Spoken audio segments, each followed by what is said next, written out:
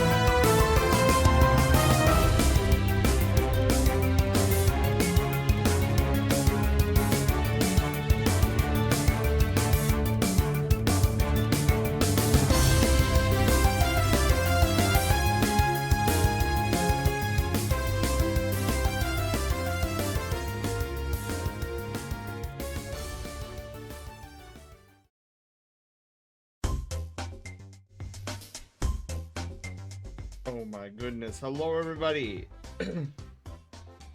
Welcome, welcome. Happy Pizza Friday. Shinobi! Yes. Look, I can grab all of it. I can grab all of it. Stuff it right into her. How are you guys doing? Oh, Mouse. I know I just messaged this in chat, but sometime in the next week, I follow Bird That's me. Bird, hello, how are you doing? Welcome to the Brushtail Brigade. Thank you for the follow, and congratulations, you are our newest Brushtail adventurer. Yeah, so Mouse, you're up next. So our next Art and Chill, you're up next for 1 hour persona sketch. So I need to know, like, who am I drawing, what Sona am I drawing. But everybody, hello, happy Pizza Friday. You guys had an amazing day.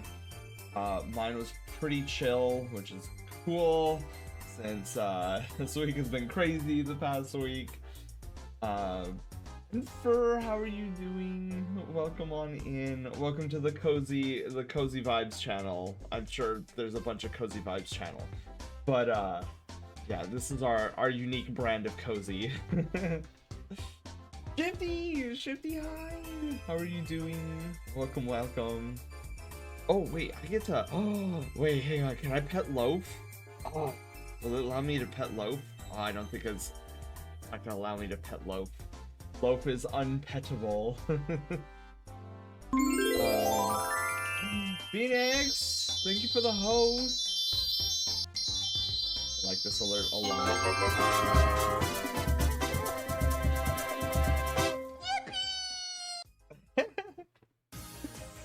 Oh my goodness. Well, tonight, let's get into some housekeeping, shall we?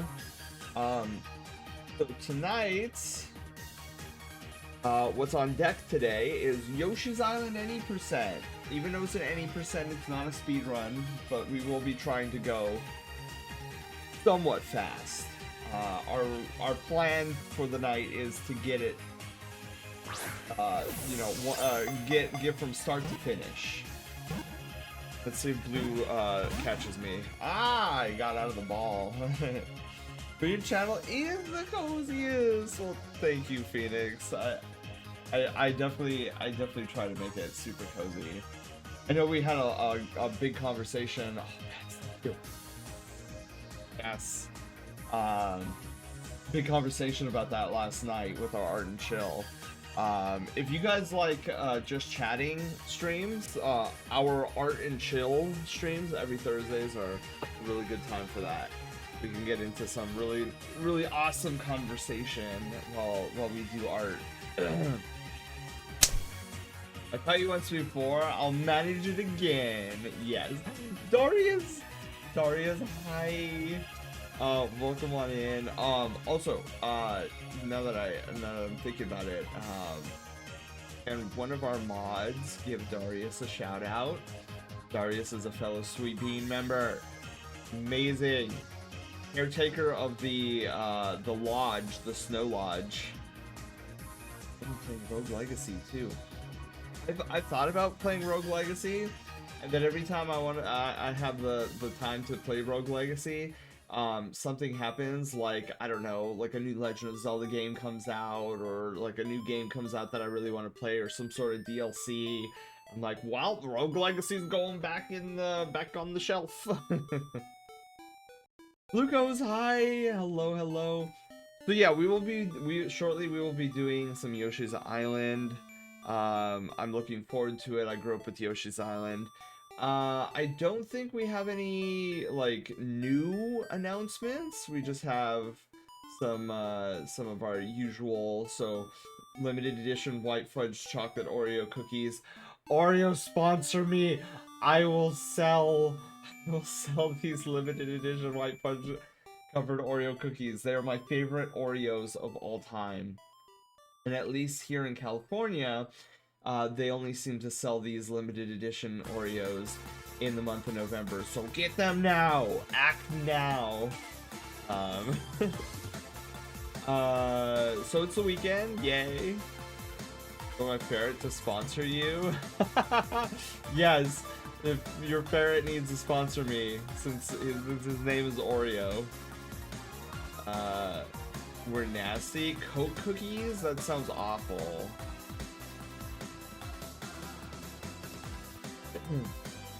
How did you know? Wait, you're eating Oreos right now, Semi? That's awesome.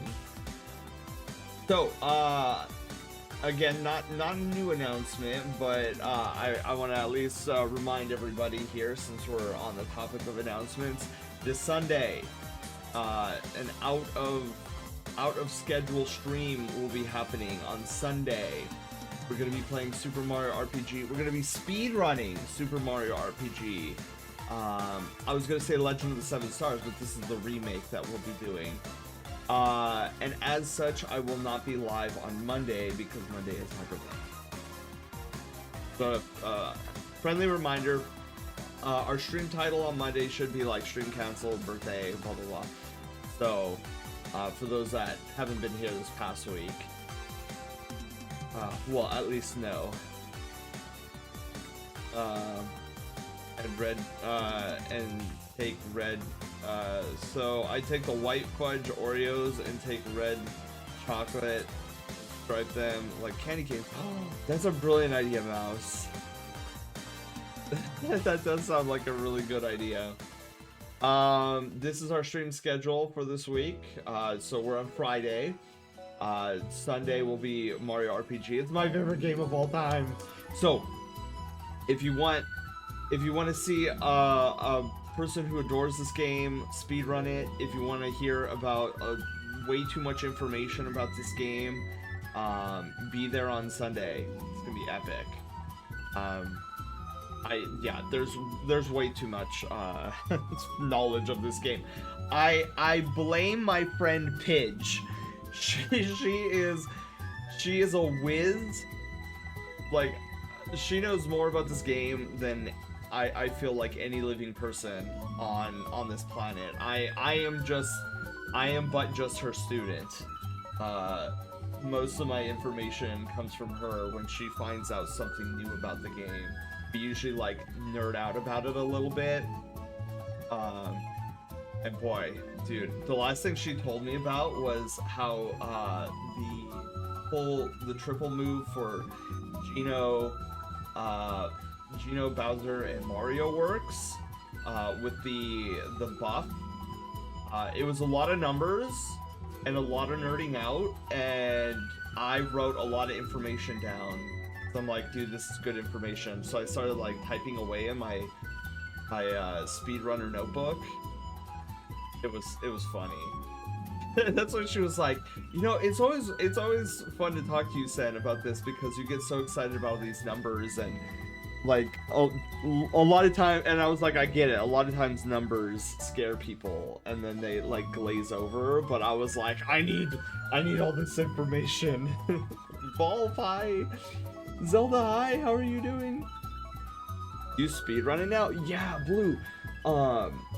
So before the remake came out, we had a month-long training arc on me like building up my time in the OG Super Mario RPG, and we managed to get my best time ever right before the game came out, which was 5 hours, 26 minutes, 26 seconds. I was super pleased with it. Now we speedrun Super Mario RPG Remake. I've never done an official time for it. I feel like eventually we'll get up on the leaderboard, but for now I'm cool with just like casually speedrunning. Are my new best friends now. We're gonna have soft tacos later. Where is that on the leaderboard? Oh, so if you go to speedrun.com, search up Super Mario RPG Legend of the Seven Stars, go to like page 2, I think it is, on the leaderboards, and I should be 105. I actually might not be 105 anymore. It's been a long time since I've checked, and there might have been somebody who has taken my spot, which I'm totally okay with. I'm just proud that at one point in time I was 105. Ro, hi! Had to drop by and get comfy? Yes. Yeah, and you know, it's funny that Ro says that. If you guys, I say this frequently, but one of the biggest compliments I can get is when somebody tells me that they have fallen asleep in my stream. That, like, you guys have no idea, because that means they were cozy enough here where they felt comfortable, like, straight up passing out and sleeping during my stream. It makes me very happy, because there's, you know, I can relate, simply because usually when I go to sleep, I will have a stream or a VOD up, and I watch that to nod off to bed. Did that multiple times. Let's go. I'll make up a rumor that you spliced a single pixel. I feel like that's, oh well, at least in I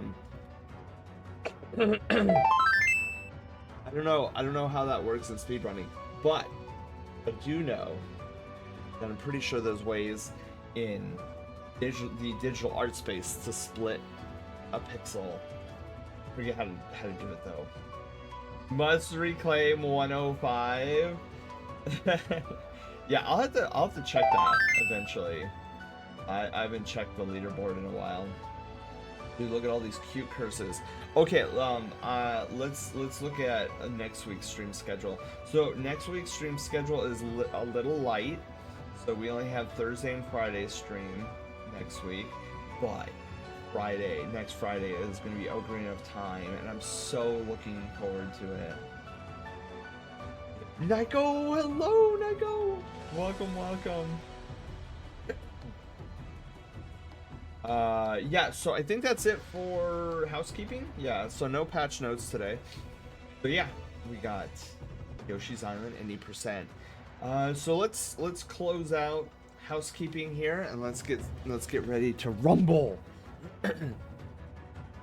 So apologize for the clearing of the throat. It was really windy today and surprisingly chilly, but I didn't take any of my allergies medication before I went into work, and I didn't realize how windy it was supposed to be today. I came home dying. I was coughing like crazy. I immediately took all like my allergy stuff. So I'm gonna be clearing my throat because I took it about an hour ago, so it's still kicking in. But that should be. Where am I going? Oh yeah, we have to go back to our game room. Go game room. Oh, also, I've been doing some digging with OBS, because you know how there's sometimes where the scene transition doesn't transition properly. I think this is I'm putting my tinfoil hat on. I think that there is a correlation between. Hang on. Excuse me.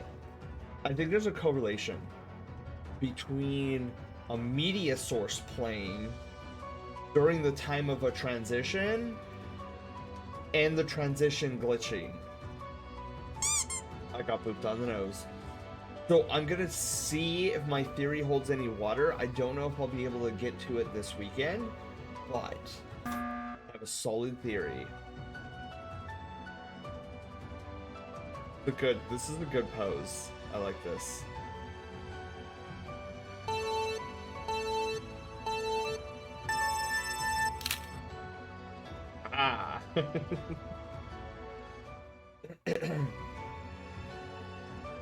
um, well, Mouse, thank you for the boop, and Volt, thank you for the thumbnail.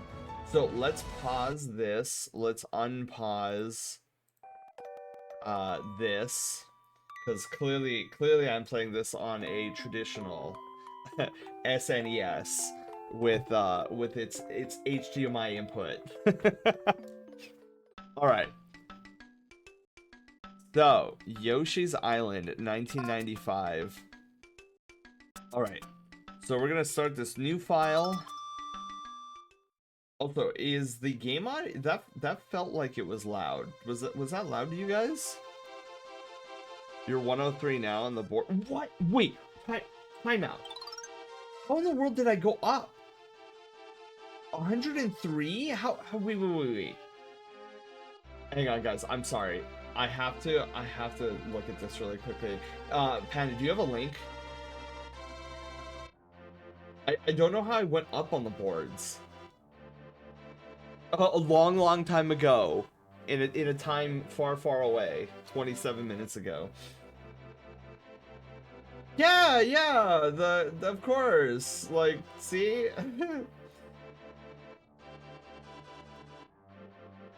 What? How in the world? How in the world did I?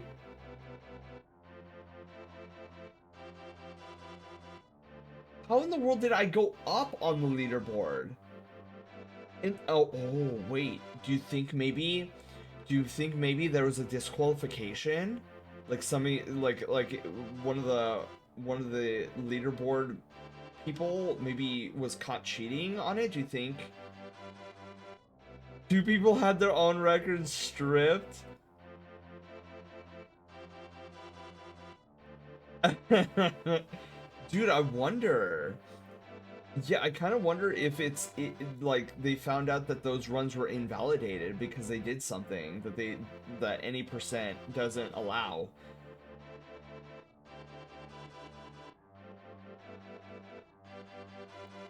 See, no, Panda, I would have barreled.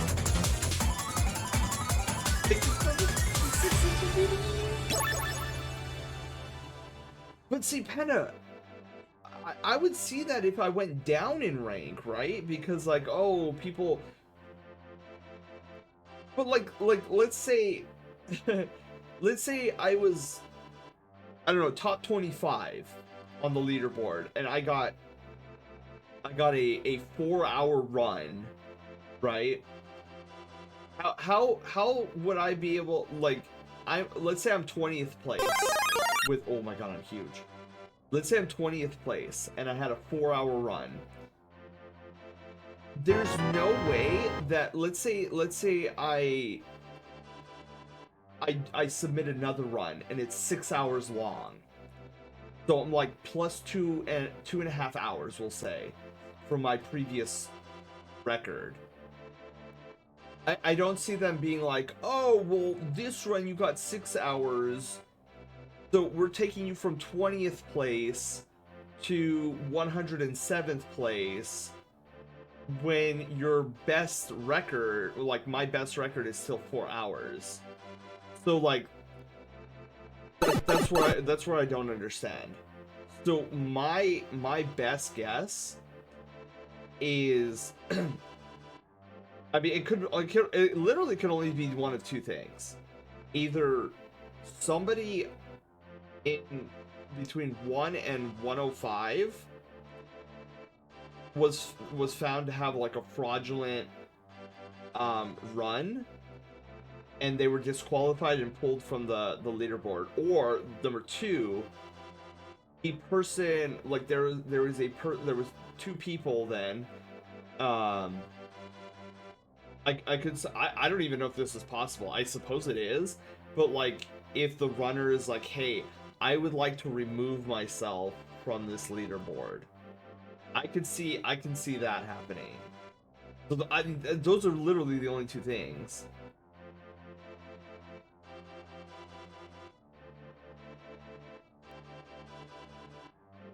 That 7 minutes faster than 104, right? But like, 104.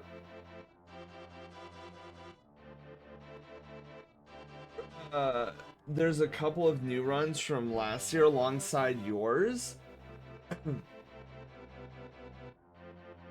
So they took older spots, but no one broke your time.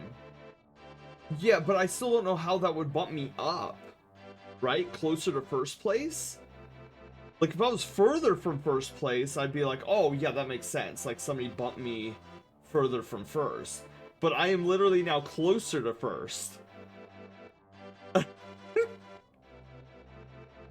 So, like, there had to have been two people who had better times than I did.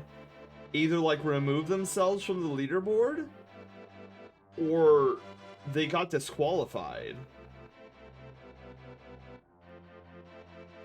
Couple runs are only minutes apart. True. But that doesn't explain how I got bumped up. Sen's brain is loading. So you have to account for that too? I mean, I suppose so. Did he even fast without trying? Dude, yeah, Phoenix, I have no idea. Alright. Wait, is that how you spell Yoshi's? Dude, this entire time I've been doing Yoshi apostrophe S for plural. Okay. Well, that's really exciting. The fact that I'm now 103. I redeemed a 2-card pack for Streamloots, but I didn't get anything. I think you have to open the pack. Ken, did you open the pack?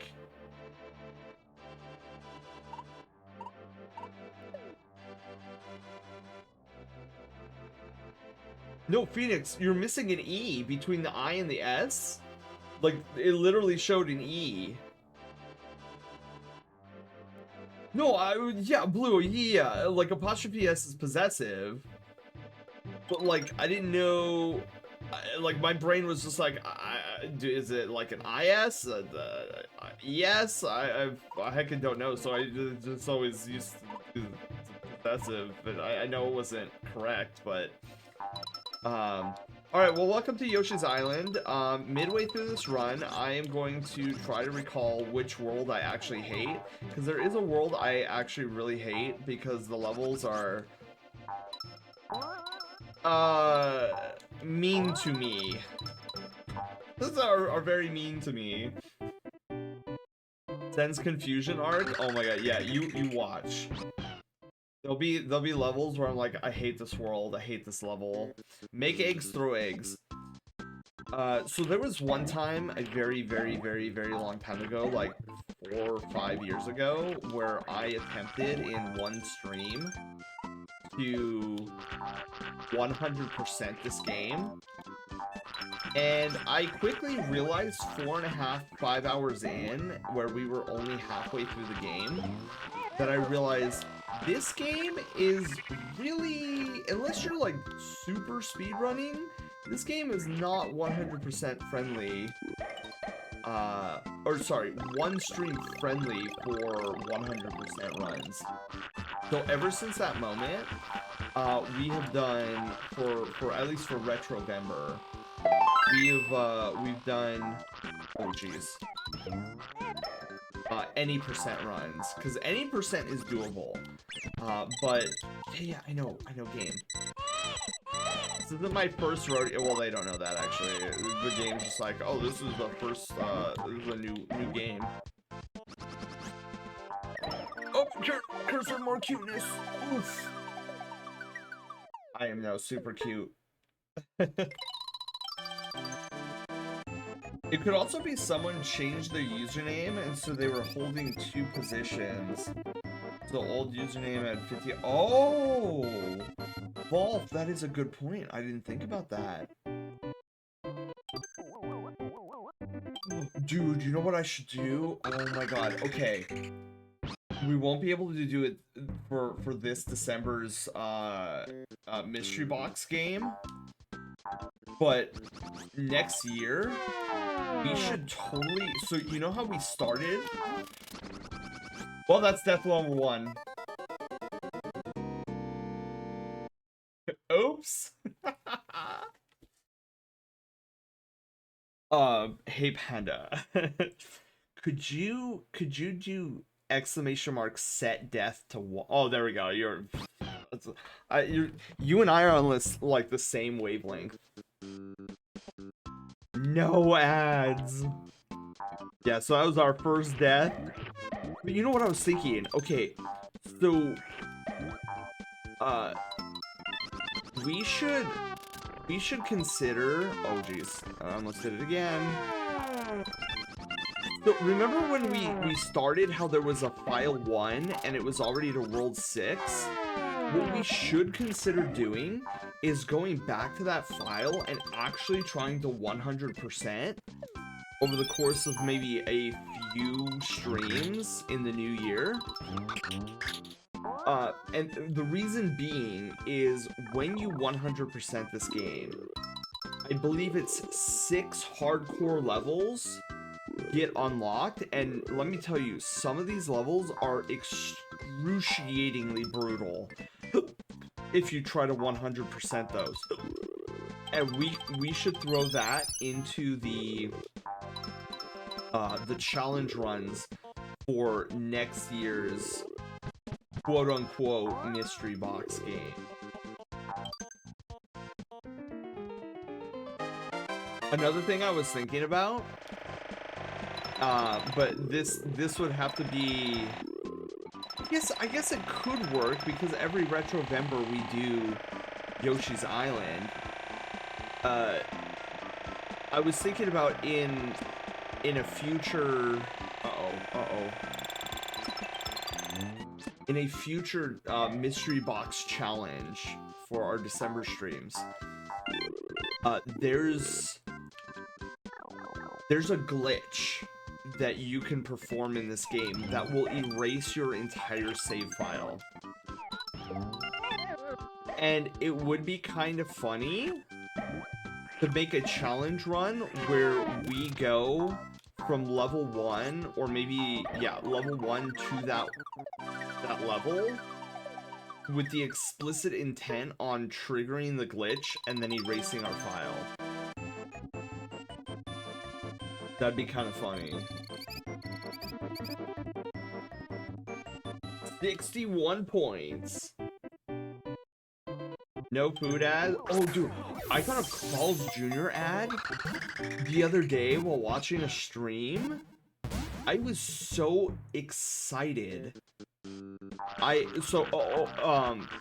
I should say Carl's Jr. / Hardee's, depending on what part of the country you're in.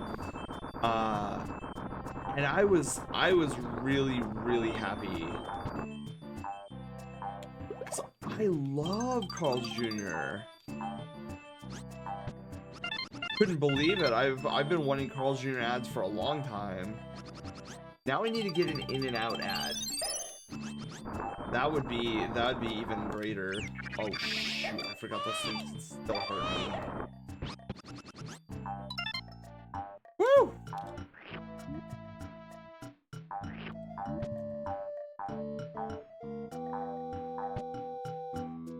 Wait a minute. You know, I was just thinking, my brain was literally just working right now. So, remember when I said that getting 100% on this game is a multi-stream affair? What if... I think this might be a good idea. What if, for this year, we take...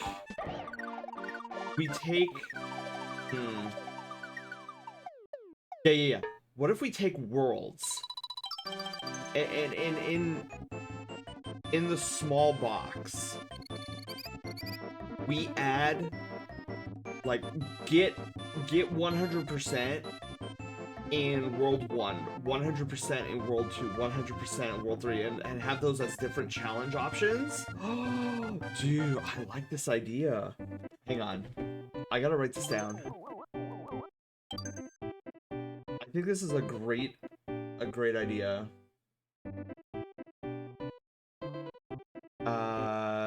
Where is it? So it's lists, holiday events. Tentacular 2024. Yeah, oh my god, this would be a perfect thing for the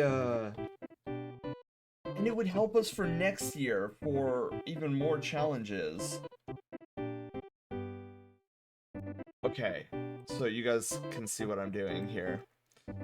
So let's do Yoshi's Island. World 1, 100%. Where's my percent sign? And then we just copy that for all 6 worlds. Yeah, okay. World 2, World 3, World 4, World 5, World 6. Okay. So then we do World 2, World 3, World 4, World 5. Dude, I'm gonna cry for World 5 and 6. 100%ing those is an absolute nightmare. Especially the longest, what is it? The longest cave? Or whatever the level's name is. Literally unnecessarily long hallway.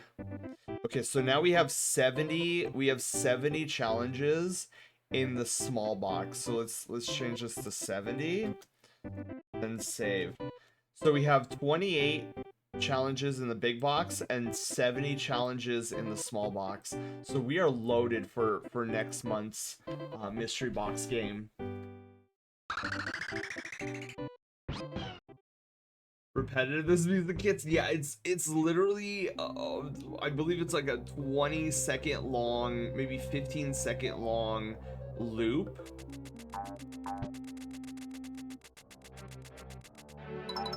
All right,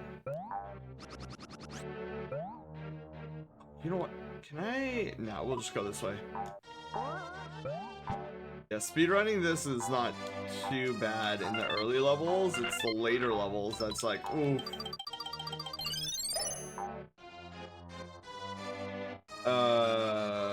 Oh shoot, I'm missing some chat here. Last time I went to the movies, I snuck in Culver's. The cheese curds are so good. Yeah, some of the movie theaters out here are actually pretty wild.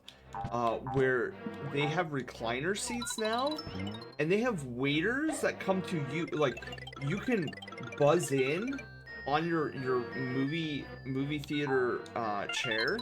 You could buzz in and be like, hey, I need to call the waiter, and a waiter will come and you could order food. It's like a really snazzy oops. Goodness for flutter jump.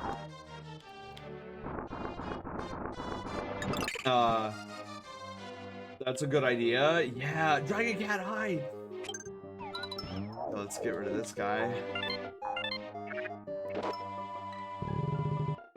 So Sen, before I head to bed tonight, I want to give you news. I'm getting a tattoo tomorrow.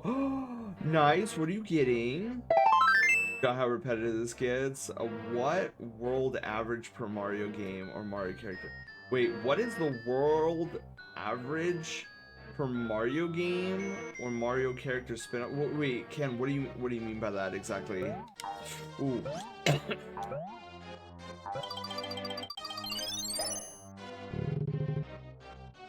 X on the left of my forearm? Ooh.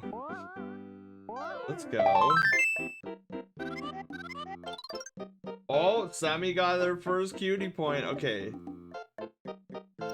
I think it's world 3 or 4 where I get to show you an instant kill strat. My goodness, he's so gigantic. Hey, that was like me earlier. When you guys opened up the crystal chest and there was like a mega mushroom or super mushroom in it. That'd be funny if I ever did a mega mushroom. It would just like take up most of the screen. I feel like that would be obnoxious though.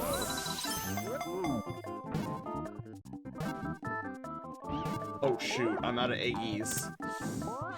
Eggies!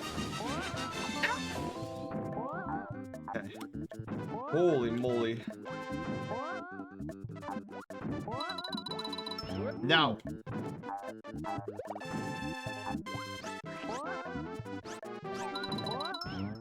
Okay, he's jumping like really. Oh, Defeated. Embarrassed to death. You got me? Let's go, Blue. Let's go. What is the average number of worlds you explore in every Mario game? Because it feels like it's always 8. Well, in this game it's 6. But I feel like you're right, Ken. I feel like most of the worlds are 8. Oh, the donut plains.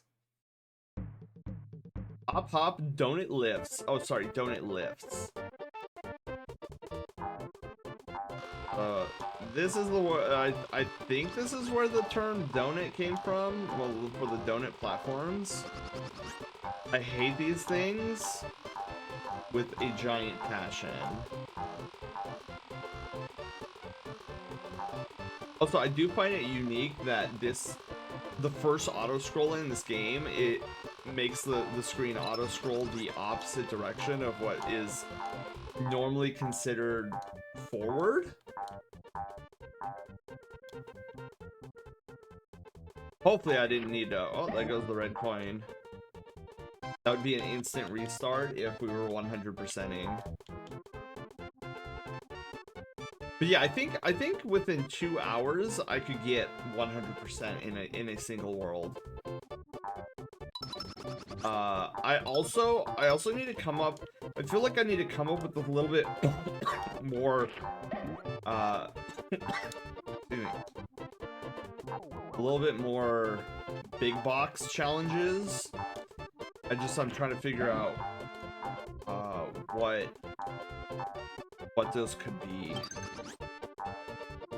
Because 28's not bad. I'll say that, especially if it's supposed to take the full stream. But therein lies my concern. Only because what's it called? So one of the challenges, which is Kirby Superstar Kirby and the Crystal Shards any %.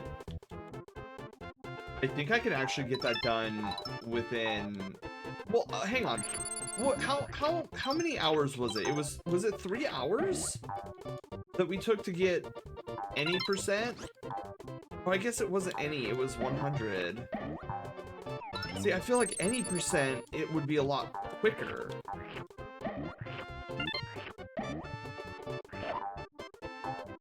So I'm thinking about making that a little bit more challenging in the fact that maybe you guys decide which combination of abilities I use in every world or something. I don't know. I have to think about it. Almost fell asleep? Oh no. Well, Sammy, if you need to head off to bed, absolutely head off to bed. 6 or 8 worlds, even if they're not explicitly labeled world 1 through 8. Yeah, I don't think a Mario game ever ends on an odd number of worlds either. It's always even. Other Blue, hello. How are you?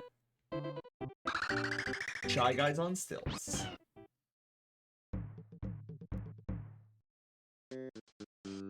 But yeah, I feel like maybe one of these days. Yeah, maybe one of these days I just sit down with you guys and we kind of hash out ideas for additional challenges. Because like even if we don't, well, obviously we're not gonna get to all the challenges this year in December because we only have limited stream time. But the cool thing is, so this is why I want a gigantic list for us to play with. Strictly because we're not just building a list for this year, we're also trying to build a list for next year. Even though next year I'm planning on changing up the mystery box game, I guess not fundamentally, because fundamentally we're still going to be doing challenge runs, but it is going to be so much more. My plan is to have it so much more you guys integrated So we're this year we're gonna just be like opening these boxes, and then you're gonna be choosing what comes out of these boxes. But next year I want it to be a lot more interactive, and you guys have a little bit more control over what we pursue in terms of those challenges. So it isn't completely RNG, where you guys will have some sort of say in like the type of challenges that we work towards, with some mini games sprinkled in, where we're gonna have to do things, which I'm not gonna give away too much, but that's my goal for not this year, but next year's quote-unquote mystery box game. And if I'm able to make it work how I'm envisioning it, it's going to be something that even surpasses Troll and Roll Adventures in terms of its absolute craziness. So, oh shoot. Because I've had this desire. Oh no, is this Touch Fuzzy Get Dizzy? It's Touch Fuzzy Get Dizzy. Oh my god.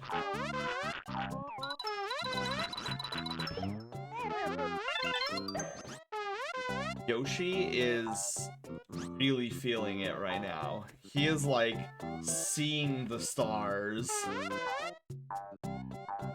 my god, I cannot hit that block.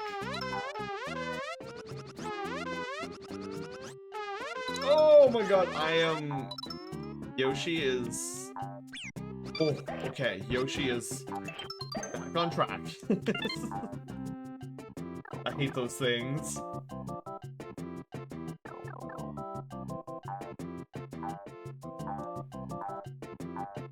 Alright, another level down. Yeah, I think that's what we'll do. So, closer to Thanksgiving, let's devote an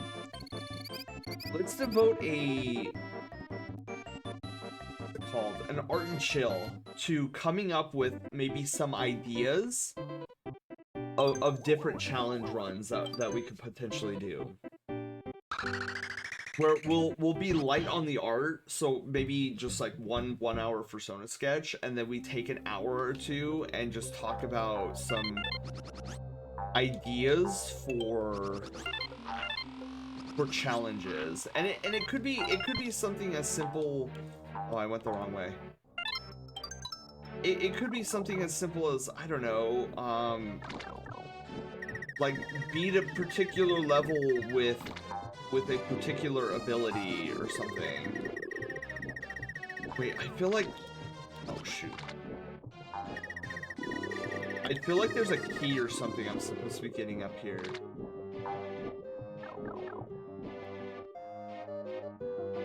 Oh, maybe not. There is a checkpoint ring, though. Mario 64 had 15 worlds. Oh, did it now?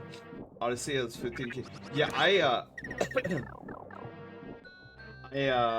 look forward to some of the Mario Odyssey challenges I have in the system. But yeah, I think primarily though, I'm gonna be inquiring to you guys, and so you guys can start thinking about it now. I think I'm gonna primarily inquire what is a challenge or something that we can do that will take anywhere between 3 and 4 hours. That's kind of... Oh no, did I do that incorrectly?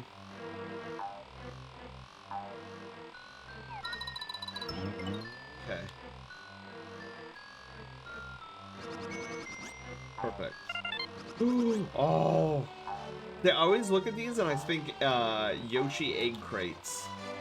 They don't look like spikes, they look like egg crates.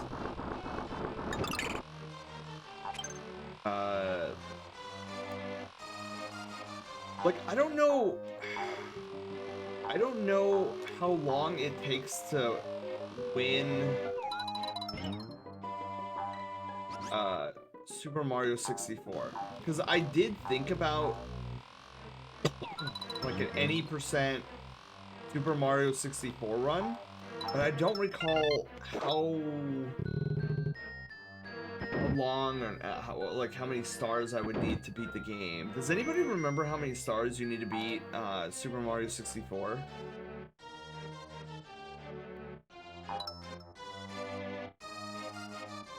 I'm gonna risk it. I'm risking it. I'm not even getting the checkpoint ring. If I'm not mistaken, it's the little slime guy. I was gonna ask something about speedrunning actually. Oh yeah, Ken, go for it. No, I just wanted to sleep on till I sleep on stream. Ah, okay. Okay, yeah, it's this guy. Mario 60. Oh yeah, yeah. I got the early glitch gulch mine trick in Banjo Tooie earlier. Ooh. You know, it's funny. I actually don't know all that much about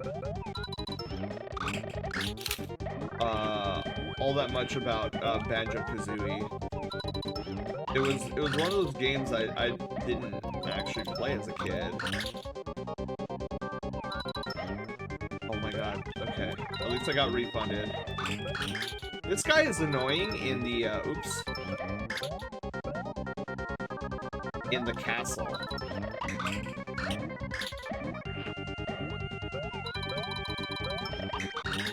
Oof!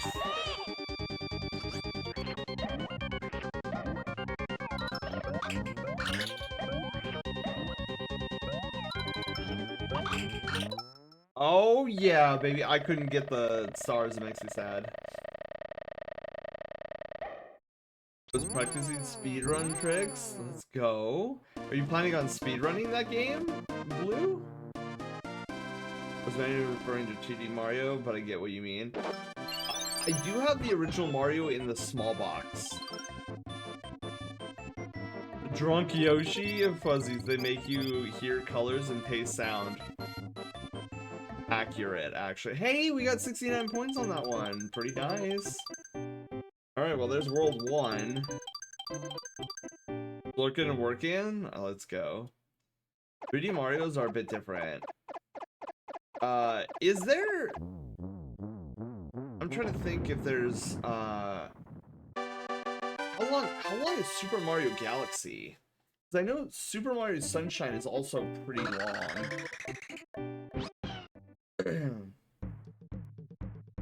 Visit Koopa and Paracoopa.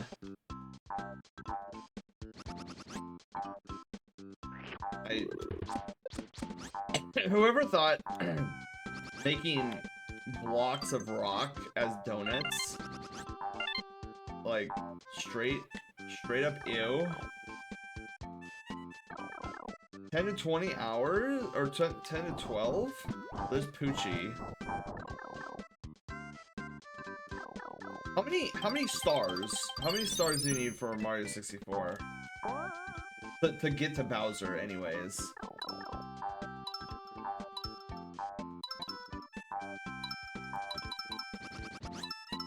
Cuz if there was a See, I'm thinking we could play if Mario 64 is 10 to 12 hours long, then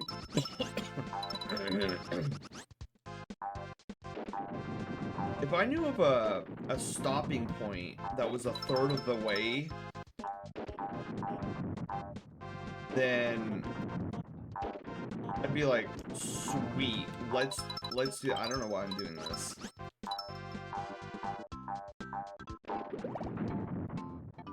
That's what I'm planning on with Super Mario RPG. Super Mario RPG, I can get halfway through the game in 4 hours with relative ease. So that's what we're gonna be doing. Also, we're gonna keep track. Oops.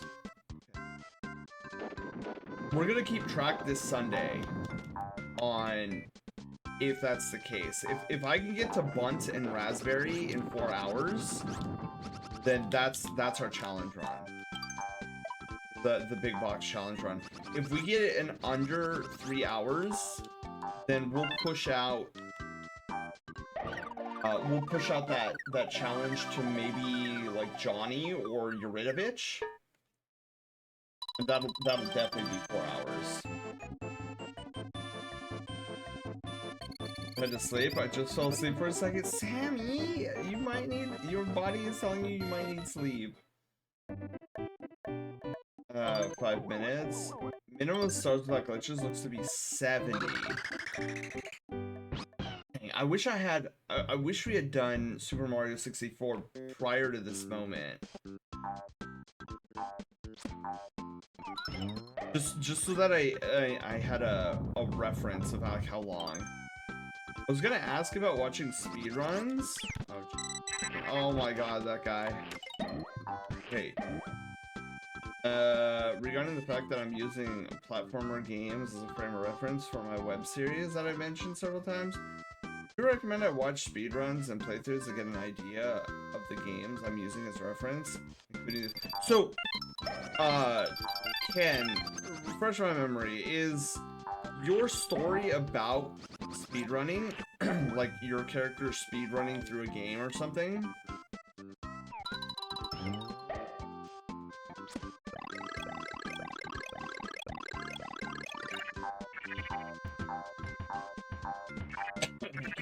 Excuse me.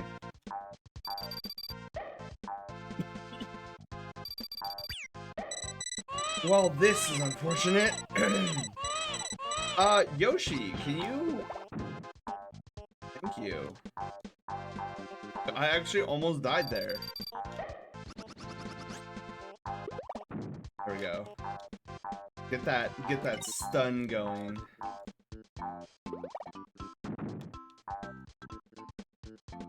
Right. I need the Super Baby Mario.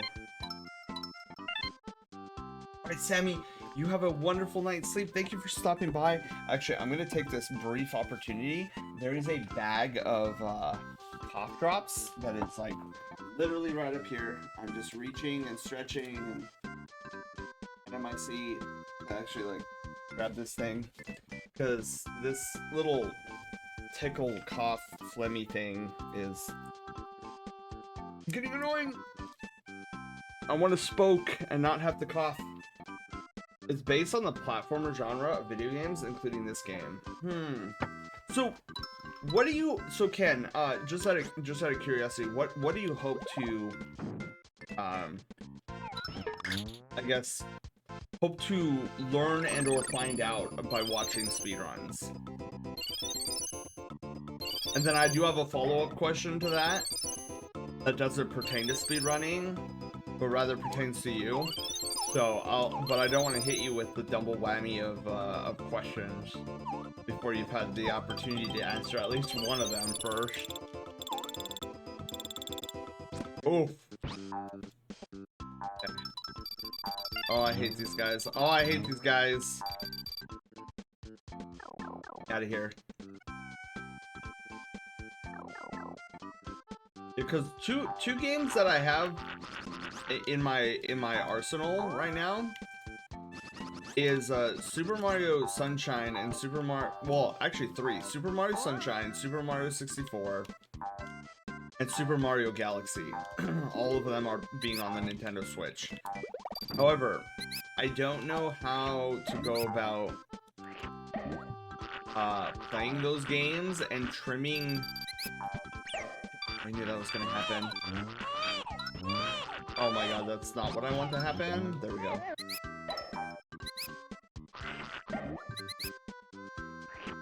Egg Stealers.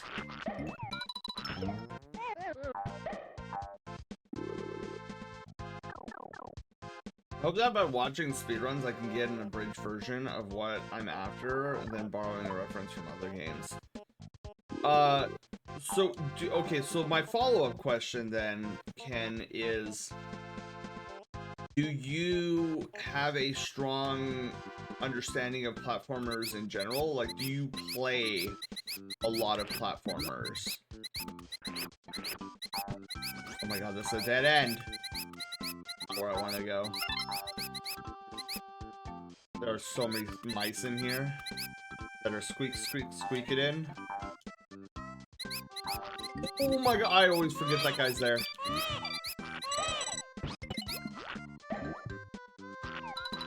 Every time.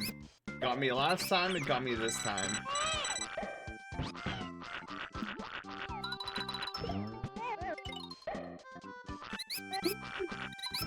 Oh my goodness. I almost got debated again.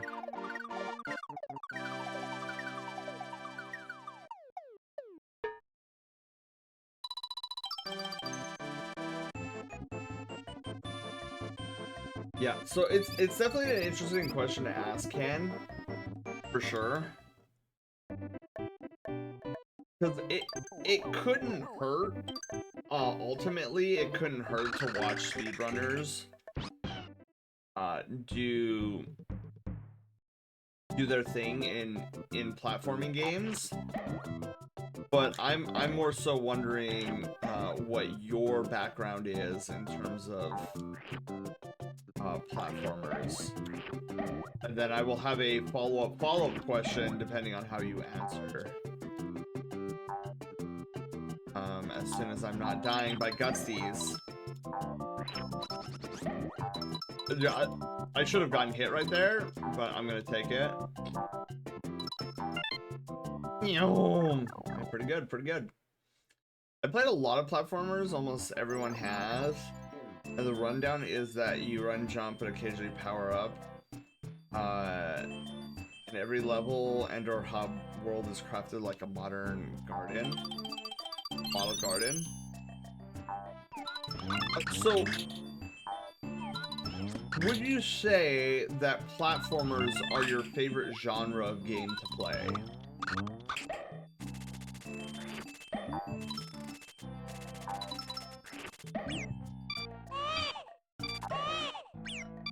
Oh my goodness, bats. Bats? Oh my god, Yoshi. Yoshi! Okay. Let's not get that close. Let's not get that close again.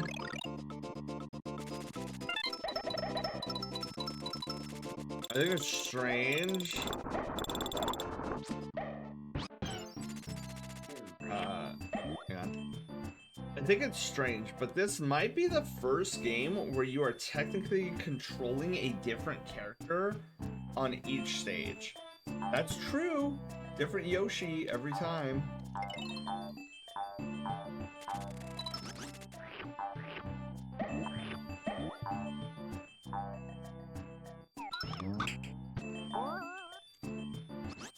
Oh yeah.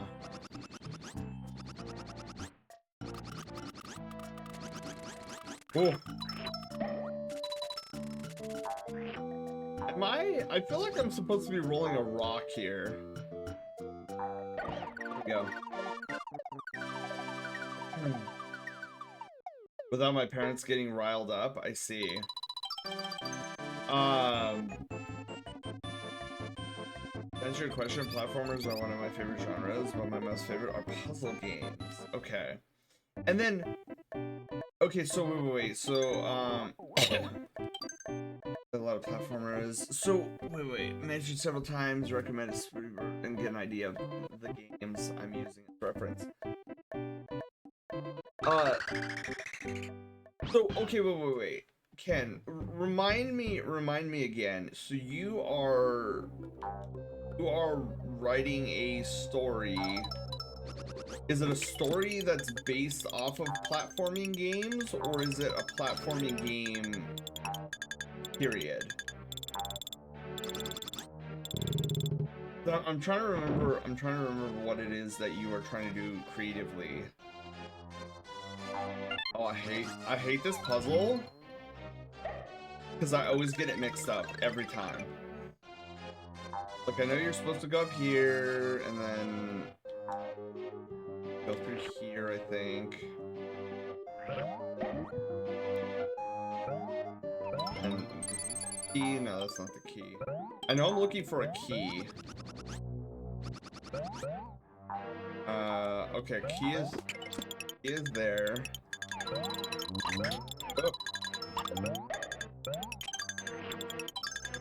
There's the key. And then I need to go and reset this puzzle room. Which, there's the door to do that. Based off of platforming, adapting a game genre into either a book series or an animated series. I see. I think I just messed up again. We'll find out. No, I don't think I messed up. Cool. So if we go in here, we get something. Okay. Look, I'm trying to think here. So you're writing a story based off of platforming.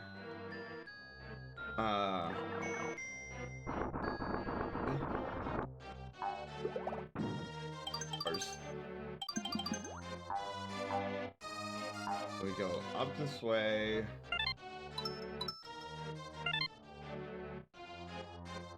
Cool, made it.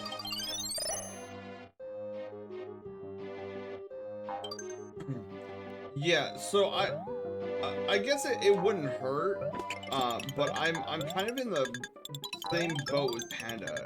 It is like if you're watching a speed run of a platformer that you're not familiar with, my recommendation would be to, and you're planning on trying to incorporate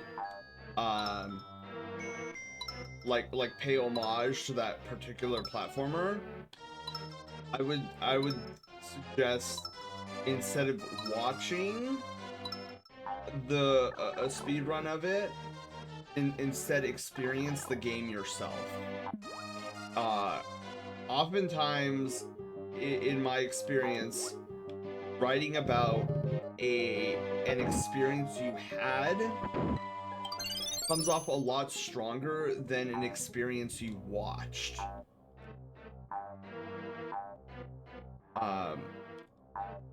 But then again, if what you're paying homage to is the speedrun section of like platforming games, then yeah, you would wanna not only watch speedrunners, but get involved with that community. It's the entire genre. Let's go over on this side.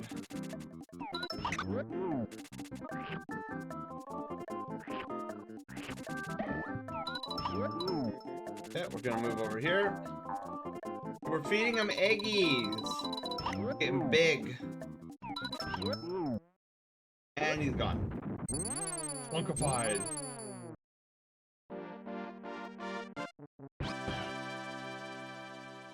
So is this gonna be, so Ken, is this gonna be a story about a character of yours going through different platforming games, like established platforming games?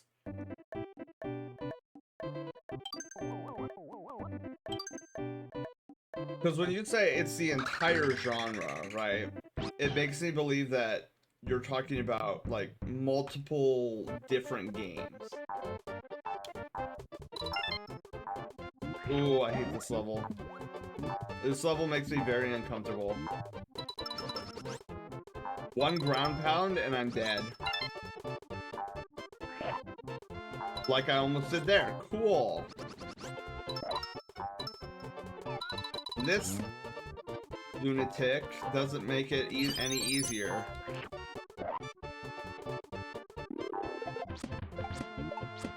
Oh!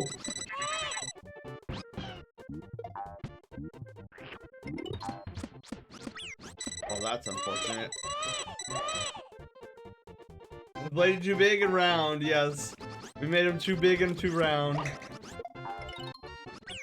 Oh my goodness.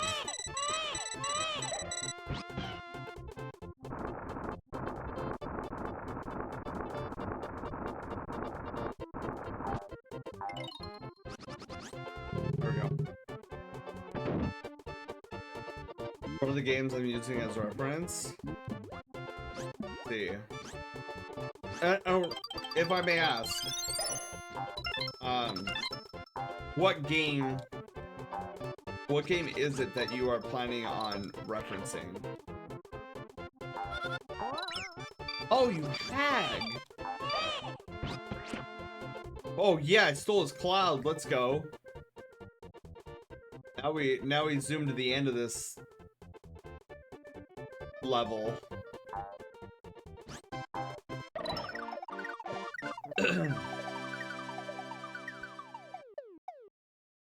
As a genre I'm paying homage to. So yeah, so I'm it's still sounding though that you're going to like take this and you're going to be like, "Oh, I'm going to place it in like the Mario Brothers world." It doesn't sound like you're going to be using, or is it, are you using your own original like world with the different platforming?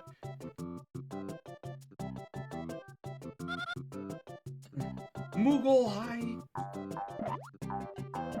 Happy Pizza Friday! Oh, jeez. Already starting off amazingly.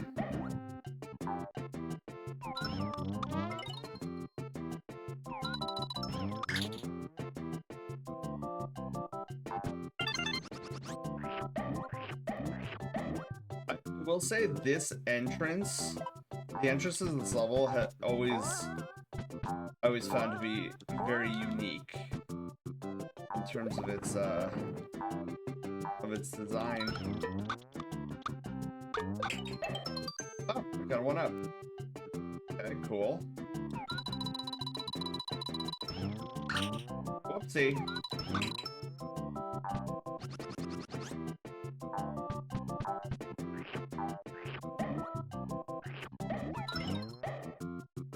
There's the entrance.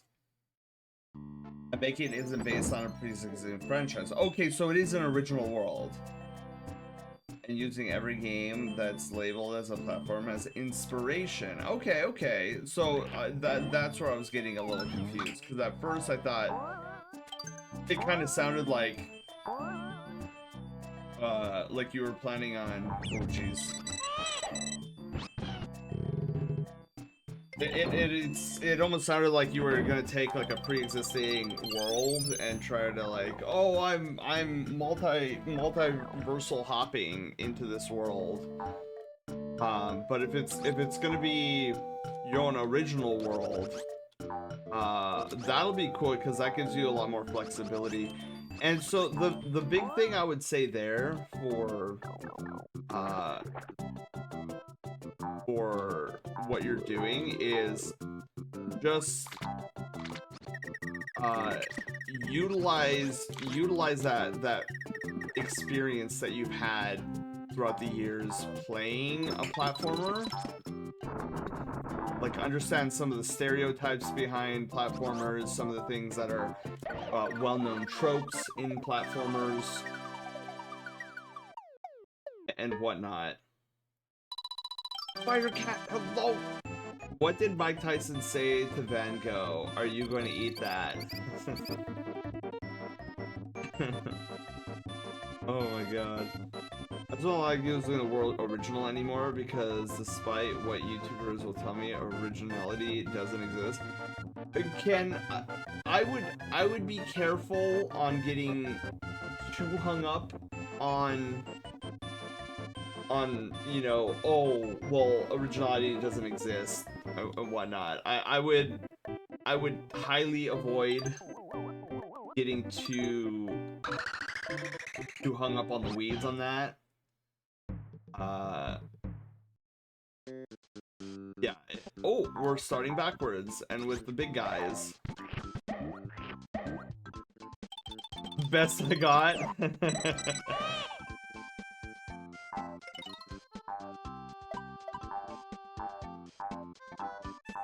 Yeah, like one could argue that you know, with all the stories that has been told throughout human history, whether it be on cave walls, in books,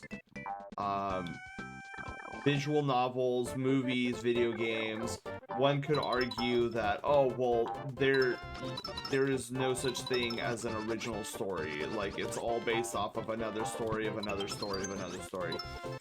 While I guess technically true, it's just, for me, I'm just thinking it's a nuance. It's like you could say there's no new molecule of air that has never been breathed before by a human, but like, are we really going to sit there and be like, it's not clean air because it's been used before by some ancient human in Greece, and the molecule has floated here to the United States? You know what I'm saying?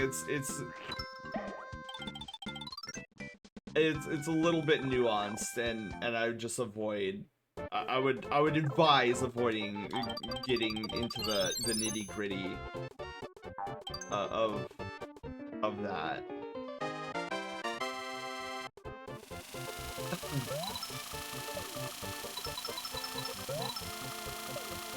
I mean, like I said, though, I should clarify. Like, if you feel that strongly about it, like, absolutely be my guest. But I'm just thinking,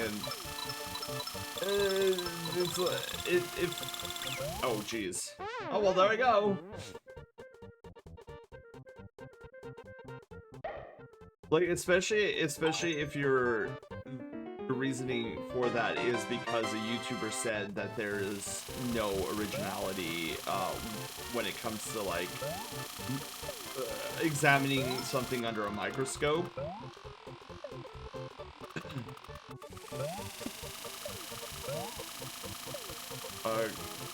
You were here? Oh, wait, shoot. No! I forgot I was on a time limit. No. Kind of late as I got. I know what's every book. I know what's in every book. Oh, words? Is it words or letters? Sentences? Structure?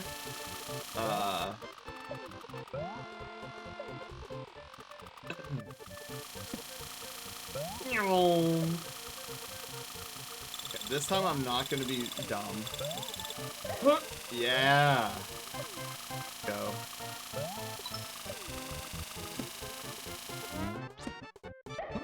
Taylor, hello. How are you doing? Welcome on in. Hung up as some others might be. I just want to make cool stuff. Yeah. Because I feel like if you're making a work of art, like if you're making a work of art, like a story, for example, and you write the story,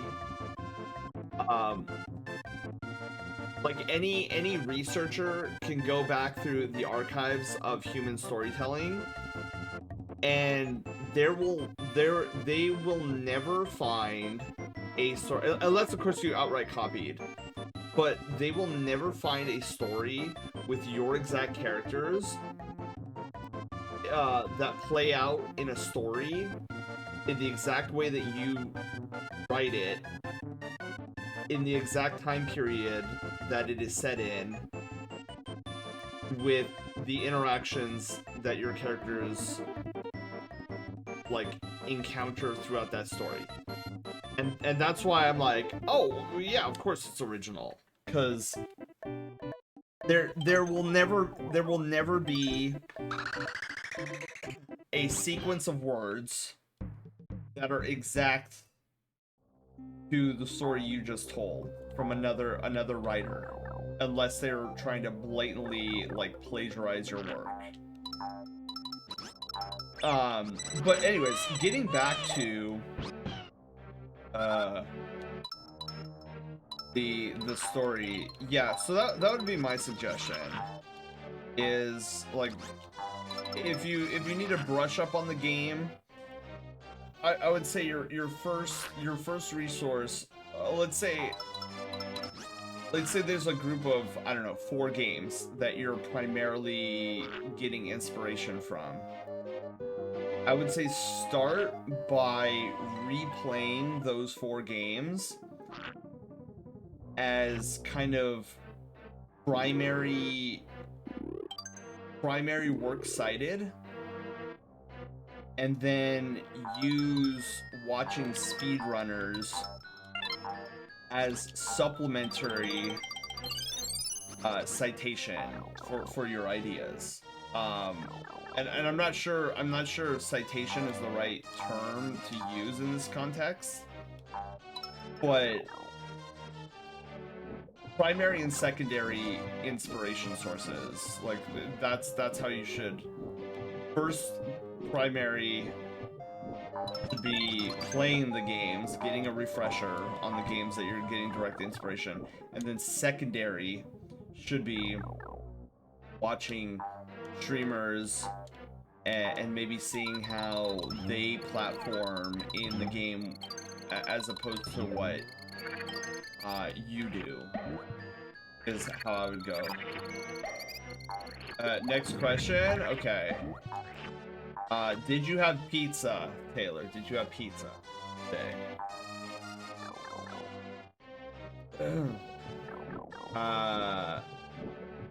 Just blank slate. So far, it's my most ambitious. It sounds like it's super ambitious, Ken. I'm reminded of South Park episode. Oh, we need to find a key. Reminded of a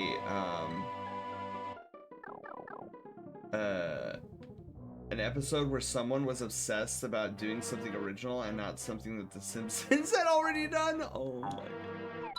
Oh crap, we have to go all the way back here. You would think I would have known to do that before going into this pipe, but I guess I forgot. I think the key is somewhere in here. I did pizza and Game Fuel Mountain Dew. Oh wait, it's this. Okay, it's this. But this room is bizarre. The key is way over here.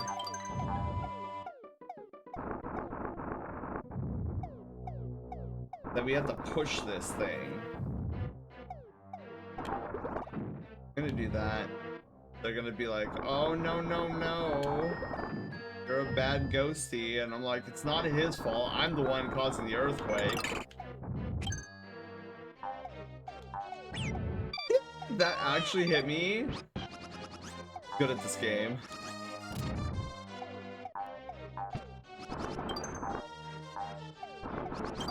Woo! Alright.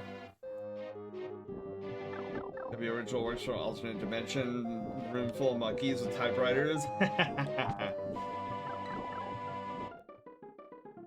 Kiru, hi, Grim, hi. How's it going? Welcome on in.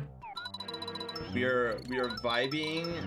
We are playing Yoshi's Island. We are talking about works of arts and you know, how to go about getting inspiration for something. And that's kind of the hard part, though. Like one of the hard parts about writing is getting the inspiration. And then I would say the next hardest part is the hero's journey. I feel like the hero's journey is so hard to construct, because the challenge of the hero's journey is how do you craft a story where the main protagonist is not completely reactionary to the events of the story. Because usually when you make a story where the main protagonist is just reactionary to the events going on around him, it's very hard at that point to create tension in a story, simply because at that point, like, nothing is really the protagonist's fault. Like, there's no stakes in the game, as it were. With passion, I don't remember which one is the one with the key. But I can tell you, I had to go through a bunch of these fools to get to it.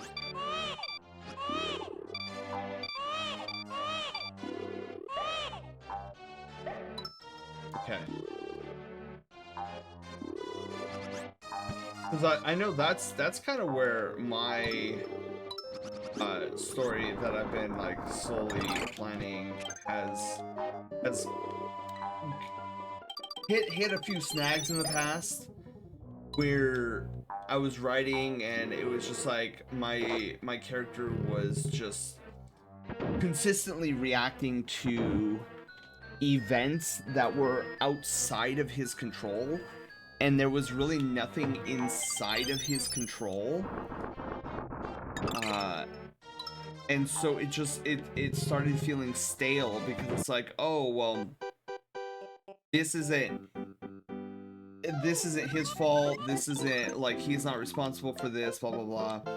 And it felt like I was pushing a character through plot points rather than plot points happening because of the character slash characters.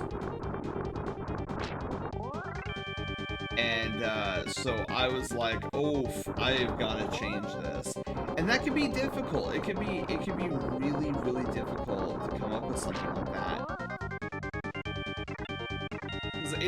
It's a lot easier to push. Oh my goodness. Oh, you did fall.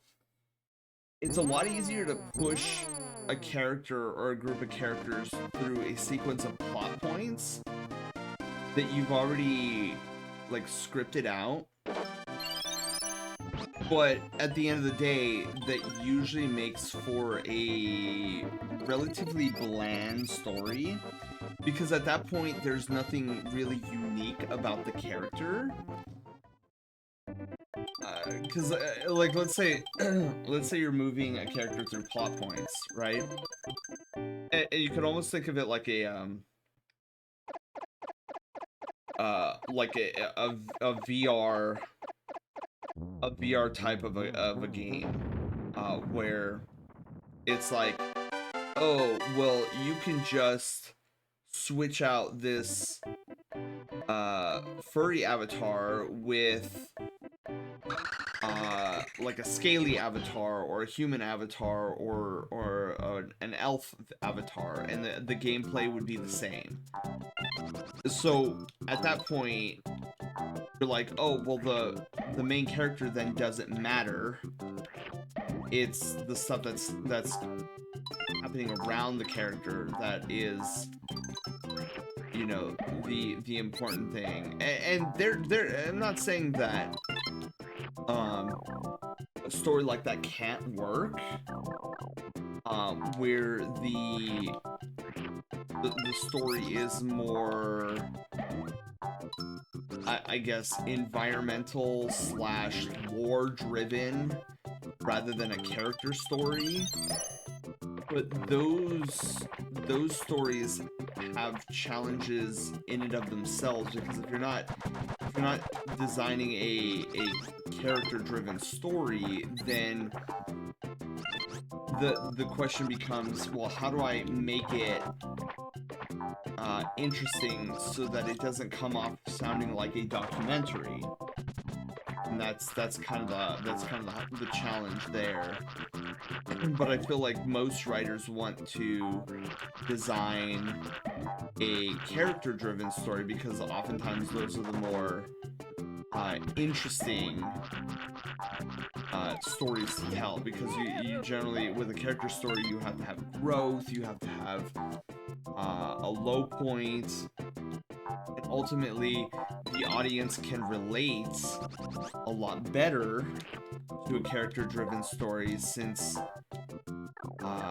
there are moments where there's a shared experience among the audience and the character, the main protagonist themselves. Can I not shoot these monkeys down? Not. Okay.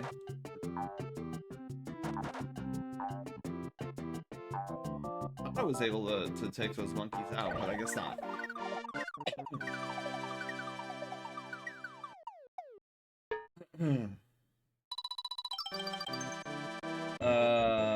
How was your art stream last night? It went amazingly, Grim. Does your character have this a misbelief? This can help lead the protagonist. Wait, a I assume that's misbelief. That this can help and the protagonist lead the protagonist into self-development and create a smooth plot progression. Yeah, so that's kind of the hard part, right? There's less of the hero's journey up the stairs and more here's how the hero fell down the stairs. Yeah, there's always upward stairs and downward stairs. I remember this part. Yeah, I love this game so much, Moogle. I also hate these monkey levels. They're super aggravating. This one's not bad though. This level's not too bad. Well, fire RTS games are. I love RTS games. I love the Command and Conquer Red Alert series, and I love They Are Billions, which I included They Are Billions in our one of our challenge runs for next month. I'm like super excited. I don't know if we'll get to see it on stream because it's RNG, but hopefully.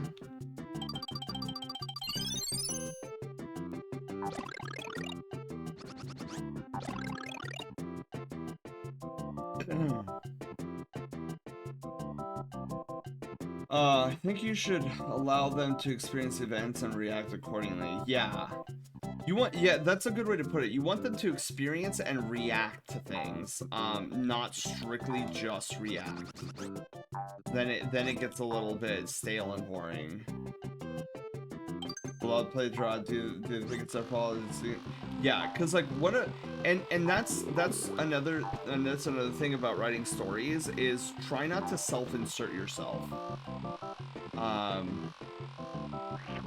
Like not saying that it's not something that you shouldn't do. Like you absolutely can self-insert, but there's a huge problem with that a lot of writers there's a trap that a lot of writers fall into when they try to self-insert themselves as the main character, and that is flaws.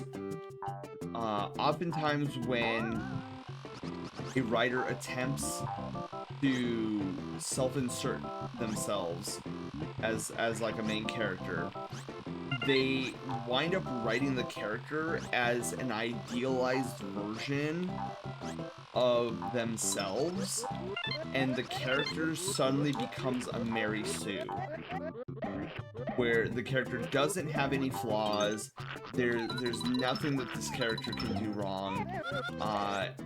Oftentimes the plot armor on such a character is so evident that the story loses all form of tension and suspense, because you're like, oh yeah, normally this would be a suspenseful and tense moment, but we all know that this main character is not going to get touched, he's not going to get scarred, he's not going to get injured, because this character is 100% a Mary Sue. So there's going to be some ace up the sleeve the last second where nothing will actually happen, and this illusion this illusion of suspense will last maybe like a scene, before the audience catches on, like, oh, okay, well, this character is not, by the end of the story, this character is going to be the same character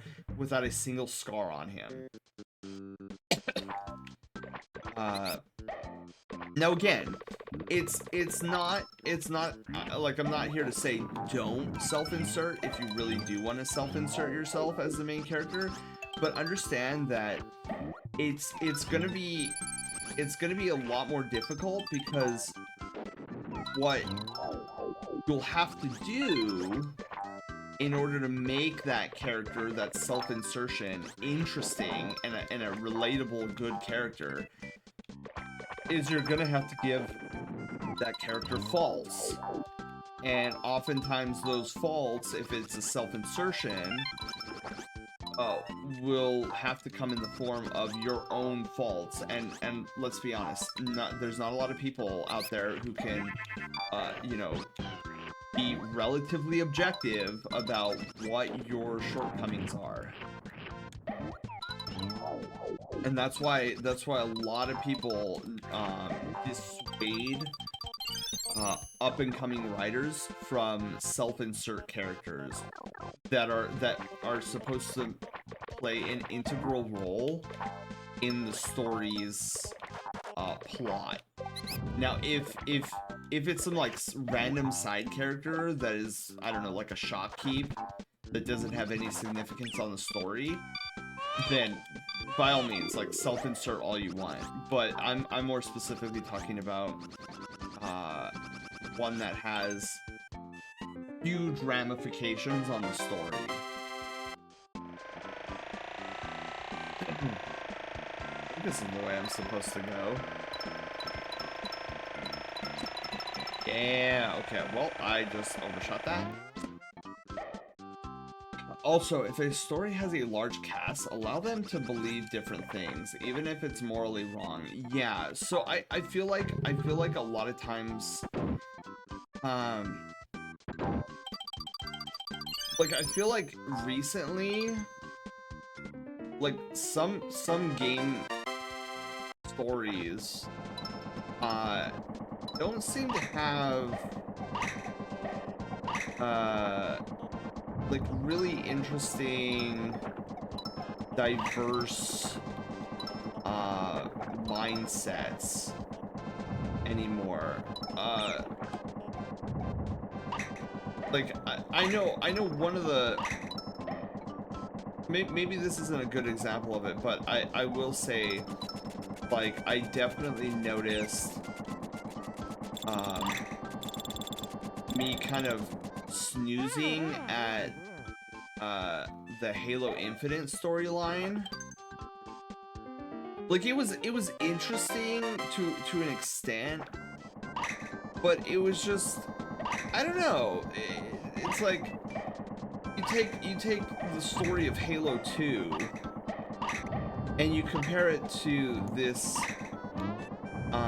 this Halo Infinite storyline. Oh my god, you know what, I'm gonna go back. And Halo 2's storyline was so unique because we actually got to see, and we were introduced to a new character, the Arbiter, and we actually got to see the mindset of, here's a guy who literally just sacrificed his life to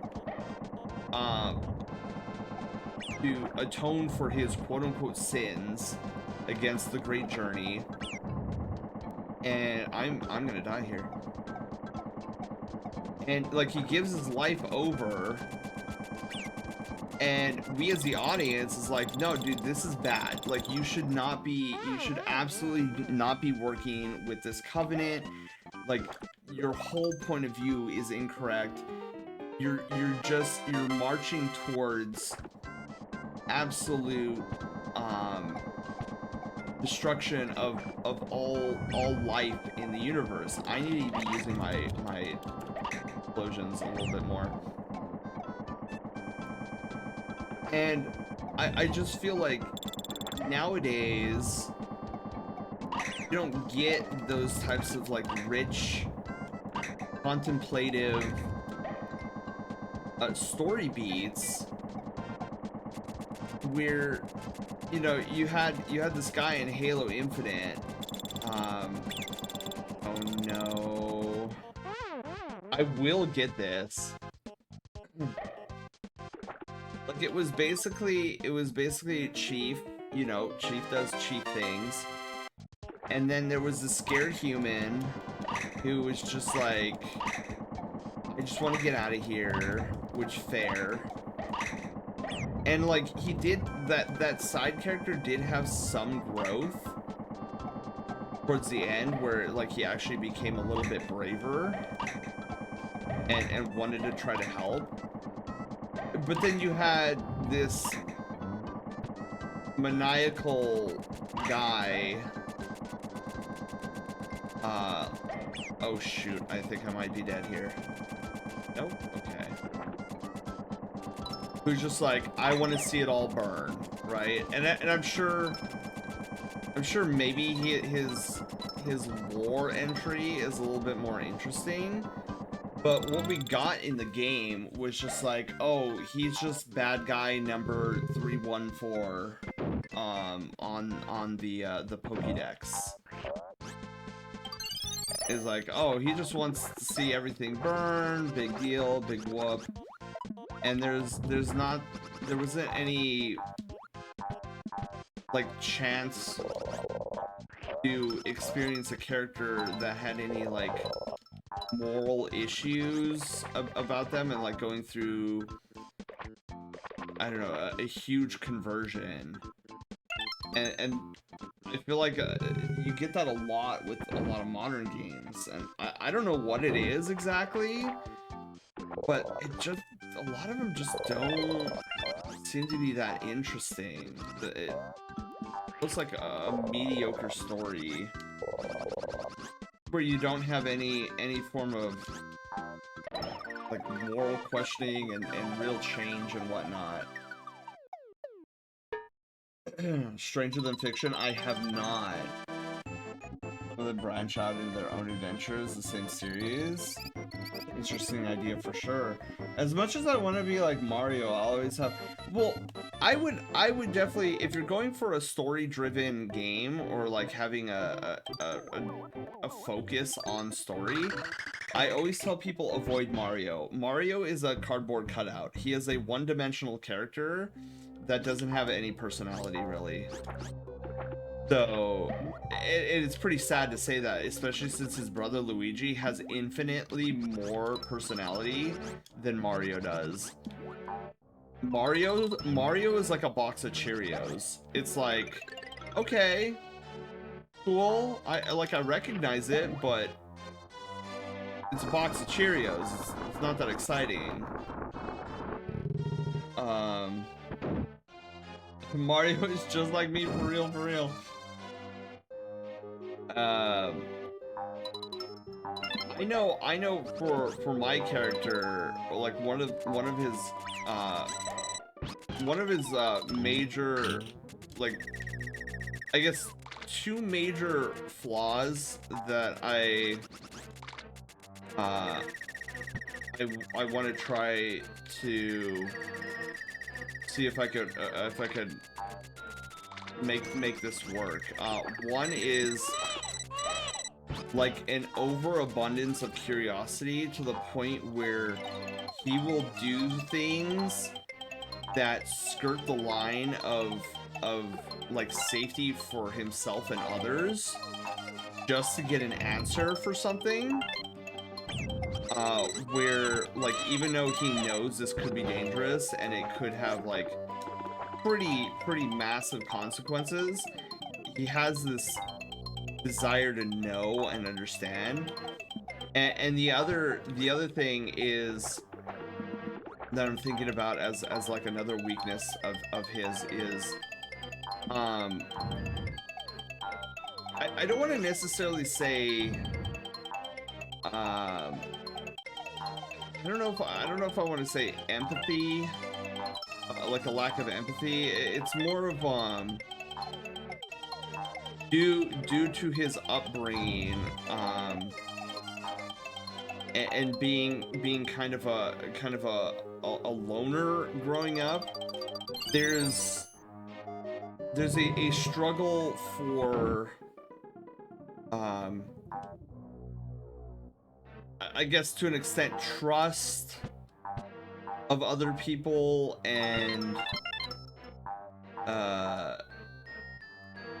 like not really having a desire to work together as a team.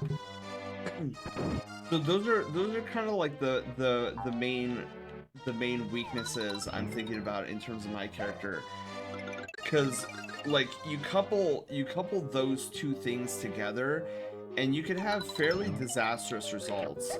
Because here you have, like, let's say for example, a fellow classmate or an instructor is telling my character, like, hey, don't do this, don't mess with this machine or something, because such and such will happen. And in his mind, he's like, well, I don't want to hear it from other people. Like, this is, like, who are you to tell me, like, what something is? And furthermore, like, I've never seen it with my own eyes. So, like, I need to see it with my own eyes. Otherwise, you know, I just can't take your word for it, because, like, who are you? Like, do I actually really even know you or something like that? So not but I'm making this character sound like he's super arrogant, which isn't the case. It's more like a he's not arrogant. He's more, his personality is more on the quiet side, where like when he's told something, he won't like outright get upset at you or whatever. He probably will just sit there and listen, but in the back of his mind he's like, dude, I'm not gonna listen to this guy. Like stop, you know, kind of like stop talking to me, and I want to see what this does. But like he won't outright say that to somebody's face, unless of course they're really agitating him. But so there's a lack of trust in there, where it's like, these people might know what they're talking about in terms of what these spells actually do, but because he doesn't trust these people all too much, he's like, well, how do I know that you're not like trying to pull the wool over my eyes? Like, how do you know this? Like, did you do it yourself, or did you just read about it in a book? And if you read about it in a book, how are you so sure that that's what actually happened? And because of these questions, he's like, no, I'm gonna do this myself. Need to watch the new DA, makes me sad. They fumbled so hard, not with the story, but everything that came before. Wait. What's DA? I feel like I know this, but Obsidian High. I also want to subvert common to overused tropes at the time. It's I would say, okay, so this is my bias going to be coming out in the next couple of statements, but while I think it is admirable to try to subvert overused tropes in things, do not, I like, again, this is recommendation, even though I'm saying do not, let me put it like this. I would say use that subversion when you can, but I would highly recommend avoiding Oh my god, get out of here, Let's monkey. get a good stretch. That's not good. Highly, highly recommend avoiding sacrificing plot integrity for the express purpose of that subversion. If you cannot reasonably subvert a trope in whatever genre you're dealing with, if you cannot do that subversion without costing your plot integrity, don't do it whatsoever. Just don't do it. It would much more, your story would greatly benefit more from a common trope or an overusage of said trope in your story if it means a better plot. One that doesn't cause the audience to be like, WTF, why did this happen? Like, this makes no sense. And the reason I have an emotional bias towards what I just stated is because for some reason in Hollywood at the moment there is this otherworldly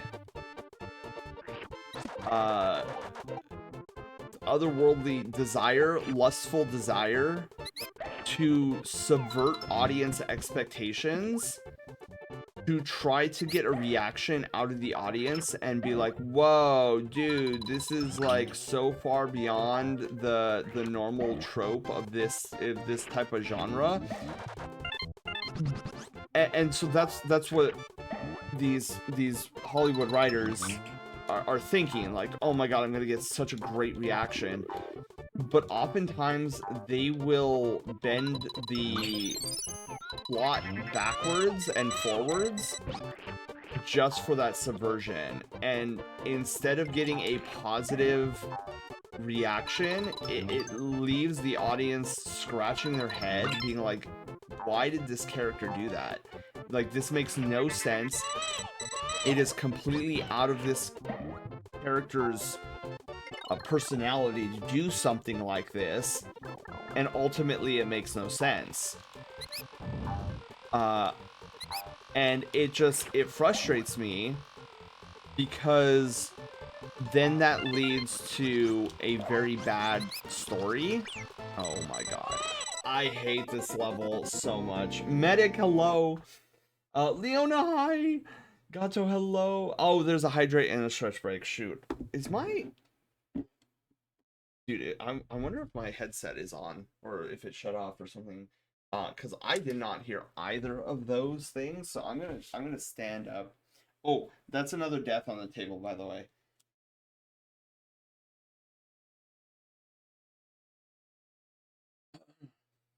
Like one of the prime examples.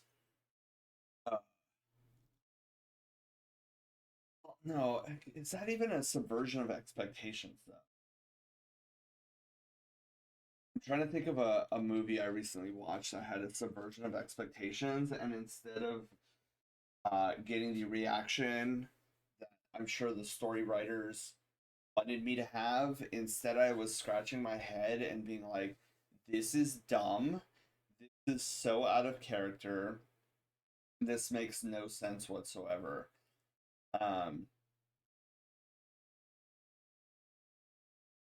And shoot, dude, I'm trying to remember. There was one in recent history, a recent memory that I'm forgetting, where I just thought it was one of the stupidest things ever.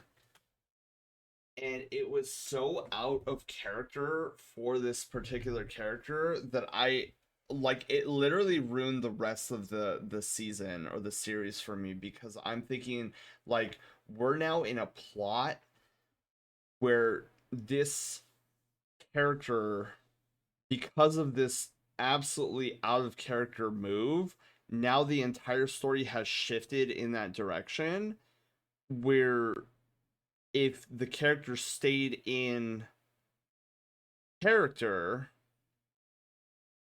like this story would have gone in a totally different direction. And I'm trying to, oh, dude, I wish I could remember which character, but I remember just being completely dumbfounded. And that's what I'm talking about, is where this lust for this subversion,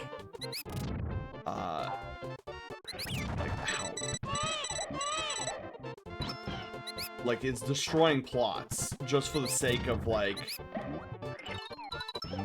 seeming like you're coming up with something god tier and nobody has seen before. Break it. Okay.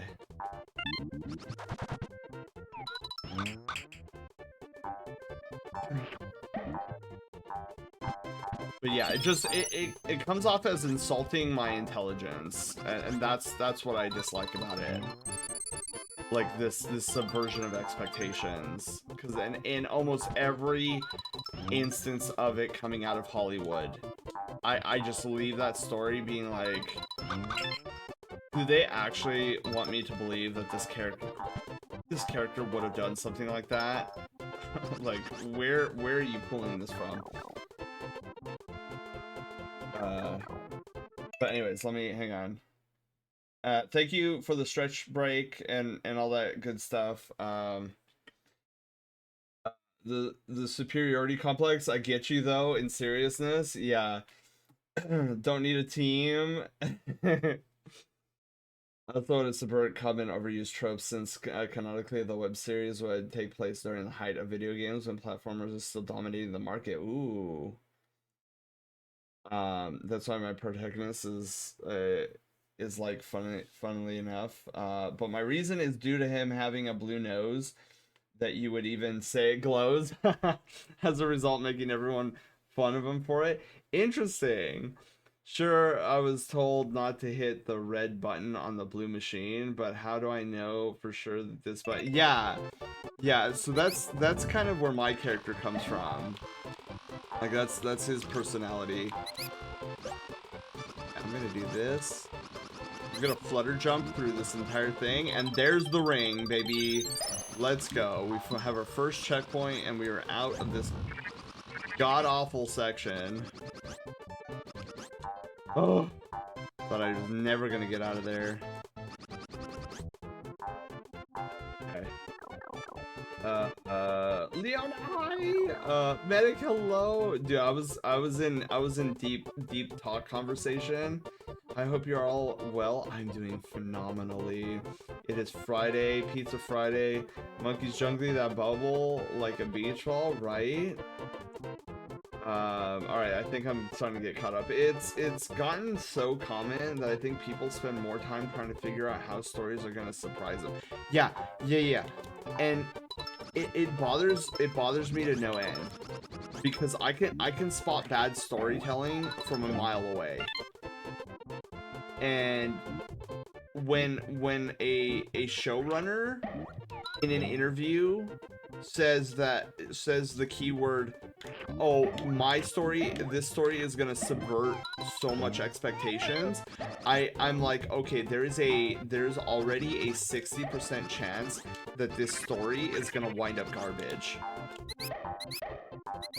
simply because that code word clearly tells me that they're more focused on shock and awe value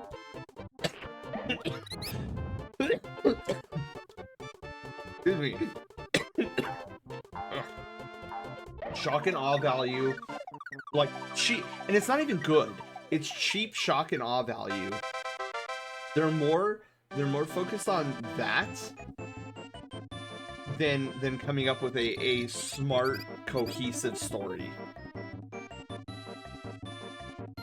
And it just bugs the heck out of me.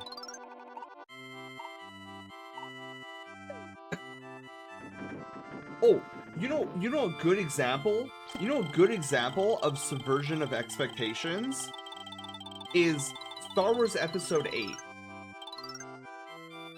There is so many flipping plot points in that movie that don't make any sense and could have wrapped up the story in a clean, concise way if anybody had any form of thinking prowess in that movie. And it's just like this constant subversion of my expectations. It's like, oh, I would never have seen that coming because the characters are not thinking about this in a logical and smart way. And it gets so there are many problems with Episode 8, but one of the biggest ones is there is such a meddling with the plot, and I'm gonna get some water here, hang on. There's such a meddling with the plot that if this code hacker was not a part of the movie, then the whole story collapses in on itself. So instead of having a unique plot line where they have to convince this master hacker, they're conveniently sent to a jail, conveniently in the exact cell that another random master hacker is. Like, bro, what? Like, that's equivalent to me wanting, like, needing to find a screwdriver, realizing I don't have a screwdriver in, oh my god, wait, what is that? Gift sub? Thank you for gifting 2 gift subs to Medic and Rio. Oh my god, Leona, thank you. You're too kind. Zar, hi. I always like this game's soundtrack. Oh, I love this game's soundtrack, especially Flower Garden. Flower Garden is my favorite track in this whole game. It was the one thing I hope the Minecraft movie didn't do, where real people enter the video game world or vice versa. Like with the first Sonic movie, is I actually don't remember because I repressed that from my memory. Is the Minecraft movie even out yet? Here we go. I was waiting for the episode 8 memory to return. Yeah. Like, the level of convenience, it feels like the showrunners were so, oh my god.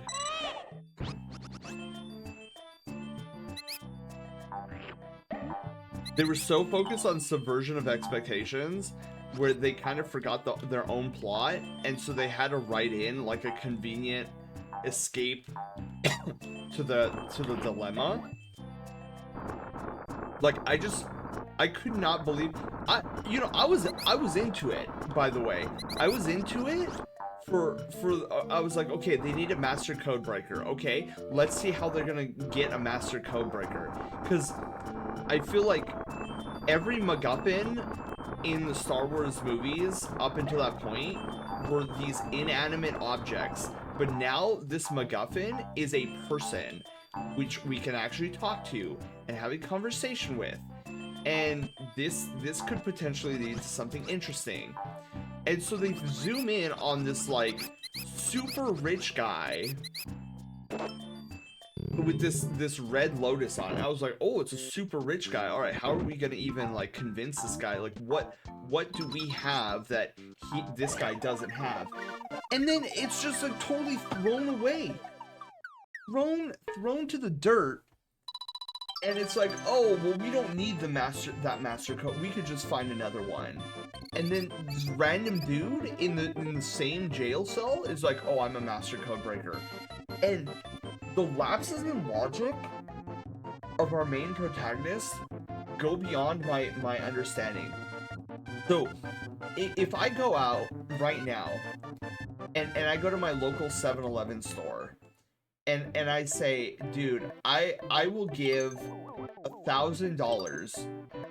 Like I'm just speaking aloud, or I'm speaking with a friend, right? Like me and a friend go to 7-Eleven, and I'm speaking to him aloud, and there's like a guy in the back of the 7-Eleven, and he's hearing our conversation, and I'm like, dude, I would give $1,000 to like anybody who knows After Effects and can do this really sick animation for my stream.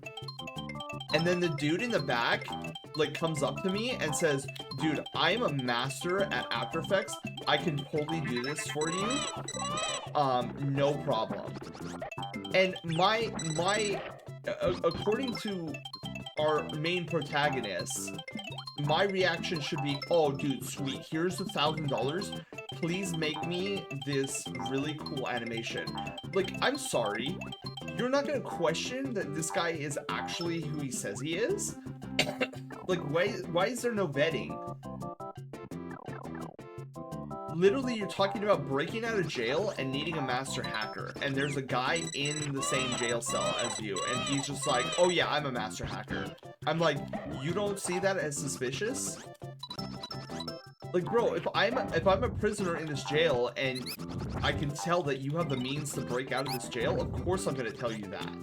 And then they go along with it without questioning whatsoever. I'm like, do you understand the lapses of logic here? You're just gonna take this guy's word for it? The guy looks shady AF. He looks like he probably stabbed somebody like three weeks prior, and you're just gonna be like, okay, yeah, like, let's do it, man. Like, here's my social security number. Like, this is how you get into our ship's network. Like, if you could just do this for us, that'd be great. Like, I'm sorry? Like, does anybody besides me understand how risky security-wise that is to do? Literally handing him the ship codes and no proof whatsoever, except for this guy's word, and you're just like, yup, it's our guy then. I guess we don't need the other guy. I'm like, what? And this is what I'm talking about in lapses in judgment. Sushi, hi, and thank you for the hydrate. Let me hydrate a little bit more. Also, I will die on this hill. I know you guys disagree with me all the time, and that's totally fair. Most of you guys all unanimously agree that Star Wars Episode 9 is the worst out of all 9 Star Warses. I strongly disagree. I think it's Star Wars Episode 8 because of the absolute disaster that Episode 8 was. Episode 9 was destined to fail. Like, straight up. It was never going to be a good movie. You kill off the main bad guy that you've been building up over two movies, slaughter him outright, and then don't immediately fill that void with another main bad guy? Like, of course 9 is gonna suck. There's no build up to a new ultimate enemy. So I'm like, yeah, 9 was doomed to fail. I called it the nanosecond I got out of Episode 8, the first time watching Episode 8, the very nanosecond, I was like, Episode 9 is gonna suck because there's no main antagonist anymore. You have Kylo Ren being like, oh, I don't want to do this anymore, come away with me. Like, let's leave it all behind. Like, that's not a main antagonist. That's a guy who wants to escape all of this. So I'm like, how do you have the ending of a three movie arc with no main bad guy? I'm like, it's not gonna be pretty. It's gonna be ugly and it's gonna be disastrous. Oh my god, I almost died.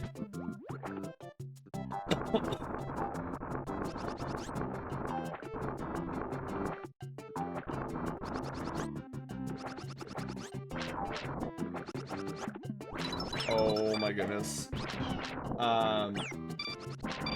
Oh. Okay. Yeah, so for those who are just coming in, we've been talking a lot about story development, story writing, and all that jazz. Surprisingly no, and I highly doubt they'll play Revenge by Captain Sparkles in the Minecraft movie. Yeah. Probably not. Just trust random criminals forehead? Yeah, it's... Yeah, the whole thing, the whole premise is just bad. You realize all of episode 8 was a slow moving car chase? Think about that. The entire plot of episode 8 is equivalent to a slow moving car chase you see on the news. Literally what it was.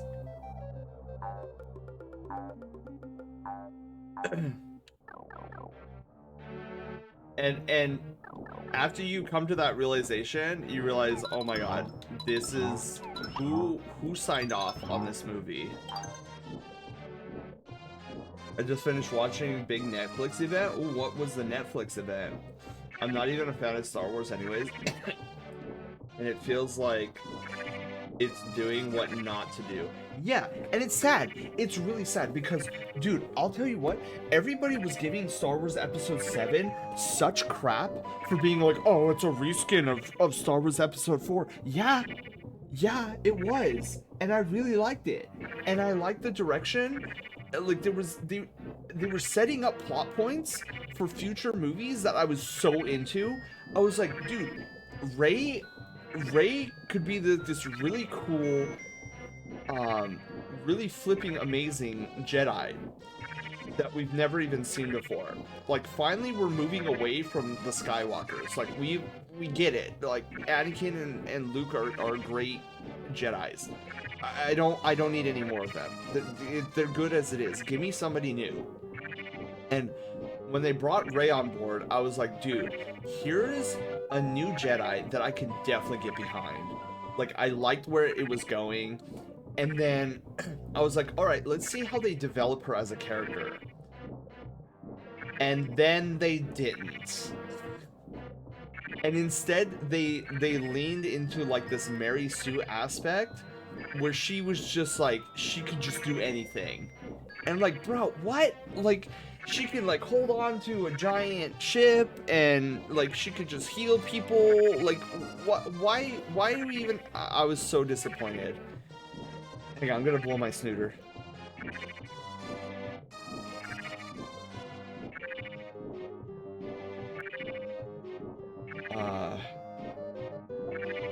True, but that's why 9 is trash. Oh yeah, 9 is trash. Like, don't get me wrong. Like 9 is Garbo. Like Leia Space Ice Wizard? Like, what am I even like, why are these words coming out of my mouth in that sequence? Like, what? And so, 8 is stupid, but I will concede that point, Panda. At least it attempts to be stupid. I will fully agree with that. Kylo Ren didn't want to run away. He wanted to take whatever that guy's name played. Not at the start, dude. Panda, there's a scene in episode 8 where he's like, let's just leave all of this. Let's leave all of this behind. And I was like, yes, baby, let's do it. Like, we don't need Jedi and Sith. Ever since the prequels, I have not been a huge fan of the Jedi. I haven't. Their entire creed makes zero sense to me. They're like, oh, you're not supposed to make emotional attachments, blah blah blah. And yet they care so much about saving people. Like, why? If you're not supposed to have, like, emotional connections and be devoid of empathy, like, you shouldn't have these, like, incessive urges to save people out of the goodness of your heart, because like that goes against your creed.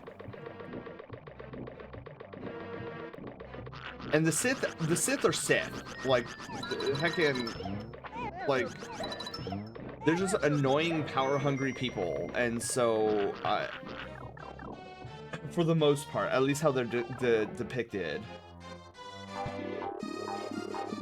But like when Kylo was saying to Rey, like, the Jedi, the Sith, let's just leave them all behind. I was like, yes, dude. Like, these are these are heckin' broken orders that are that make no sense.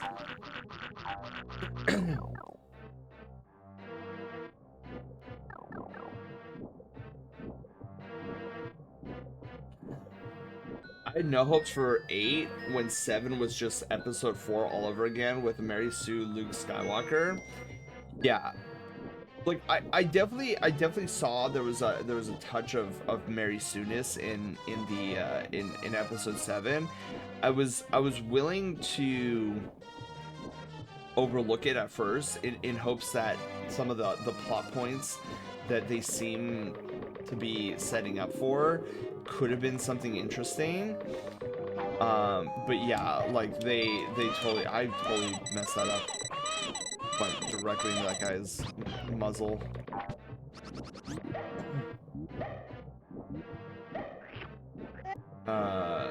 Yeah, when they leaned harder into the Mary Sue aspect in 8 and 9 for Rey, I was like, oh great. Here you had like finally an interesting Jedi in live action that wasn't a Skywalker that I was rooting for, and then you turn her into a Mary Sue that can literally do anything that the plot demands in that exact moment with no repercussion or feedback.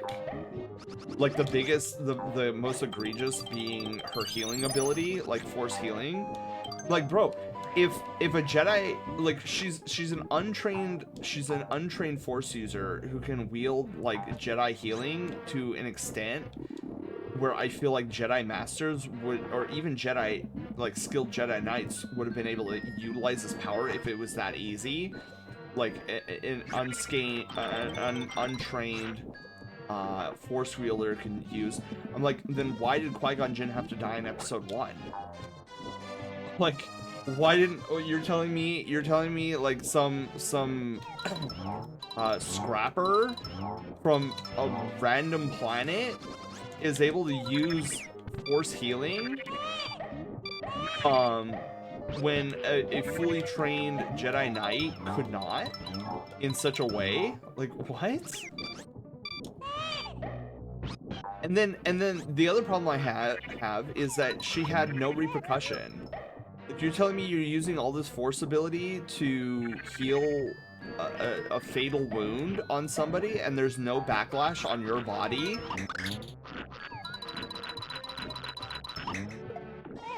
like, I wish donating blood was that easy. Oh, no repercussions there. You know what happens when you donate too much blood? It becomes lethal. You could die if you overdo it. I'm like, okay. And then that brings up the whole kiss in question in episode 9. I'm like, dude, she was able to heal a bajillion people, and you're telling me that one kiss from Kylo Ren and suddenly he's dead? Like, why couldn't you heal him? Why couldn't he heal himself? Back for a bit. Whoa, I'm just back and I'm already into hot water. 7 setting up plot points and Disney having different directors for it. Yeah, dude. Man, I was actually talking to my brother not too long ago about like getting off of the I dislike 7, 8, and 9 for a brief moment. I really wish that the movies and TV shows. Oh, by the way, before I get too far into this, let me see if I can one-shot this guy. There's a way to one-shot this guy before the battle even begins. We'll see if we can do it. Wait, how do I... Okay.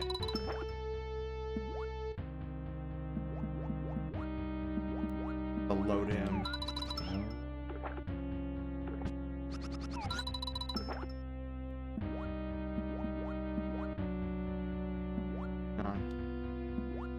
Be very careful here. Just need to see him. Oh my god. I'm running out of eggies. Where is this guy? Yes! Did it. Oh my. Mace Windu did it right. He towed the line, but he was clearly a good dude. Fun fact, the only reason Mace Windu had a purple lightsaber was when they cast Samuel L. Jackson to play the part. He said he wanted a purple lightsaber and basically wouldn't say... Oh, I heard about that, Pharaoh. Yeah. I'm sorry, the whole Grey Jedi thing is such a dumb idea. It's just a group of individual who can just do whatever they want. Ahsoka is like, like a Grey Jedi they have at the moment. She's the worst version of her character. Yeah, I don't necessarily excuse me. I don't necessarily like I don't like the Grey Jedi thing either. I feel if you are gonna identify yourself as a Jedi, that there is some creed and religious aspect behind it.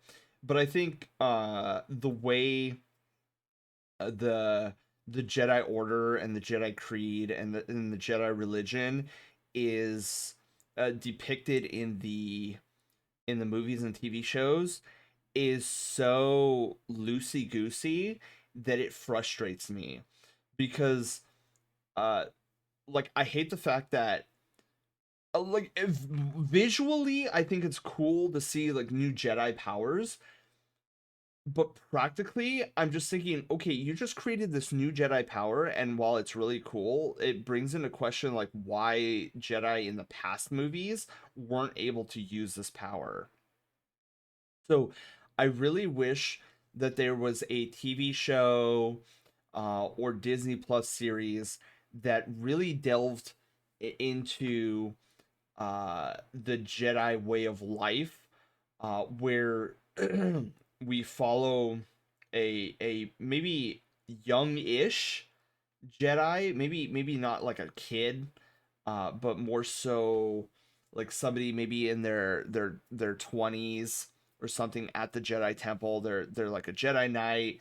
They haven't quite gone to the rank of master where they can take on an apprentice, but really have somebody write down a manuscript on the different Jedi, where let's use RPG elements for example, where you have like a knight, a rogue, a mage, a ninja, and set up different classes of Jedi, which by the way are present in extended universe lore and video games, where you get different classes of Jedi, but have it so that these different classes of Jedi are more attuned to certain aspects of the Force that other Jedi have difficulty with. So for example, like a Jedi healer is good at using and manipulating the Force to heal other people, where they may not have a lot of offensive Force abilities like Force push, Force mind control. Like that's not their area of expertise, but healing is something that they can do. And then there's the Jedi Knights, who are good at like lightsaber fights, so they don't have they're not like as in tune to the Force, so their Force ability kit is very limited, but they're really skilled at weaving the Force through their lightsaber to be able to perform like these really great lightsaber actions, and then have like a a Jedi monk where like they have a lightsaber, they don't really know how to use it. It's there for just the most basic physical defense imaginable. It's basically their lightsaber is more of a ceremonial tool than something to actually be utilized in combat, because their ally is the Force, and so they have a wide array of offensive and defensive Force abilities that they use in combat rather than using lightsabers. Even when they're thrust into a lightsaber fight, they don't take out their lightsaber because they're really not skilled at using it. They instead use like Force grab, Force pull, you know, all sorts of different offensive and defensive abilities. And by introducing that concept in main series Star Wars live action series, like the movies, like the Mandalorian, stuff like that, then you can start messing around with these different power sets and not having the audience question like, well, why didn't Obi-Wan do this with Qui-Gon Jinn, or why didn't Yoda do this with Count Dooku, or blah blah blah. And then the logical reasoning would be, well, that's not their area of expertise. They weren't a Jedi healer. They weren't a Jedi monk. They were, you know, this class of Jedi. And just sit down and give these very definitive rule sets to these different classes of Jedi. Because right now, the mainstream audience who doesn't get into the extended lore, the usage of Jedi and Jedi Knight are used interchangeably, and almost the same extent Jedi Master is used. Like, oh, Jedi Master, Jedi Knight, Jedi. Like, the casual audience is like, oh, well, that's all the same thing. It doesn't really matter. And like, no, there should be differentiations between this. Force this, plants grab. I liked her character the most in all of Clone Wars. Yeah, I loved her character in Clone Wars, and I love the fact that she left the Jedi Order. I was like, dude, that's a power move right there.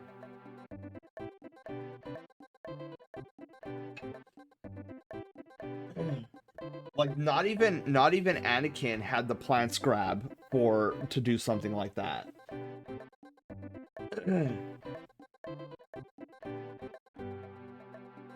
She showed up.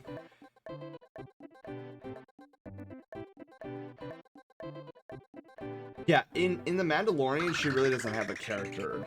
And there were certain things in the Ahsoka series that I was not a fan of. One such example was for some otherworldly reason, Ahsoka was training Sabine as a Jedi, and I'm like, wait, what? Like, I watch Rebels. There is nowhere in Rebels that remotely suggests that Sabine was was Force sensitive. So my first reaction was like, wait a minute. Now they're just letting anybody try to become a Jedi? Like, what are we even doing here?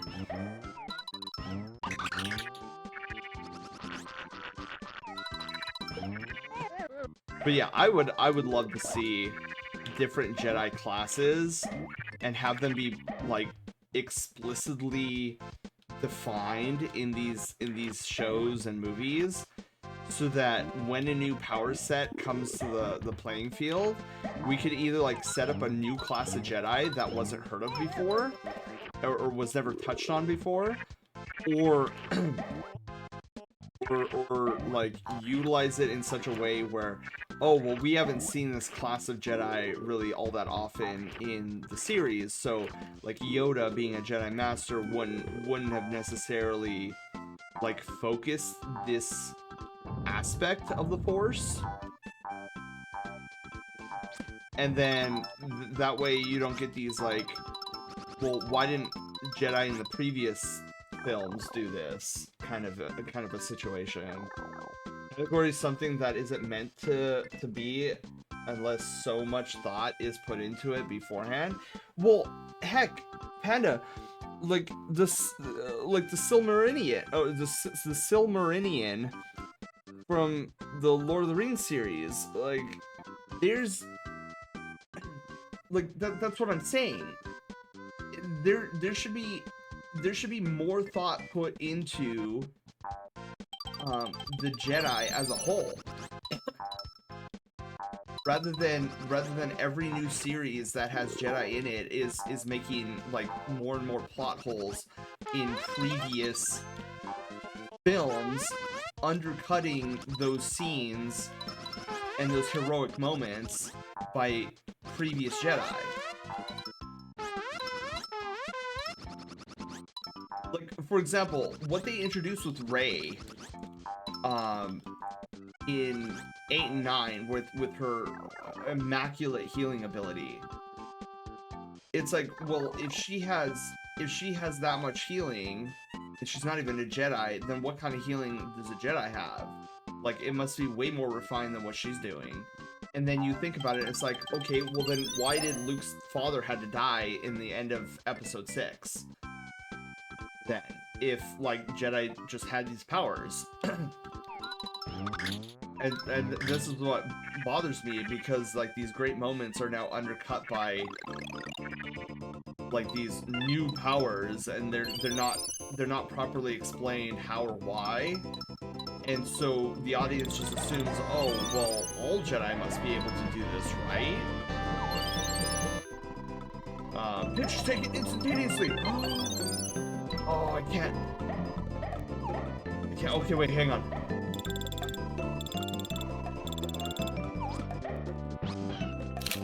Oh, baby, let's go.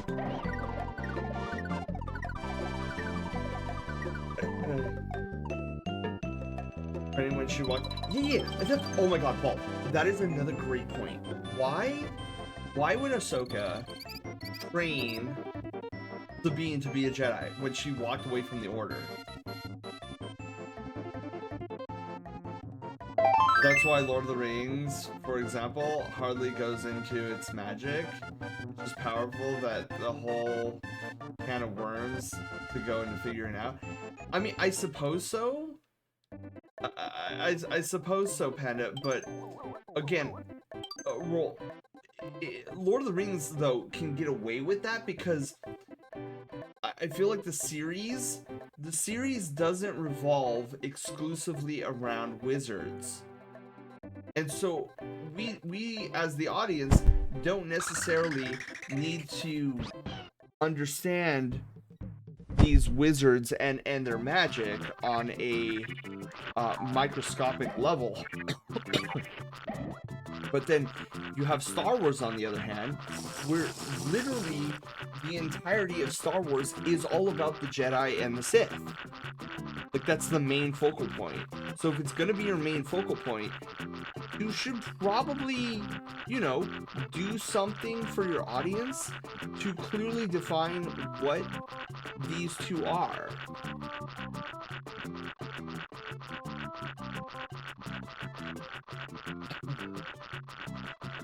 I just feel like these show writers can get away with adding new powers willy-nilly at their discretion because there's like no clear-cut manual for the Jedi. At least in mainstream audience, mainstream media is concerned. Got these munchers.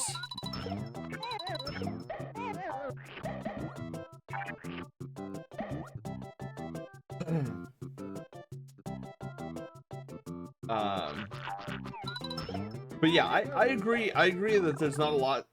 There's not a lot of similarity, Panda, between the two. But I'm just trying to like explain how, like, at least with the Lord of the Rings series, if they ever wanted to go into wizard magic, that they have a manuscript that they can follow. Star Wars absolutely does not have the same manuscript for how the Jedi and the Sith function.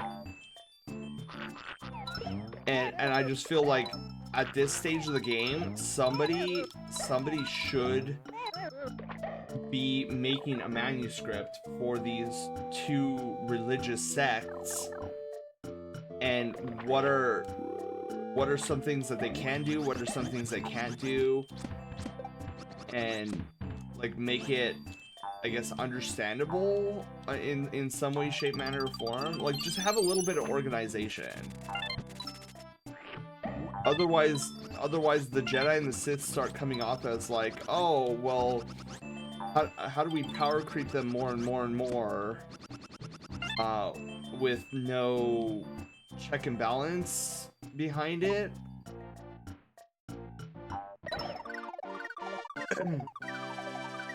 Back, I feel like there's multiple ways to improve the powers of a Jedi and the Force. I think my protagonist for my series having blue nose that could do all sorts of powers, but limited by 10 magic moves, could be the fix that people are looking for.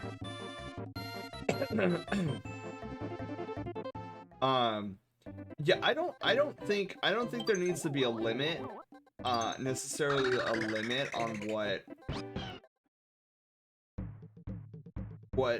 like a Jedi can and can't do, in terms of like knowing the Force, because I think that comes off as a little bit weird, and like I feel like it would lose the audience a bit, because when you're learning math, right? You don't learn just 10 math problems and you're like, oh, my brain space is filled up, I can't learn any more math problems. Like, I already know addition, subtraction, multiplication, division, exponents. Like, there's no room left for the Pythagorean theorem and whatnot. It's not really how how that works. So I feel like instead there needs to be a more definitive class identity with the differing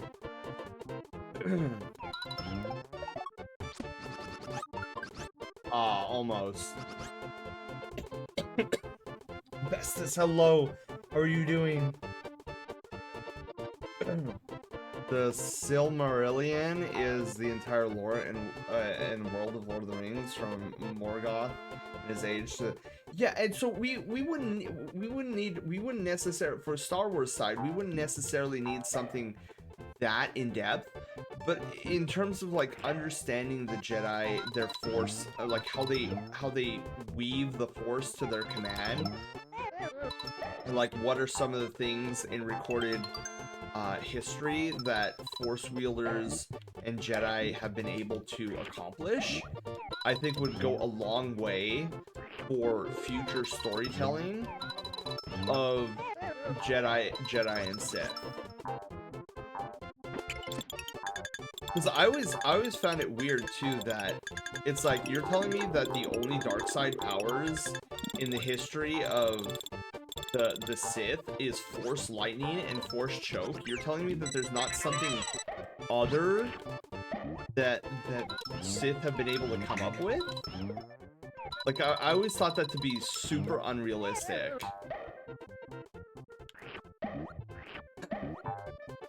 And I like, of course, those with expanded lore knowledge have enlightened me to the subject, but as a common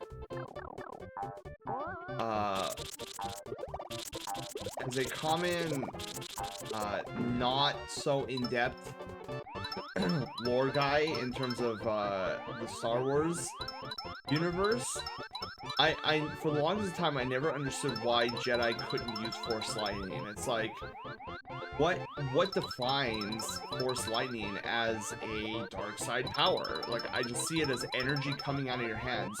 Like, why are the Jedi so afraid of this power?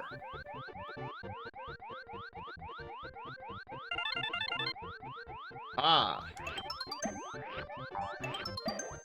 3 1-ups from the 3 deaths I had previously. Didn't go into token magic for sure.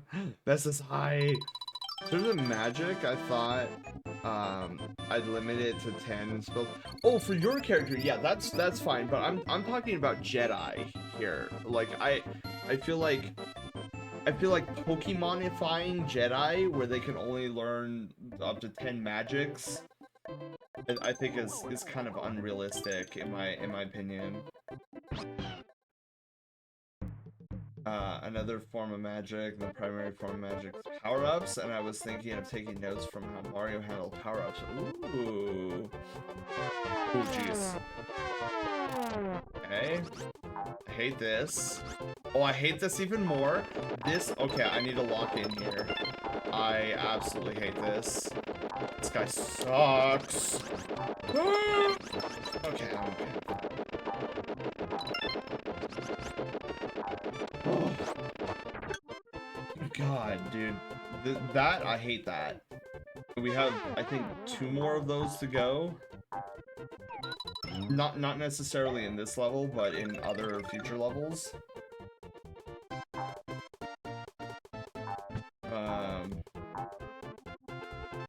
Later Clone Wars season tried to get into explaining force powers as being individual types of things and explain why some of the small handful of Anakin, Obi-Wan, Yoda leave behind Force Ghosts.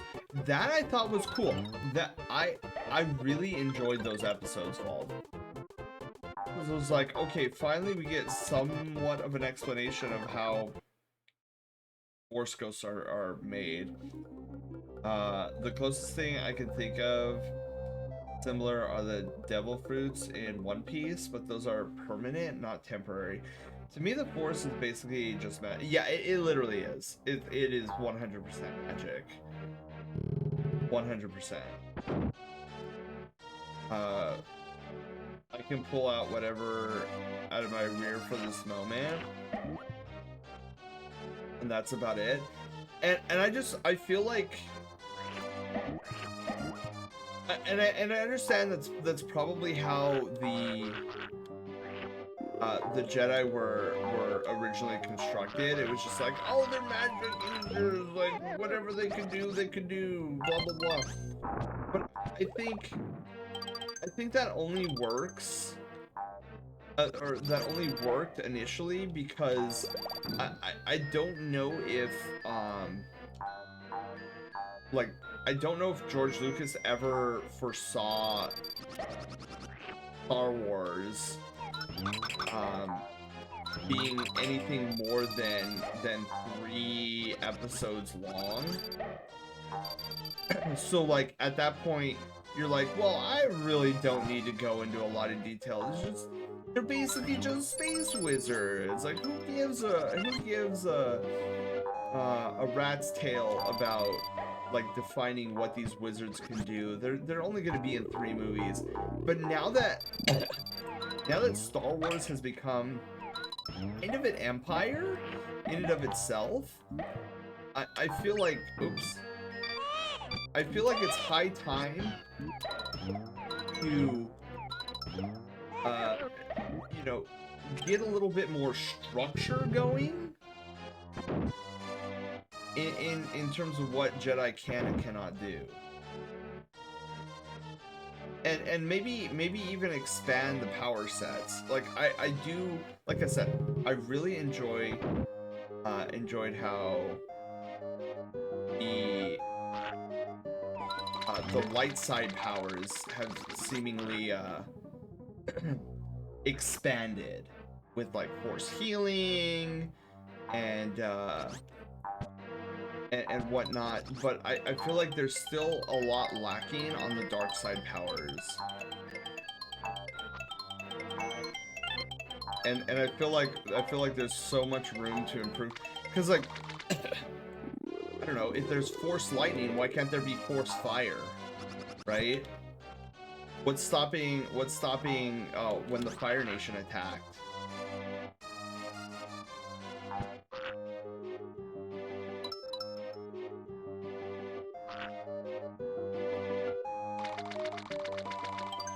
Cool. Okay, we're just gonna put that there.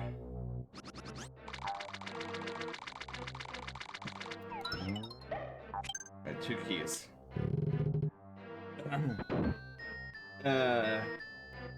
Think of, oh yeah.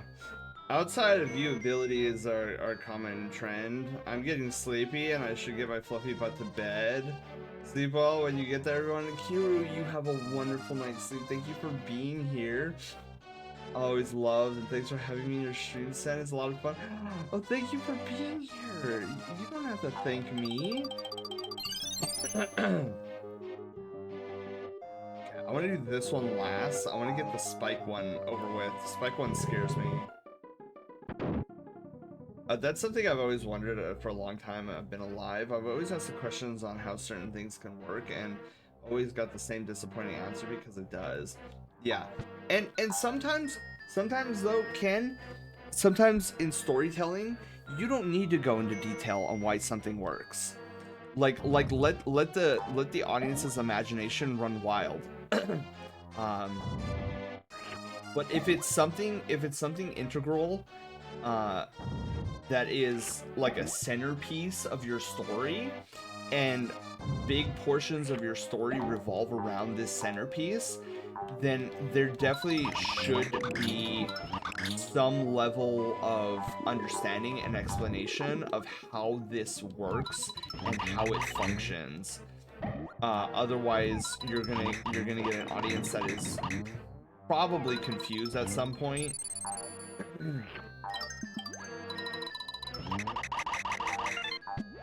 Oh, that scared me. I was like, where's that coming from? I was not expecting the Ford right then and there.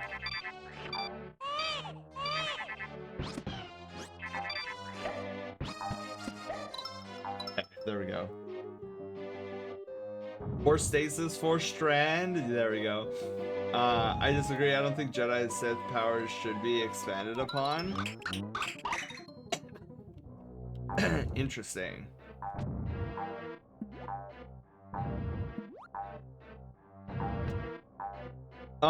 So Panda, just out of curiosity, should there be a limit to what Jedi powers are out there, or do you think it should just continue the way it's been going, where it's like, oh, new creator, like they'll come up with a new power, it's gonna be really cool. Weird Tiger, hello, how are you doing? Welcome. Phoenix, hi! We ask these questions and get no answers. Look at me go! Yeah, exactly. Oh my god.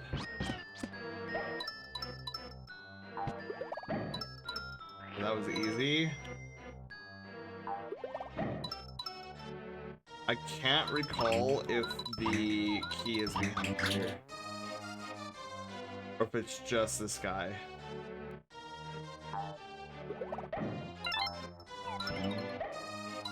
Oh, dude, it was the key. I want to see what the other one has though.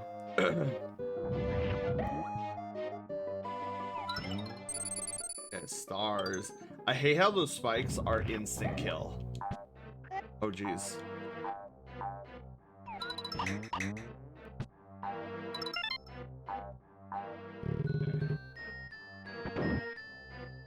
But I almost missed your stream. It's okay, Kinix.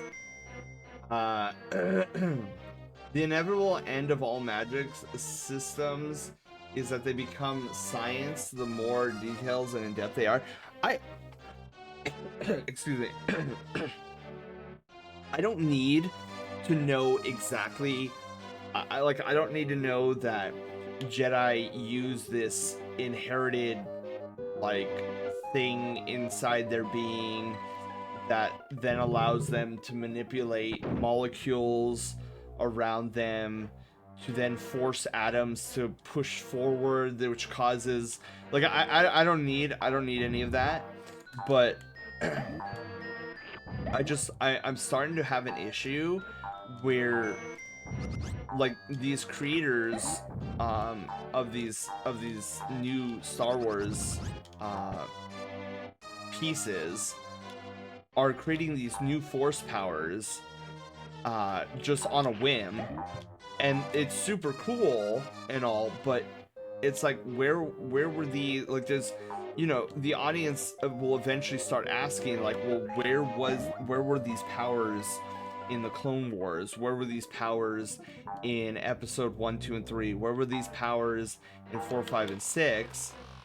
And you just get these discrepancies that I feel like simple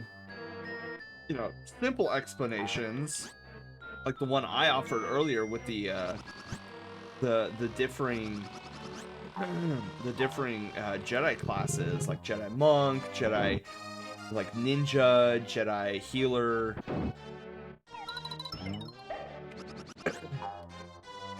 Like I feel like that would be a simple solution to the issue that I've been having with the Star Wars series as of late.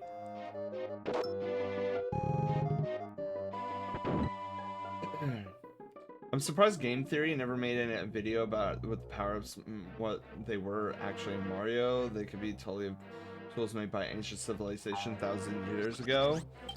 Possible.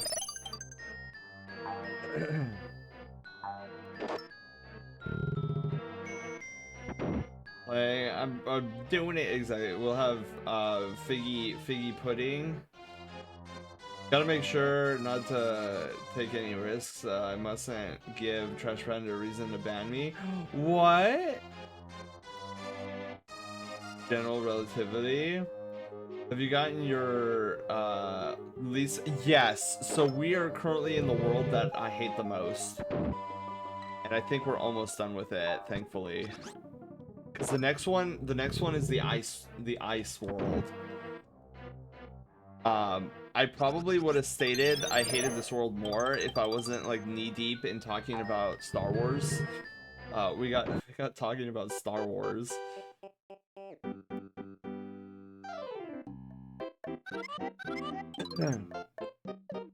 But yeah, I mean, like I'm still gonna watch Star Wars even if like they don't address it. It's something that I wish they would do in the future. Just to avoid the power creep.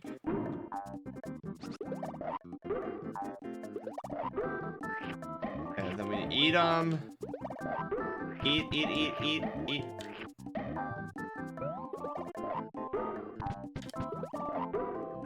Dude, getting hit on this boss just feels bad when you're doing 100%. Like, dude, I went through all this madness and I got hit once. There we go. Lance, hello, how are you doing? Glad it's nearly over. That's a good question. I need to put a lot of thought into it, but I don't think most of the Jedi Sith abilities are very interesting outside of the base ones. Yeah, yeah. And that's why I kind of wish there was like a manuscript that somebody wrote about, like an official manuscript. That way we could, maybe talk and introduce new, more interesting powers than just like, oh, I'm shooting laser lightning out of my hands. Don't get me wrong, force push, choke, lightning is kind of boring. Yeah, 100. No, I will be the first in line to tell you that it's super boring. Oh my god, I almost squished myself. I agree, you'd be there, but the force healing, for example, but to use force healing, for example. Oh, jeez, I'm dying. Lance, how are you doing? Yeah, Panda, I 100% agree with you. I feel like there's a deficit on really cool force abilities. It's like the script, the story writes are so afraid to go beyond what is depicted in the original trilogy. And I'm like, you guys do realize you can probably get away with doing more, but you guys don't because there's no manuscript. So you're afraid that the fan base is gonna chew you out because, oh, that's not heckin' how it works in Star Wars land. And I'm like, well, yeah, I guess the fans do have a point because there's no manuscript that explains what the Jedi powers are and like the differing Jedi powers that have been and will ever be. So of course they're gonna be like, well, this wasn't in the original trilogy, so it can't exist. I just feel like that creates creative stagnation that doesn't necessarily need to be there. But if like some super Star Wars fan that is a disciple of George Lucas, who, you know, works on some of these movies, like comes up with a definitive manuscript, and then the fans are like, oh, this is amazing, yeah, it's amazing. And then they're like, okay, yeah, new powers, got it. But that is just my hot take on that. I get the feeling Snow Ice is your best favorite world theme. No, actually, it's this song right here. This song's called Flower Garden, and it's my favorite song in the entirety of the soundtrack. I absolutely adore this song.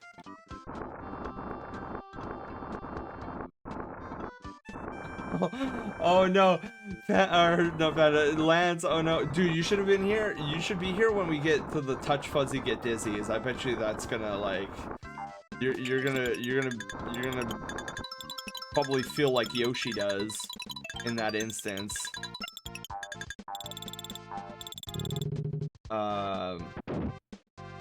But happy Pizza Friday, Lance. I hope your day is going good.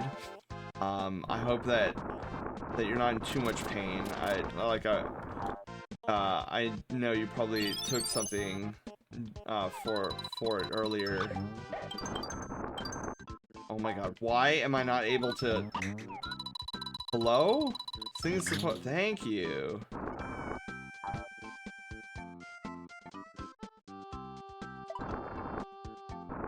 Oh god.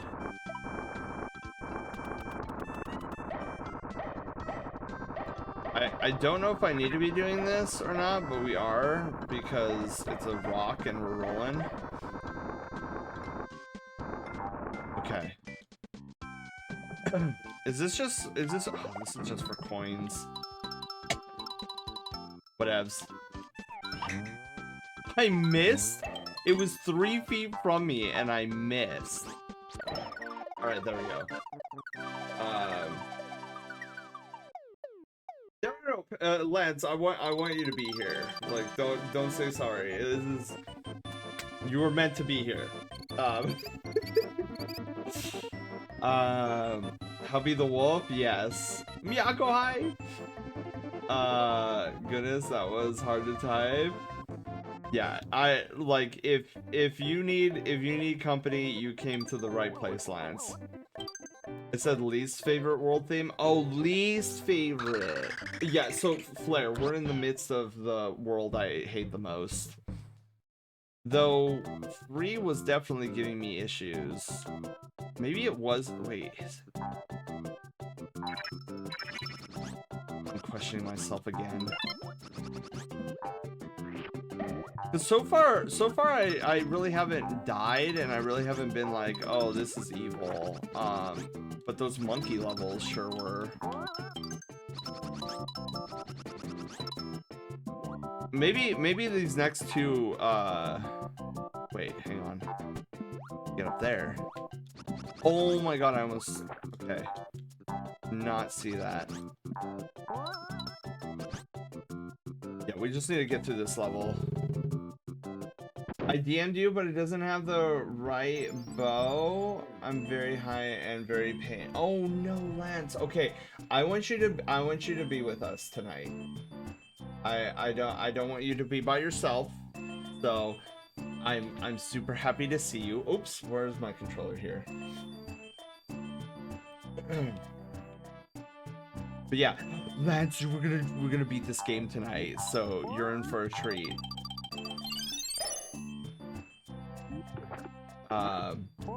DM'd you. Oh wait, did you DM me on Telegram? You must have DM'd me on Telegram. Oh yeah.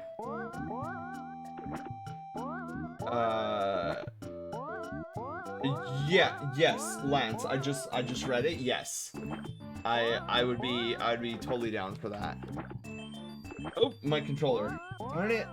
I always forget that I have to. Oh. Oh my god. Oh my god. I am okay. This flower sucks, dude.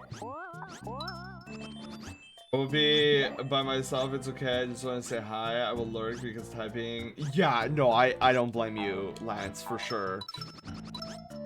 For sure. But yeah, I'm glad you're resting. Lurk away. Enjoy my my absolute derpiness. We are probably going to be talking about, well, we were talking about Star Wars. I'm thinking that the oh my god, this crab. I hate how those crabs take 3 eggs to defeat. Like, I get it, crab, you're strong, but please. Oh my god. Oh, dude, Lance, one of these times, I'm gonna have to show you what I'm planning for my December streams. Oh, it's gonna be epic. I'm calling it the Centacular mystery gift game, where we're gonna be opening boxes all month long. And inside are gonna be different horrific challenges, like not speedrun challenges, but just like different video game challenge. Ooh, somebody can redeem free Streamloots pack. Okay, give me a sec. Has Lance been to your event streams? Yeah, Grim. Yeah, Lance has seen pretty much all of my event streams. Okay, wait, we need to do Streamloots. Okay. Giveaway, or let's get this gift pack over. So Ken, I imagine your name is the same. Ken the Nekomata? There you are. And then you get 3 cards in this pack because you bought it. All right, there you go. Ken, the pack of cards is on its way to you as we speak. What, dude? I clearly was on. Oh my god. I'm out of here. Let's get out of here. And then Ekomata. Okay, cool. Gamer Pro. Hi. Welcome on in. Alright, stars, coins, flowers. 37 points. Not bad. Oh my god, is that a blue fox on a Borg?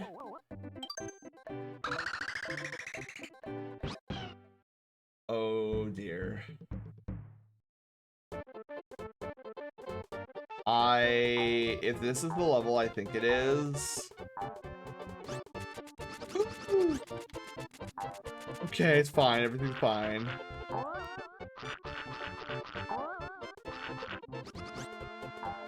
I hate this level, just letting you guys know. Oh, feels so uncomfy.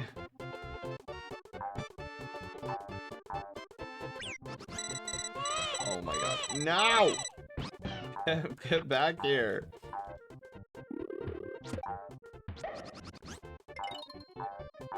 Okay, okay. Oh my god, I hit myself. And I'm falling.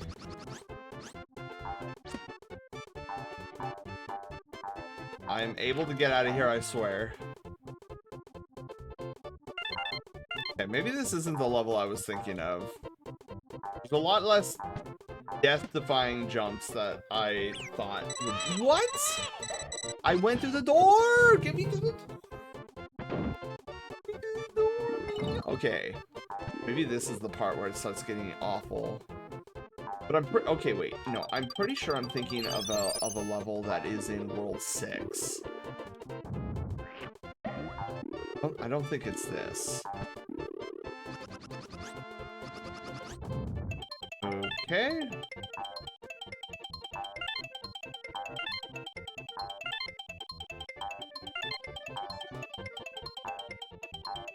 Ooh. I hate the red ones. The red ones. Ooh. Ooh. Oh man, dude, my jimmies are jawned right now. Okay, the last part of that level I do not like whatsoever. Said Sam I am.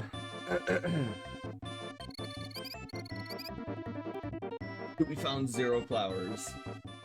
I'm okay with that. It means moving on to the next. Oh, the turtle! Dude, I love this level! The turtle boss is so interesting. Hook build the Koopa's castle. I don't really care for the castle itself, but the boss I really enjoy. I feel it's very atmospheric.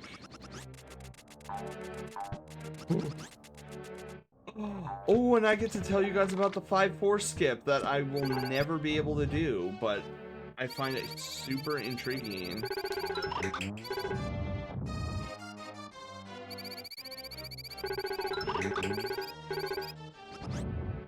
Alright, I think I have to, like, knock this one out.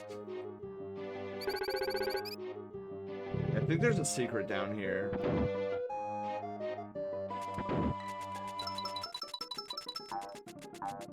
Or maybe not? Did I just go in a direction I didn't need to go in? The answer is probably yes. Unless the key is here? I think there's a key that I need. Oh my god, this is...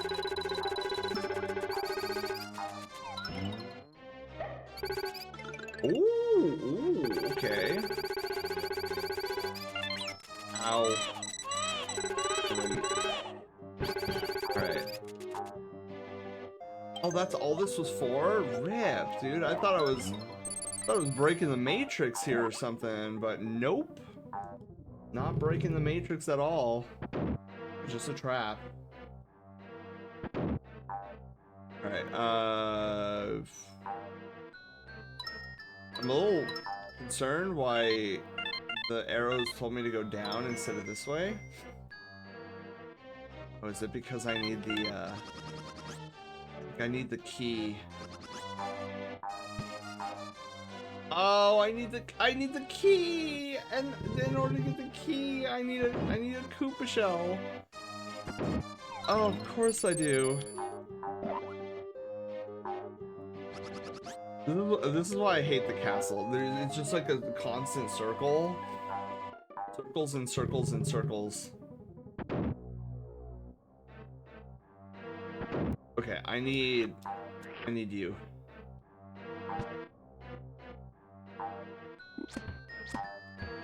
No, no, no, no. Oh. Oh, we're doing this again. Correct me if I'm wrong, but I don't know if there's any other similar races in other settings compared to the ones I've seen in mainline Mario. With your Toad, Goombas, Koopas, Boos, Lakidus, and the occasional new enemy. As opposed to what, Ken? Kevin, hello! How are you doing? Welcome, welcome. Happy Pizza Friday.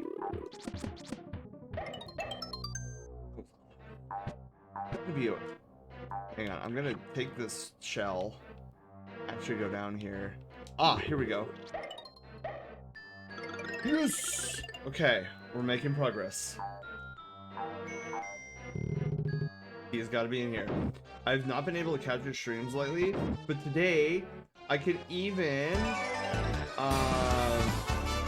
if I'm really late. Yeah! Mickey! Thank you for the follow. Welcome to the Brushtail Brigade, and congratulations, you're our newest Brushtail adventurer. Hello from the incredibly tiny Chew. I have come to do the spin, and no one shall stop her. Oh my god, Minty, how are you doing? Welcome on in. As you can see, we are playing Yoshi's Island tonight. We're gonna try to beat it any percent. We are at the end of World 4, moving on to World 5 pretty soon, and hopefully concluding with World 6. I always forget that Yoshi's Island any percent is like almost more than a 4-hour playthrough. Just causing mayhem. Let's go. So which I have to, when you say chew, are we talking about like Pokemon chews? And if we are, which of the three do you like most? Chew? Pikachu your favorite? Number 25. Guess what I got? What'd you get?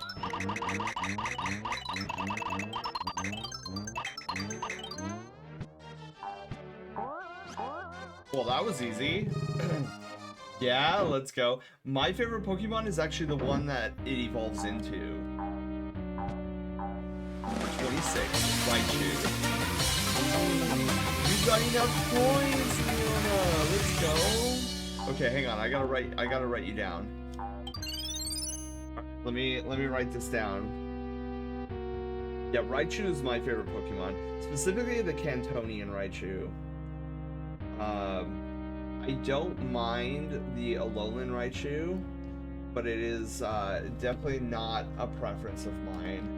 Okay, see, Leona, let me see if I can grab your full name here. So, let's see here, Leona Snow, issues a gym challenge. Oh, Leona, is that gonna be in Scarlet Violet? 11, 15, 24. Your favorite is Luxray? It's a good one. Raichu is good. Scarlet Violet, yeah, cool. Yeah, last night we had an epic gym challenge by Phoenix Fox. My ice types versus his ground types got curb stomped at the end. It was great. I thought I was actually gonna win there for a moment, and then he came in with a crocodile, and I fell over. I was like, yeah, this ain't happening. Second favorite Pokemon is definitely Alolan Vulpix. Well, I have to agree. Alolan Ninetales is a part of my gym team.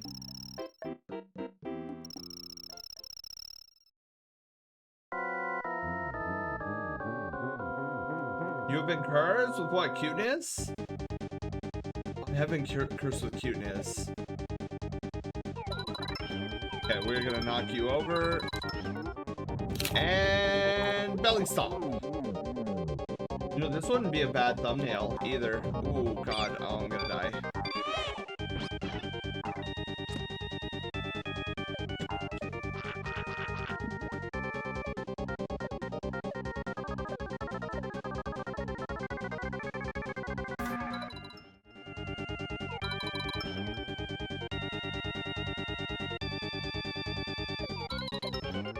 Ah, no, we don't.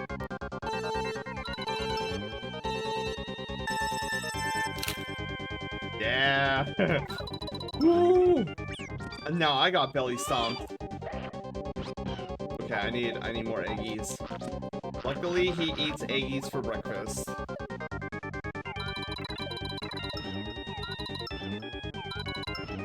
Yeah, this is by far the most unique boss room in the entire game. Like, hands down. No, wait, no, I take it back. The final boss for the next one is probably even more so. It actually has the ability to get me motion sick. It's pretty funny. Wow, wow, wow.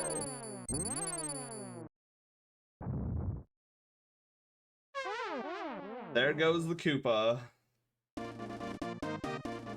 I've been cursed. That's my job. To be cute for I am a tiny chew. Which bosses were this dynamic in 2D Mario? It's only 3D Mario that does this? Yeah. Victory! Do we got 70 points on that? Alright, so World 4 is now over and done with. Thank goodness. Now we can start complaining about World 5. Oh, Patty, you almost have 100 cutie points. Let's go. Question, is there another day that could work for a gym challenge since I work on Thursdays? The only other days, Leona, would be a Monday or a Friday. Do either of those days work? Blizzard! Oh no, the yawns are beginning. Oh god, yeah, we have to stop that. That is a no-no.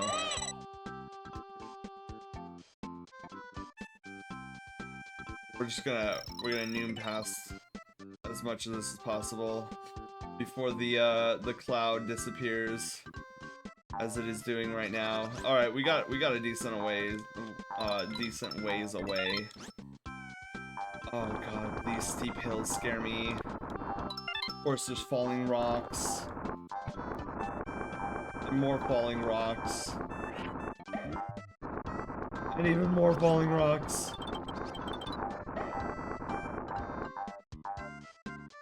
Oh, the penguins! I need a checkpoint, like stat. I could do Monday, I'm off Sunday night though.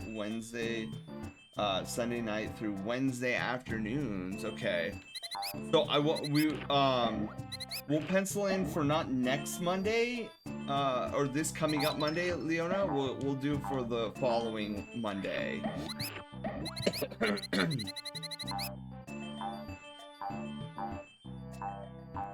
I won't be live on this coming up Monday.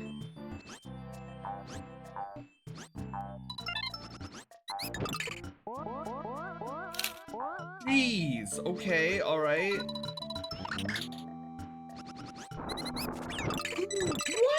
What? There's no way. No, I hit the thing!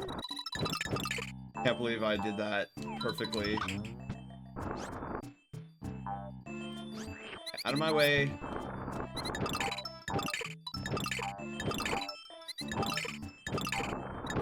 So many. Woo! That works for me? Sweet. 100 cutie points, right? Almost there. Ooh, what are you? I'm gonna eat you nonetheless. God, these things are here. Oh, I have to get rid of that. Oh, it restored its HP.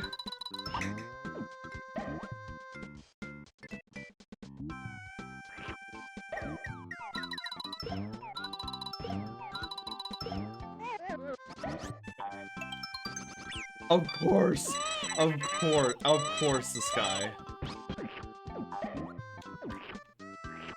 Okay. No. Good, we stole his little cloud thing again.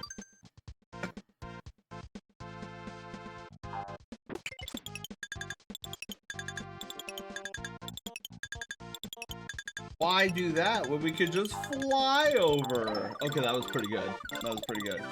Usually I have some difficulty on Blizzard, but because we took that cloud at the first part, that really saves us a lot of time.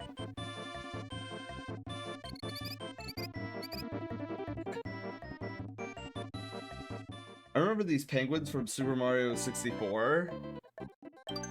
Yeah, dude, they are incredibly aggravating in this game because they bounce you all over the place. Ride the ski lifts. How about no? Is no an option? I would like no to be an option on this one.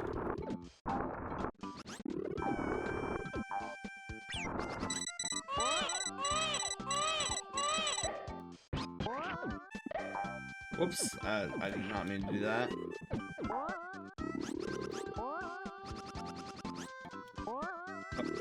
We'll just flutter jump. Oh god.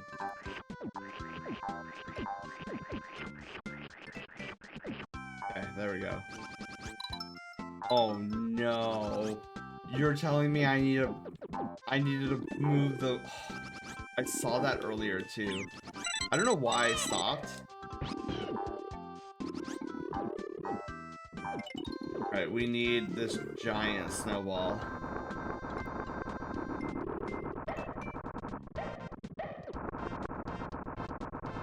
So, okay. I has questions. What is Mario 63? Is that like a ROM hack? That sounds very ROM hacky. Okay, so let's not die. We haven't died in a long time. Let's continue this trend.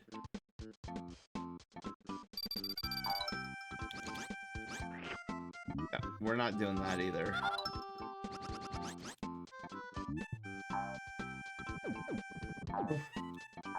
Okay, I guess we're riding the ski lift all the way there. Wretch, dude. I should have just used the yeah, dude, I should have. Where am I? Oh, okay, we're right here. Do you know what I should have just done? I should have just thrown an eggie at him. Okay, casually flying, casually going.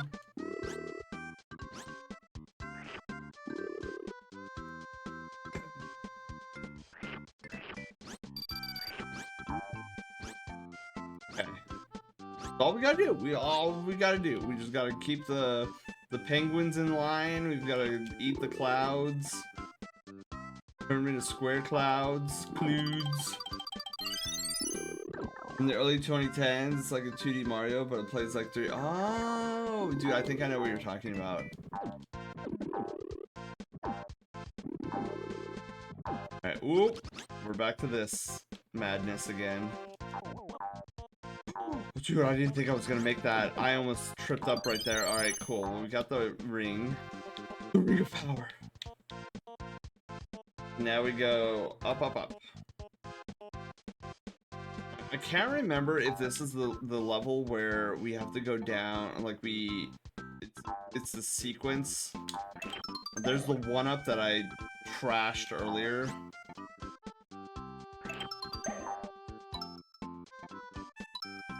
So unnerving having to jump. Oh, don't leave without me. Don't you do that.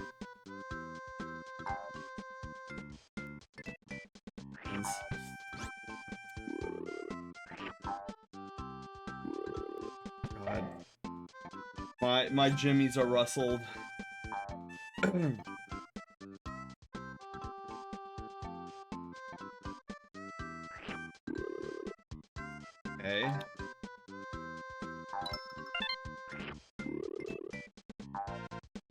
Oh.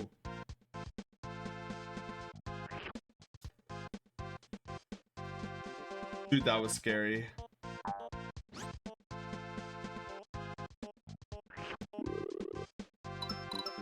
Okay. Yes, give me in, give me in, give me away from this level. Okay, next level is the one where there's a ski slope, and we go down the ski slope, and there is a huge potential on me dying.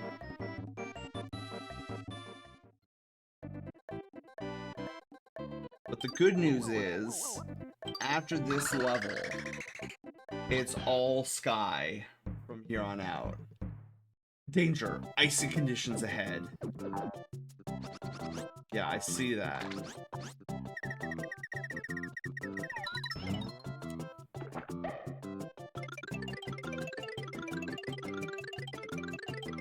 Cool. Made a bridge of justice. Oops, still in the water.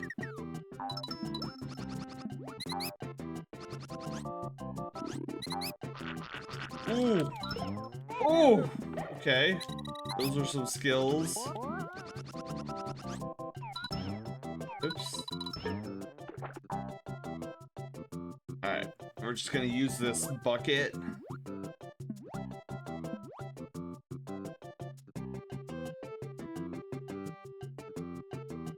Sure, I didn't need it, but... This is the part I actually really hate.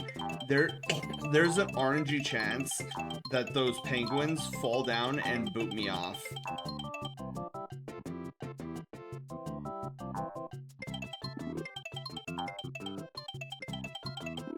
Oh, okay. And I definitely hate that part. That part is very uncomfortable. Alright, I'm out. Peace. I would say that's probably like outside of the ski lift part. I think that's the hardest part.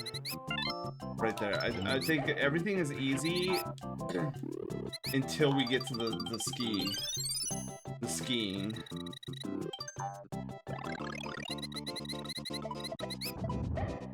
Alright, let's do this. Baby Mario. Making this part easy. Oh, I am failing hard. Rip. Okay, that's okay. We don't need to go that way. Shinobi, you have a wonderful night. Thank you for being here. Okay, is this it? Is this the... I think we're getting to that. Oh, jeez. Okay. More ski lifts. Now I'm back in the hot tub. Woo. Okay.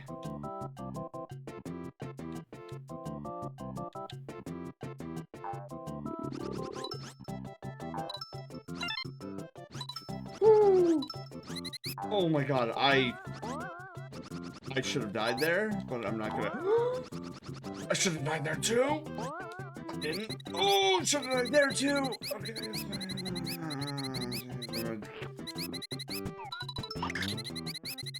Absolutely not. Get out of here.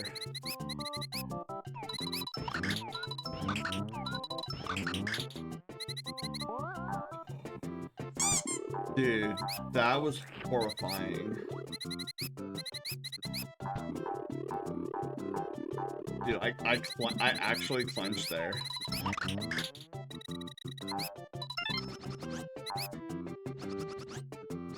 Get me off of this ice. Get me out of this ice area. Oh my god. Okay, here it is. So there is like a 67% chance that I die here. Because there are 2 jumps I need to make, and I always forget what those jumps are.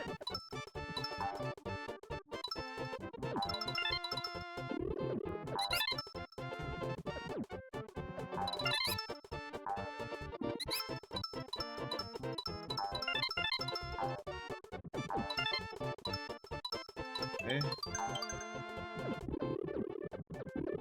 Alright, we made it through round 1.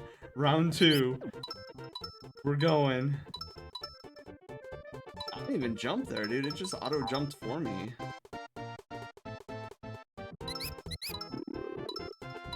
Okay, round 2 complete. That was easy. Round 3.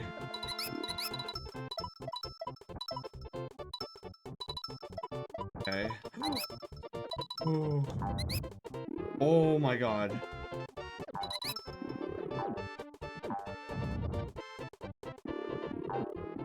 I don't know. I think I think I did it.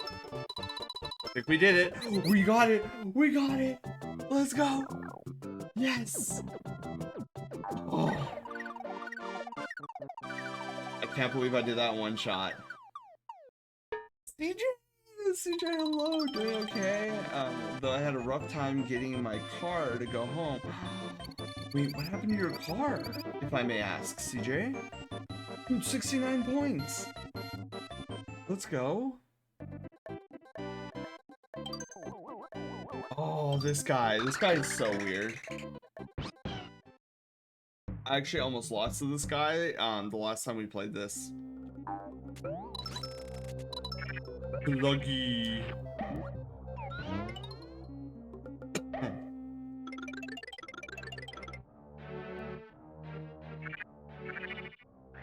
We'll take that missing Eggy. This dungeon kind of confuses me at times. Strictly because I don't know the right pathway. And I believe this is also 5-4, so I get to talk about the 5-4 skip, which is the most incredible skip I've ever seen. It's so stressful, and I'll when we get to it, I'll show you why it's stressful. Oh my goodness.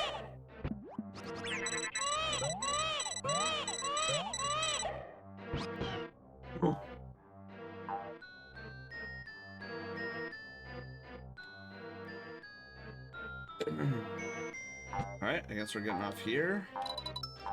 Which way do we go? I'm gonna try this way. Oh, that might have been bad. That actually might have been really bad. I think I just trapped myself. I think that might have been the right way to go. Oh wait, no. Got a ring here. Okay, maybe we're still on the right track. That's kind of cool. Thank you for all these arrows, man.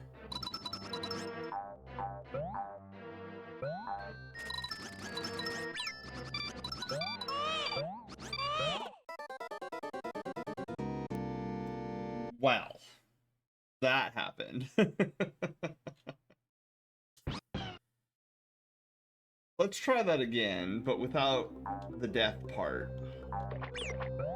Oh my god, wait, I can't stomp on that guy? Maybe that's why he glows. Alright. Don't be dumb this time.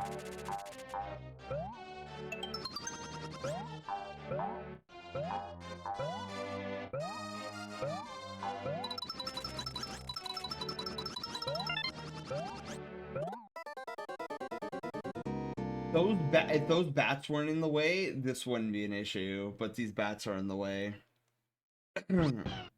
Flash game. Oh, they used this song? Gato? What? They all fell at the same time? Scams, dude.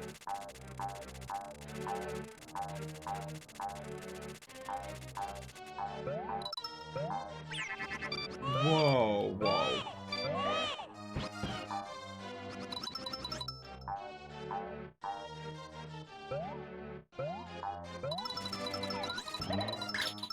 There we go. There we go. Using Aggies to my advantage. Car's fine. I was gang outside the main entrance of the parking garage. Thankfully, I didn't make eye contact. I walked around them. Oh god, dude. That just irritates me. And I could say that because I have somebody next door who I'm pretty positive is part of a gang as well.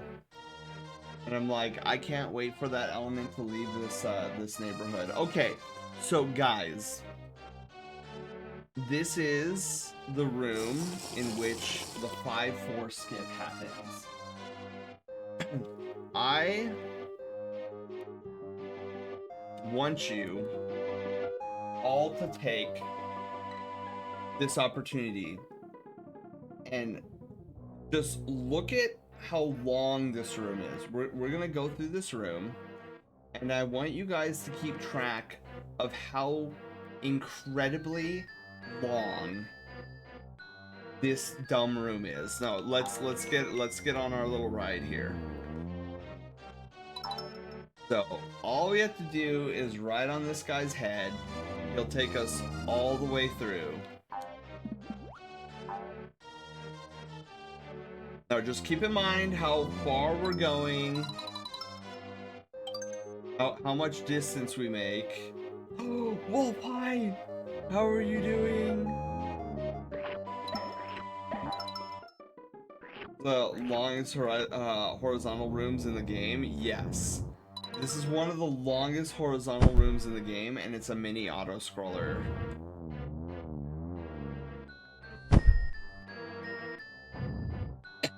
Luckily, we don't have to do much here. We just have to make sure we don't die.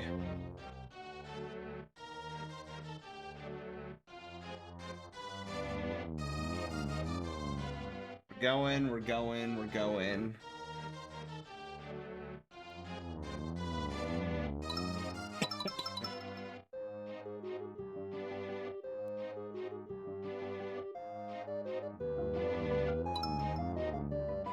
Oh, that was close.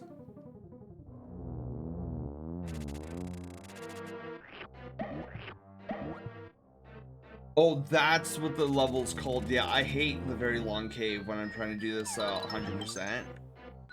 Evil. Now remember, guys, remember what I said.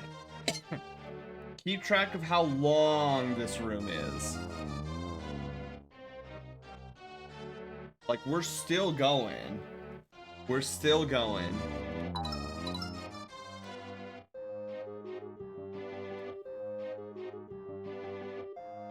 This is gonna suck.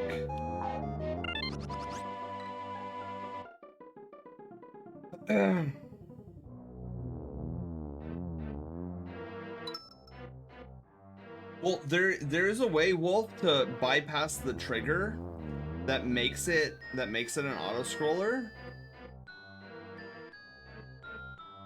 but I can never do it. Ta-da!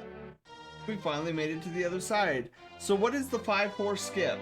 The 5-4 skip is where you flutter jump, which is this. That's Yoshi's flutter jump. You flutter jump the entire length of this room. You don't use the ghost. You flutter jump all the way to this side. Not touching the ground once. Well, maybe not touch the ground, but the fact that you have to go through that without using the ghost is incredible.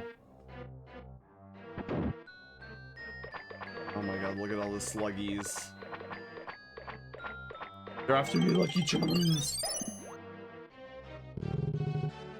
And that's not a glitch, that's an exploit. Yeah. Well, but what Wolf and I were talking about with the very long cave is well,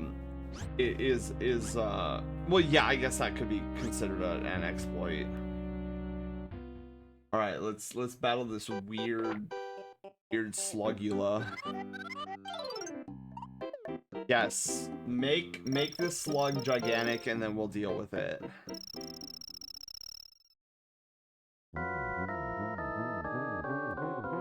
I still find it funny that the last time we fought this boss, I literally almost died. I couldn't aim my shots properly.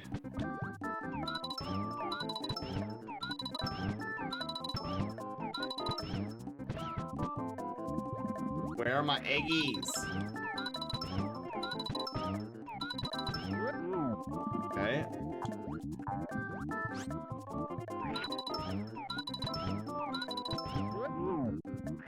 Oh, there's still more. Okay. There we go. This guy is done in rings.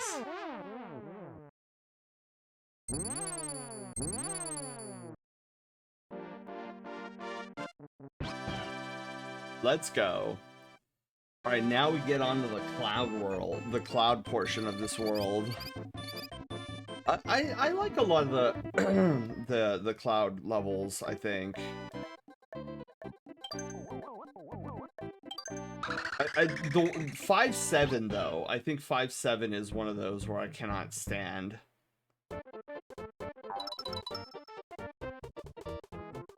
Yeah, the reason I like this level is there's not like crazy roller coaster rides. It's just a straight, like, here's a bunch of birds that you... I'm sorry, I didn't press the down button. Did you see that instant ground pound?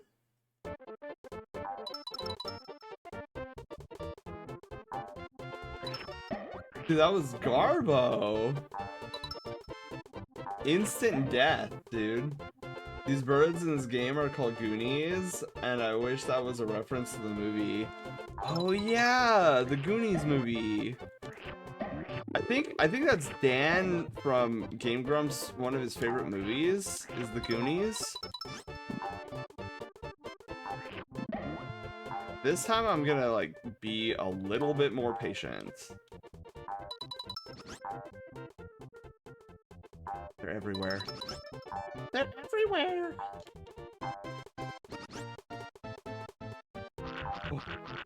I saw that. I was thinking, man, that could have gotten me.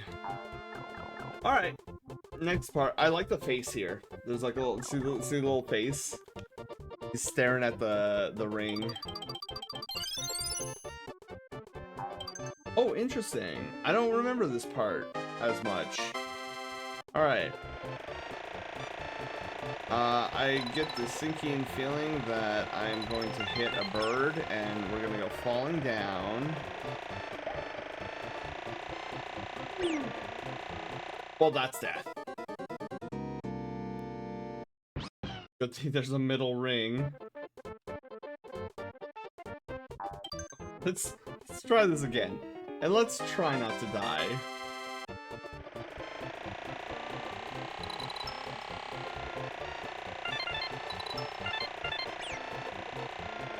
Oh my goodness. Okay, we're in an area that I don't want to be.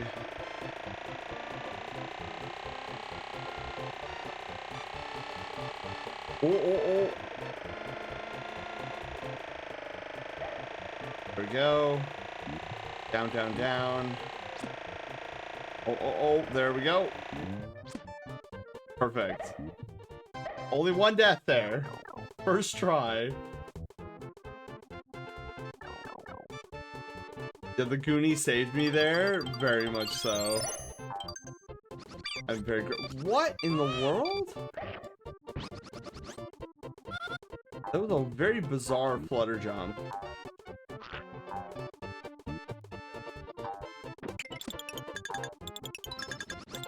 Okay.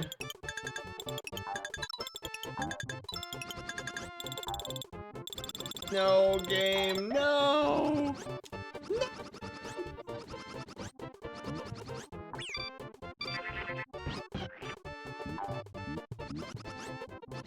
What are you doing to me? Oh, I can press it again. Okay, cool.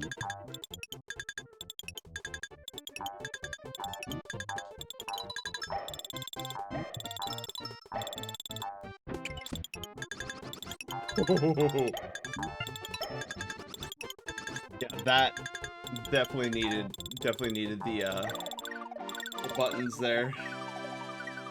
Was on the edge of my seat for a second. Dude, yeah, some of these levels make me clench so hard.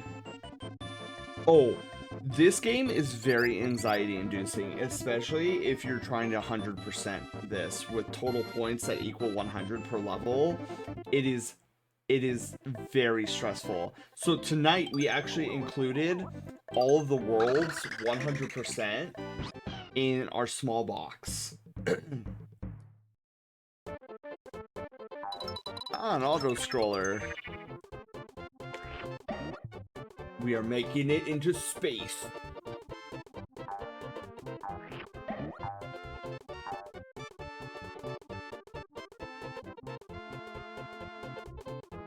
If you guys have never seen this game before, get ready for the next boss because it has a very real possibility of causing motion sickness. Just because of the camera work behind it. So that'll be fun.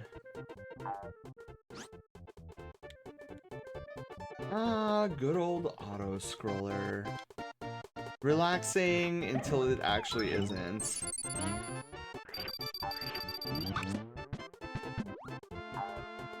These guys just plain annoy me.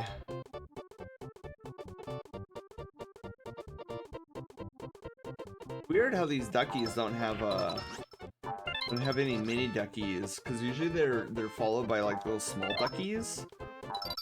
Oh, get out of here. Oh, what? Get out of here. Yeah, so we added the 100. So in our small box, for our mystery box minigame, or I guess it's not even a minigame, like it's a primary game that we're gonna be playing in December.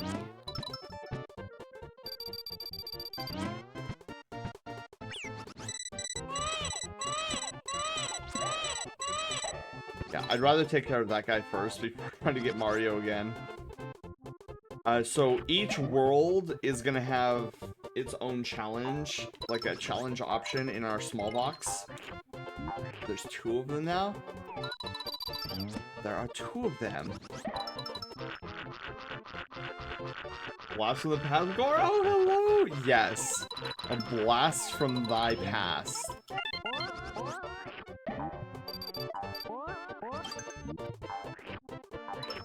Out of here.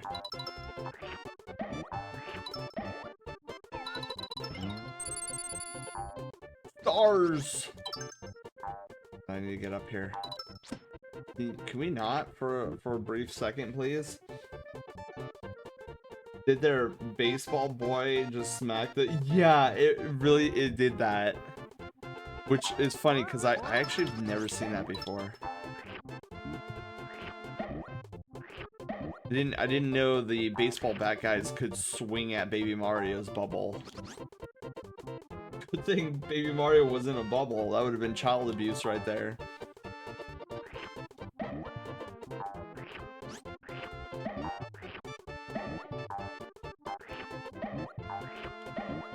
I got the Gusties batter up. Oh good, we're done with the auto scroller. Perfect. Now we just need to get to the end of the level. I think. It's the balloon. There's supposed to be balloons here. I think there's supposed to be balloons. Yeah, there we go. I guess I got here too quickly. Balloons didn't want to spawn. Oof.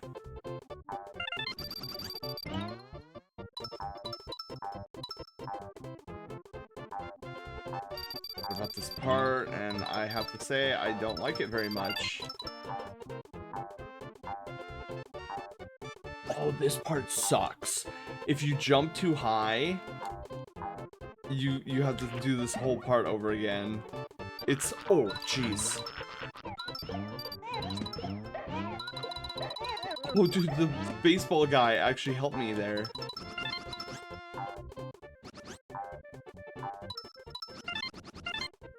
Woo! Jumps are very unnerving at times, let me tell you.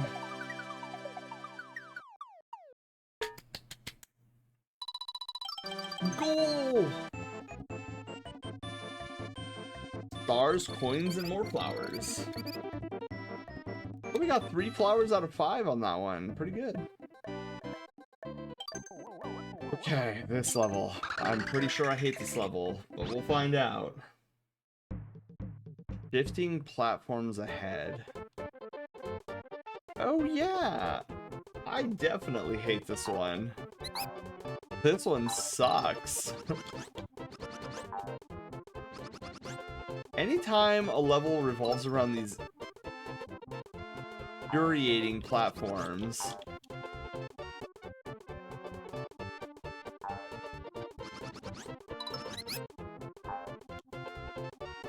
this is where death comes to grab me.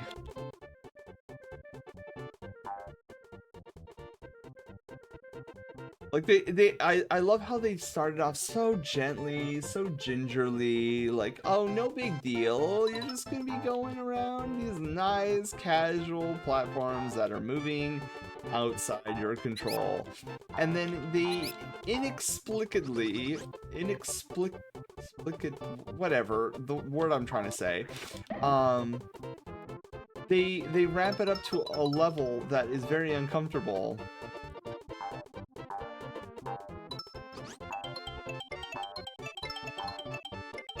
Oh, okay. That's what I get for trying to read chat just then and there.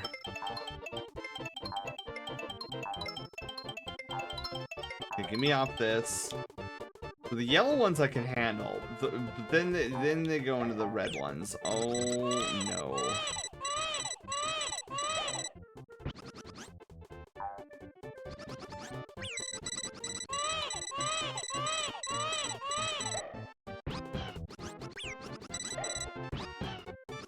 Oh! There I go. Sorry, chat, you got this? I would die. Oh my god, there was no checkpoint either. We have to start from the beginning.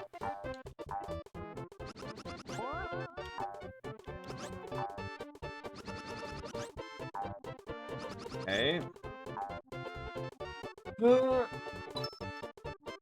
Another death on the marker. What? Wait, what?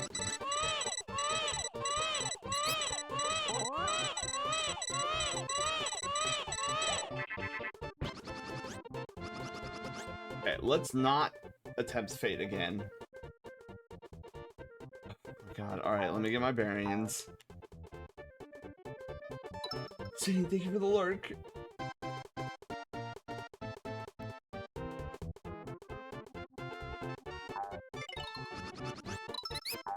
Alright, perfect. That's...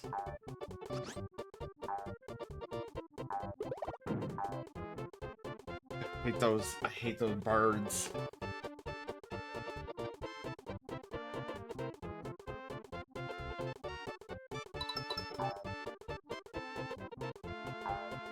Okay, we're gonna go on this nice, slow green one.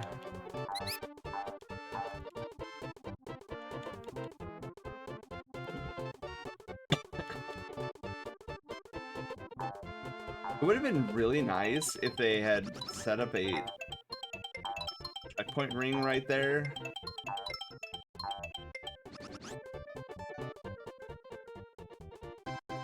Come on. Whenever that happens to me, I think of think of that quote from The Office where Michael, what? This again.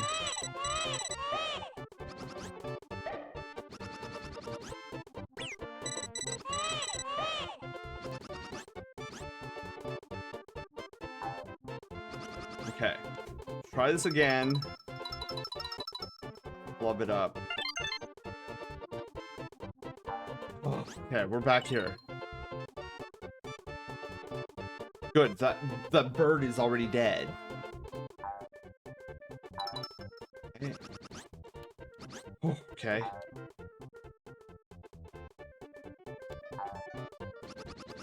Zoom this way, go this way, and then woof.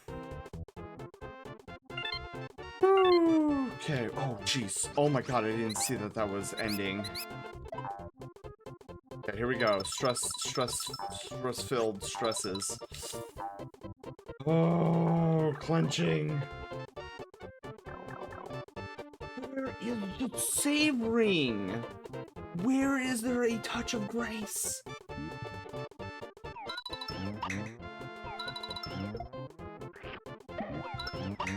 Oh my god, I am failing.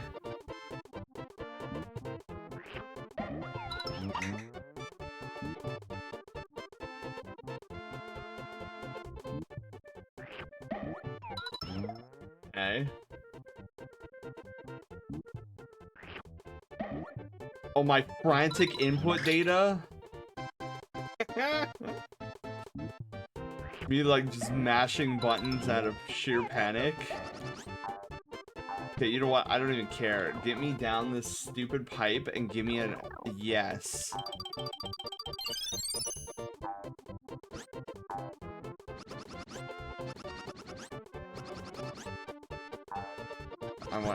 I want off this crazy machine.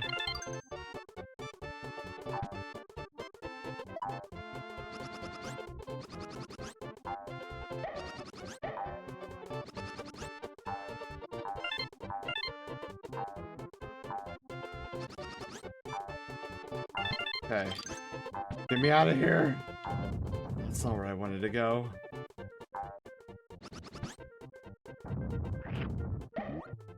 What? Fine, I'll take it. Okay. It's entertaining. I get to see the mistakes in real time. That's why I love the little bonus challenge. This is what Troll and Roll was based off originally in 1.0 version. I'm gonna call it a night. I've had enough anxiety for one night. Okay, CJ, you have a wonderful night. Thank you for being here. Happy Pizza Friday and a wonderful weekend to you. We've been getting this roulette this entire game.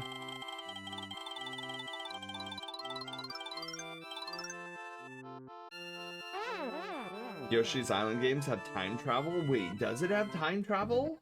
I don't recall that at all. Borb.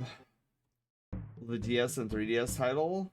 Wait, was there a third Yoshi's Island game? I remember the one on the DS, but I don't remember there being a third one.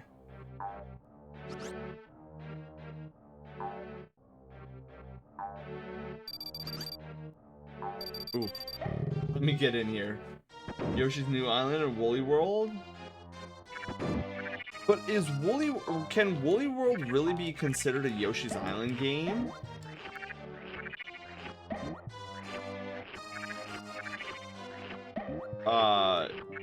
I was thinking Partners in Time.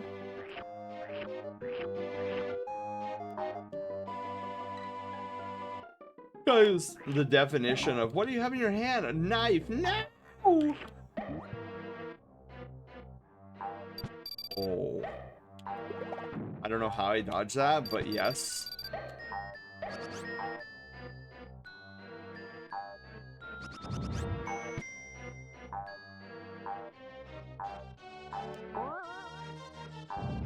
A lot of verticality here.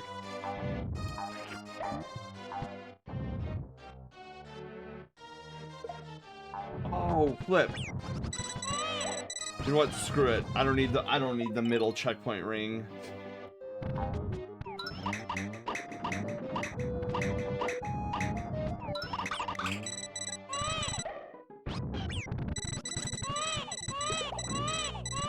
Yeah. Quiet, Mario.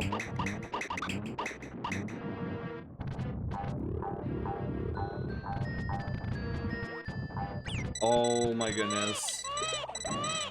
Get this guy away from me.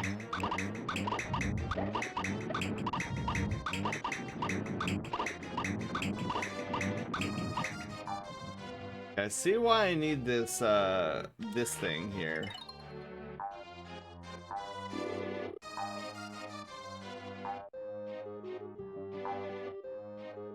No, Yoshi! Oh, you almost had it.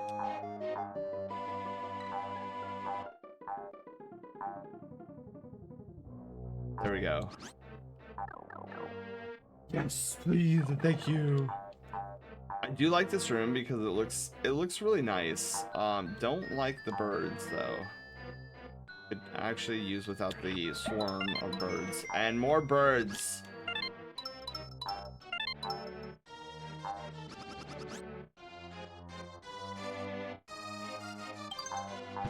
Oh! Oh my god. Get me in the pipe. Give me in. Get me in.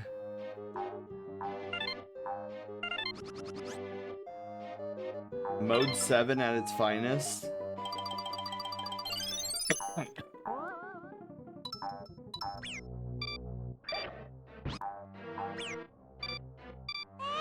Little ghosties?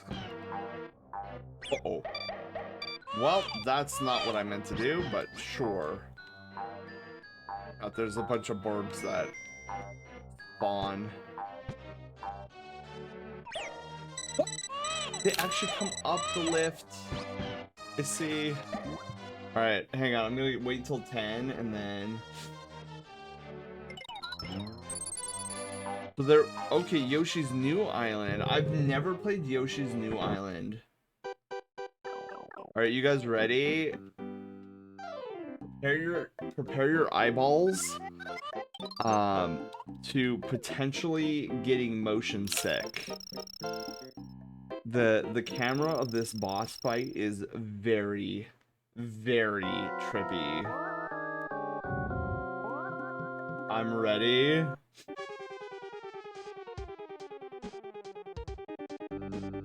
We're on the moon, baby.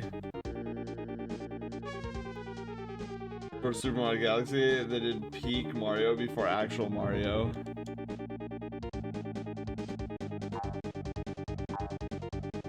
God. Okay, alright, we got one,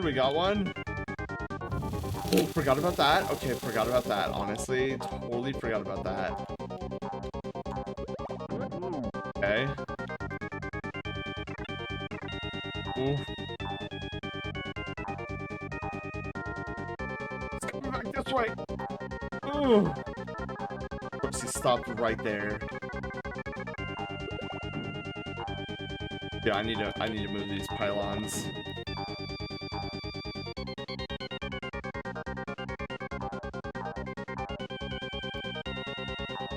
Oh, of course. Heck. Guy is being extremely uncooperative. Yes. One of the most iconic bosses. I agree. You could beat him.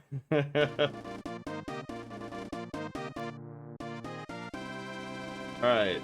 There's the most vomit-inducing boss fight of this entire game. You die, you become a consolation. I think it's a pretty fair deal. I forget every time how fast that is. Yeah, it's crazy fast, Panda. As a kid, I used to get motion sick all the time. Just because it's so incredibly jarring. Alright, final world, dude, which is good because I feel the sleepy beginning to encroach. So we have 6 more levels.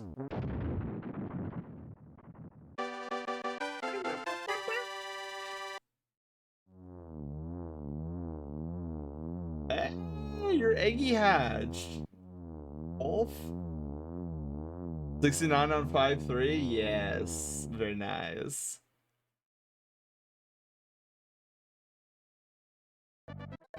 Alright. Oh, I'm sorry. There's 8 levels in a world. Got it. So we have 8 more levels. Scary skeleton goonies!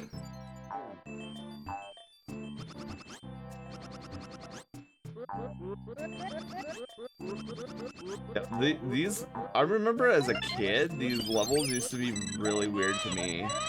Like, just the color, the seemingly death, like the dry earth, the skeletal goonies.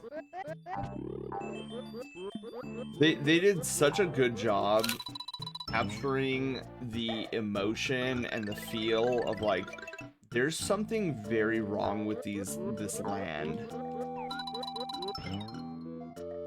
Like foreign, weird, obtuse.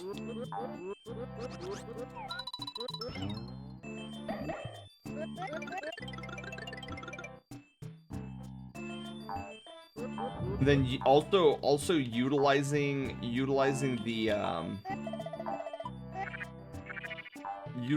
the cave theme for using the cave theme on the overworld like this is another like clever way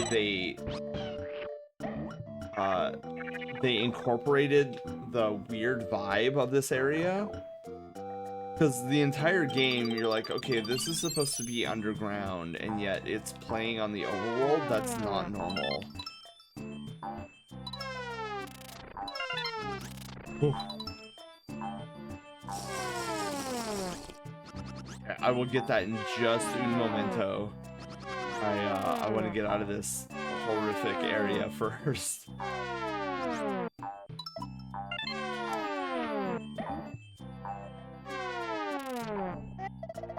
Oh, jeez.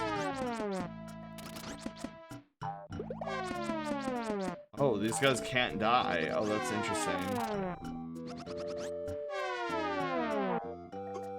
Oh, God, dude, I thought I was dead. I thought I was gonna die there. I'm out of here. Peace. Add water. Oh, yeah. So,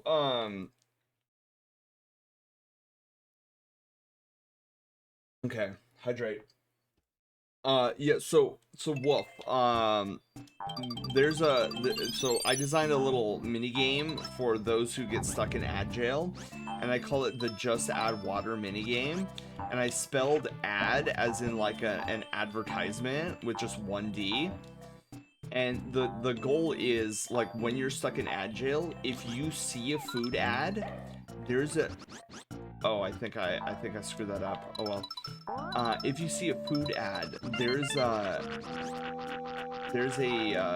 special channel redemption that's only active during ad breaks. Uh-oh. Okay.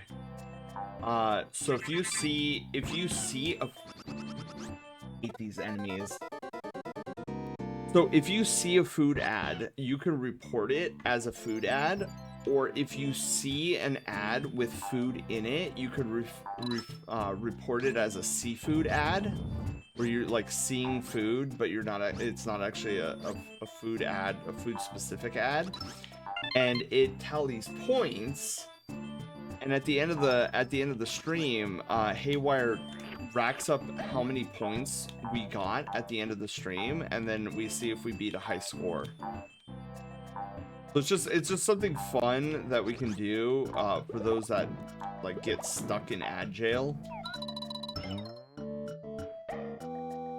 The setting sun looks like a glowing hamburger. It does look like a glowing hamburger.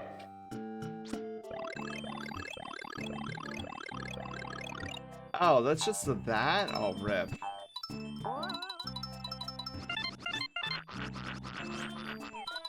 No, we're not dealing with that. OMG Borg. What killed me again? It was, that is a problem. Okay, oh, that's also a problem.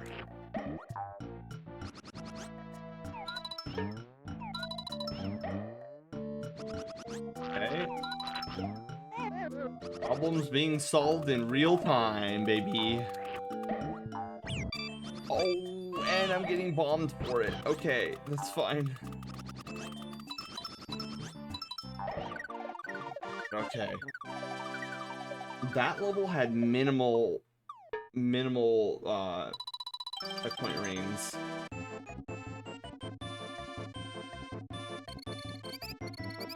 What's our score this time? A whopping 37 points. Let's go. Oh, I think I remember this level. Like cave of the bandits. Yep, that's always what I wanted. A cave of nothing but bandits. Holy moly.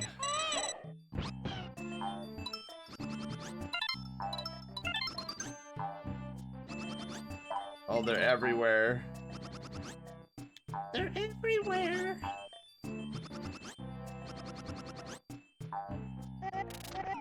Oh, if you guys are gonna do this for me, dude, by all means.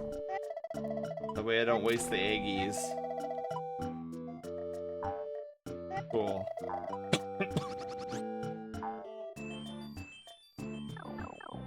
Pretty soon we'll be entering the very long cave. And they're not like the good long, like maned wolves and their leggies.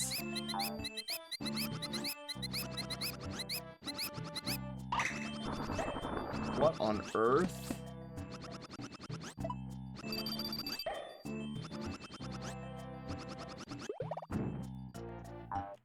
No, no, no. Oh no. We got this. No big deal. We have totally 100% unequivocally got. Oh my god.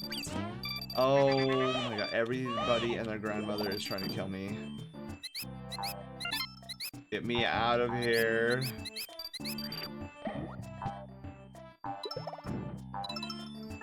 Whew, we are gone. Okay, ring first, and then Ultra Baby Mario. So this part sucks. One false move, and it's death.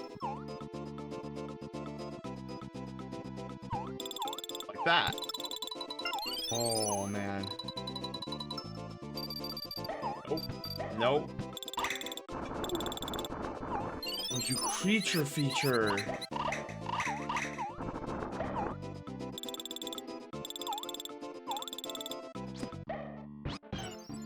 Oh, dude. Sour note. Today really ended. Hope tomorrow's better. Well, Ken, hopefully, you being here lessened the souriness of the day. Entering a very long cave, not long in the good way, like main wolves and the long leggies. Yes. Oh, is this it? Oh, is this it? Are we getting it out of the way now? Beware the spinning logs. Okay, no, this is touch fuzzy get dizzy, but hard mode. This level sucks and can absolutely go die in a fire.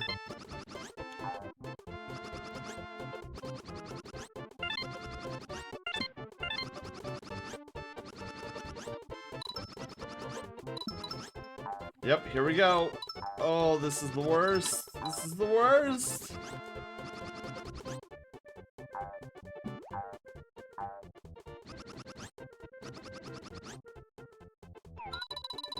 Get out of here.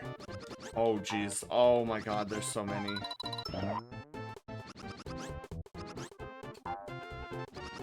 Wow, I cannot believe we passed that without touching one fuzzy. I don't know, I can't recall if we are, oh jeez.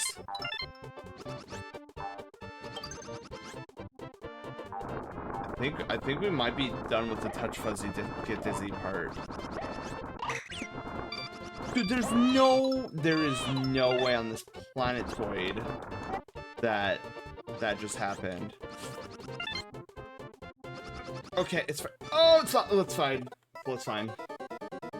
If fuzzies made an appearance in future games, they could make the texture models glitch out. Oh, yeah, that's kind of the sad thing, though, Ken. You know that if fuzzies ever came back to a Yoshi's game, like, they would censor that so hard. There would be no way they would make it so that they would definitely not make Yoshi look like he's high.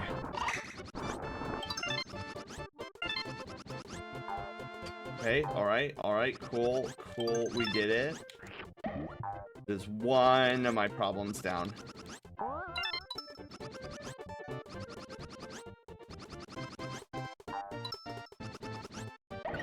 Okay, I was clenched.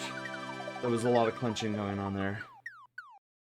Mouser and Little Mouser should totally be grouped together, as well as other mouse-like enemies in Mario. I'm trying to remember who Mouser is. Like the only thing that's coming to my mind are the Squeak Squad from Kirby, and I'm like, that's not even Mario. Look like a stoner, so it's possible. I mean that's true. That is very true. I didn't think about that. Tap the red nose fort.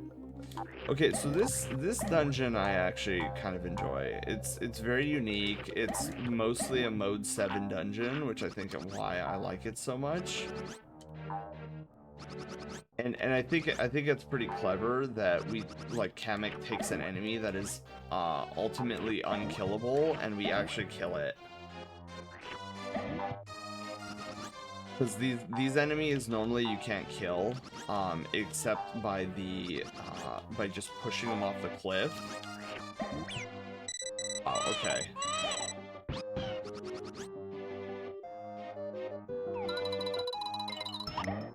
Yes, dude. Quintuple kill. Wait, hang on. We actually have to go down there.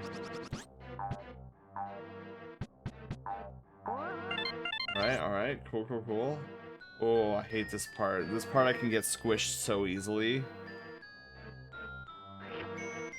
Dude, I almost got squished there. We're gonna wait on this. Okay. Out we go. We're gonna call references in the media have a rocky relationship, that's for sure. I'm assuming, yeah, those are stars. Little rest depot before getting into more of this map. Oh yeah, dude, this is where the secret boss is.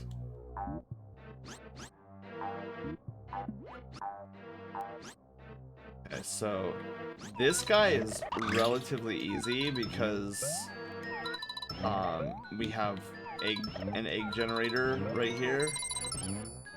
The difficult part comes in the room with the key. If I think we have a grace of 1 eggy. If we miss 1 eggy, then we are doomed. But luckily the next mini boss here is in a very tiny room, so I just gotta play my eggies smartly.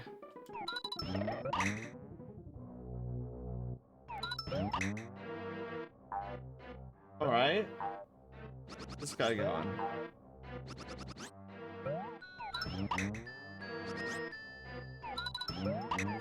I am missing all of my eggy shots.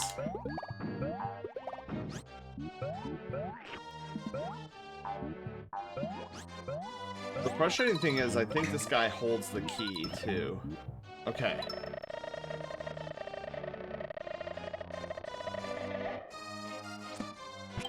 Alright, perfect. Actually, now that I think about it, I think since we have the key, we have a 0 eggy failsafe.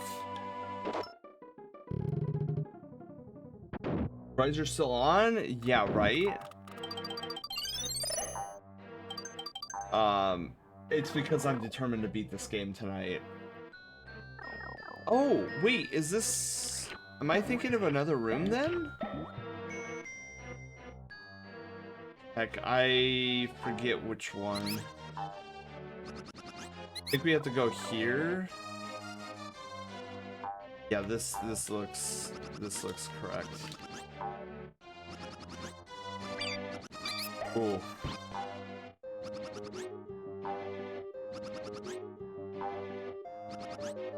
I think this is the key.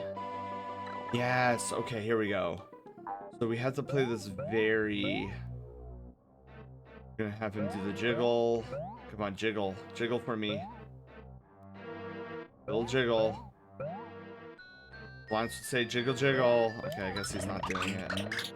Okay, now he'll do a jiggle. Okay. Okay, these are good eggies. These are fantastic eggies. Jiggle. Okay, jiggle for me again.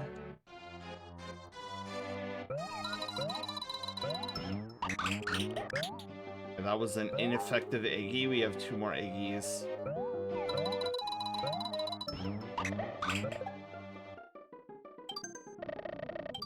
Yeah, with 1 eggie to spare, dude. Let's go. Okay, so I wasn't going crazy. I'm pretty ultra sure that we have to deal with a guy. I just didn't realize it was so far away from the egg spawner. I don't know why I thought it was like right next to each other. But we should be able to go here and here now.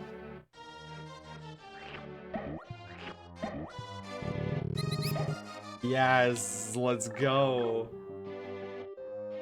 I'm so glad I vaguely remember that, because traversing that room is a headache and a half. Oh, like this room is. This room is very much a headache and a half. It's also very hot.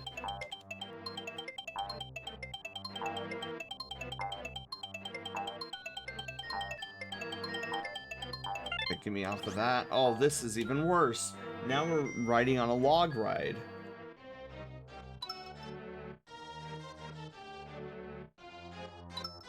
That lava looks more like tomato soup. It really does. It really does. I couldn't sleep, so I decided to get back on the computer and occupy my mind. Well, hopefully your mind is now being thoroughly occupied, Lucas. You got to send, thank you. There have been several things that got censored in the US, totally fine in Japan. Oh yeah. Not sure if lava is that red IRL, I know, right? So funny. But it also contributes to the what's it called? The charm. I don't know if I can. Nope. Mario, you're gonna have to come to me. There's no way. Yeah, there ain't no way I'm risking my tail feathers or, when there's a ring right here. Wait, we're already at the boss? What? Yeah, I didn't expect the boss to be so sudden. I thought I at least had 1 more room. I'm playing. Okay, so the goal here is to okay, I guess I found a secret.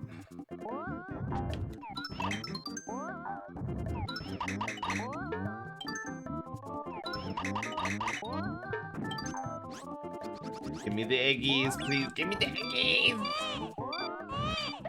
I need them eggies.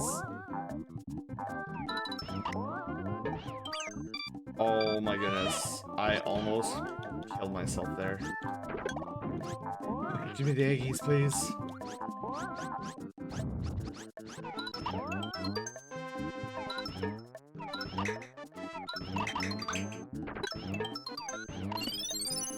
Dude, what is with all these hidden blocks?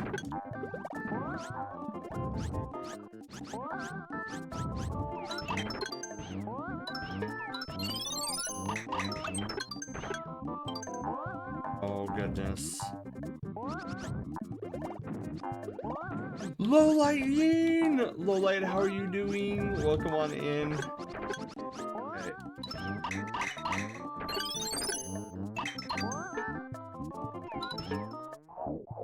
Oh, we knocked him in, dude. Let's go.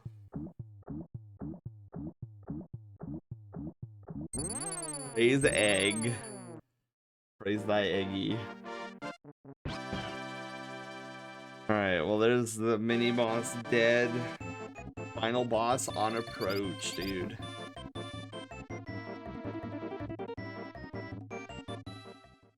Total points. All right, is this it? Am I gonna start crying now? I think I'm gonna start crying now. Yep. Very long cave. You know what's absolutely 100% frustrating about this cave? It's actually not a long cave. It's actually a pretty short cave. But the thing is that the cave loops in on itself, giving the illusion that this cave is much longer than it actually is.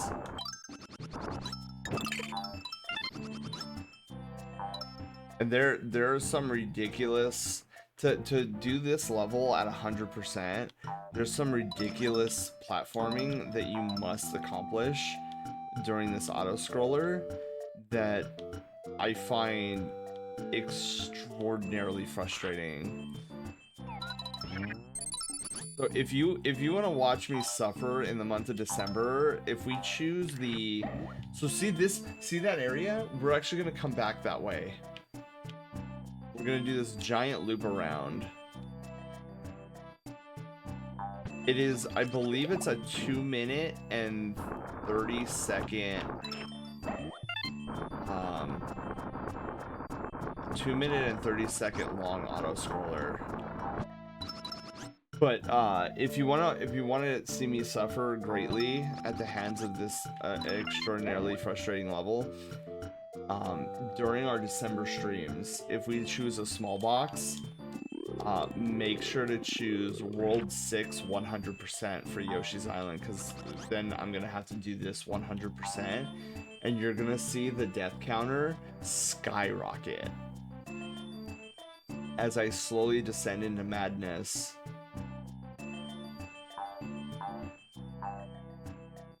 Because the absolute aggravating part of doing this 100% is towards the end of the, oh my god, towards the end of this auto scroller, there is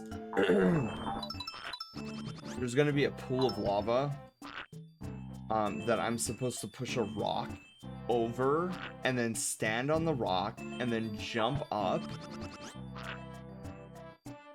to obtain I believe it's 3 red coins and a flower, and I think that this part is going to be coming up here shortly. But yeah, it is so aggravating because lava is an instant kill, and this jump that needs to happen is at the very end of this auto scroller. So if you mess it up once, it's right here. This is it. Oh, it's a doorway. So we have to jump on that rock and then jump up on that door, and there's like goodies inside that's required for 100%.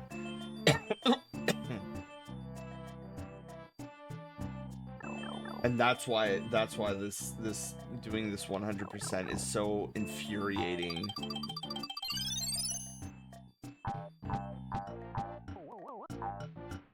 Yeah, and I don't know if there's another auto scrolling part to this cave.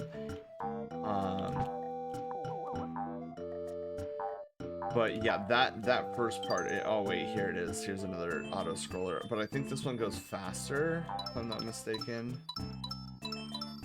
But I believe this is also an easier auto scroller than the previous, in order to get all the coins and whatnot.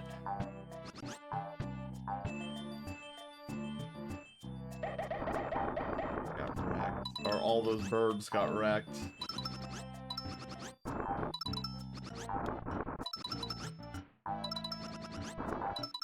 Also, I don't recall which one of these coins are actually red coins, because I know...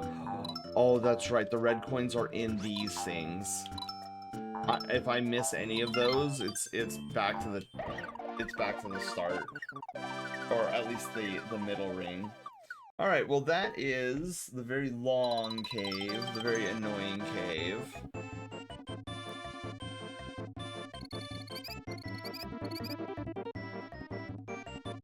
I know for one thing, I'm going to need to in order to do some of these 100%. I'm probably gonna need to think about getting on some items. Scruffy! Scruffy, hello! Yes, a hot tub. I am a hot tub fox. Right, I don't remember what this map was called, but I'm sure I'm going to enjoy it. Oh, it's... Oh, yeah, this one. This one is crazy when it comes to... Like, when it comes to puzzles. I think I already failed, but that's fine.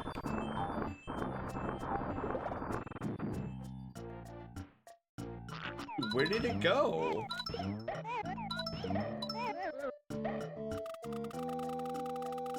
Come on. I already failed. Ripperonis. Alright, we gotta do this from the beginning.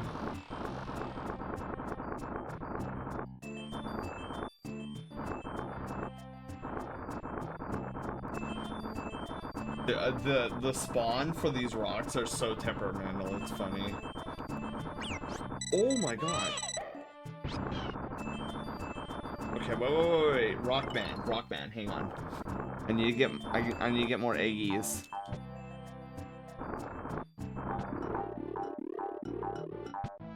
We got more eggies. But yeah, Scruffy, happy Pizza Friday! Even though it's probably not Friday anymore. Oh, I did, alright. I did actually need to come back here for the key. Duly noted.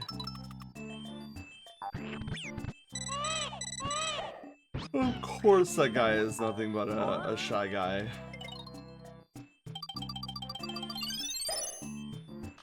Alright, cool. So we're back here. Have the key. And now we're going through.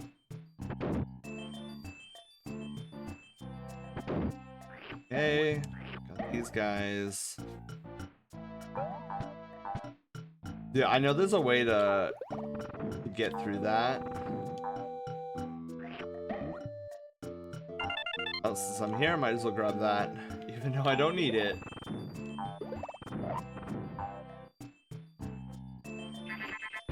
No, thank you. Okay, this is number 5. That's number 4. I think I do have to go all the way down, though.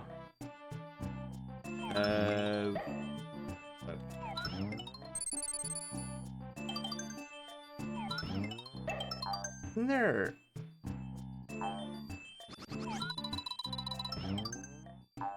Maybe I'm misremembering. We have a doorway over here, and then we have another doorway over here, and I don't remember which is which, so we're just gonna take this one. Okay.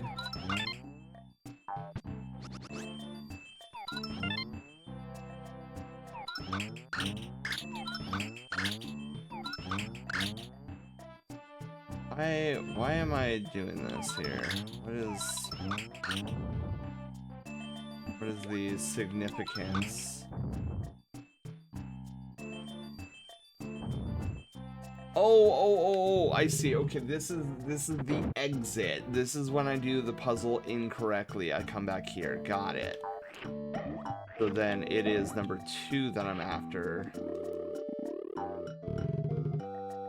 Got it.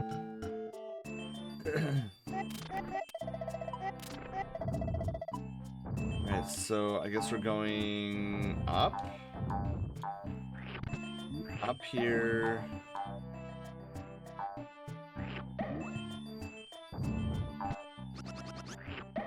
I'm gonna say... Ooh. Okay, we'll try this.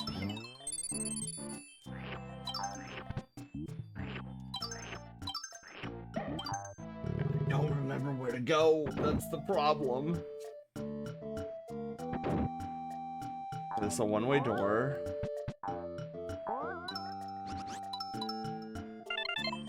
Well, if I was doing 100%, that would have been very important, but as it turns out, I'm not, so we have to go back here, looks like. And I went through the wrong door.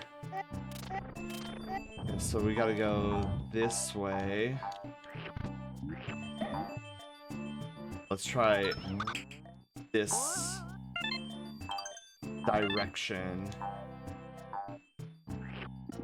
Oh, your ninja skills mean nothing to me. Okay, alright. Number 6, maybe?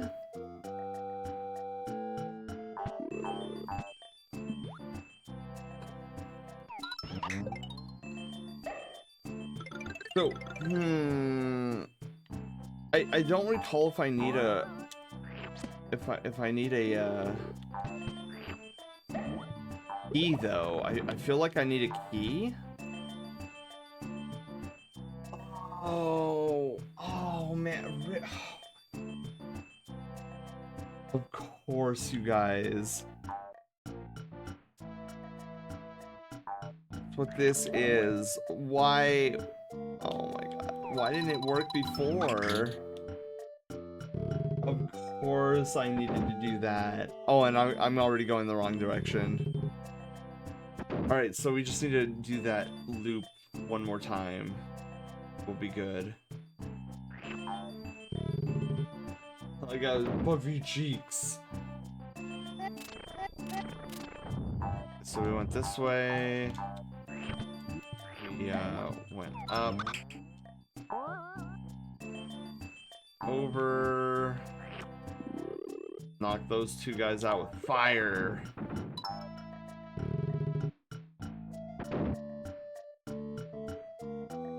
So mean. It's so mean.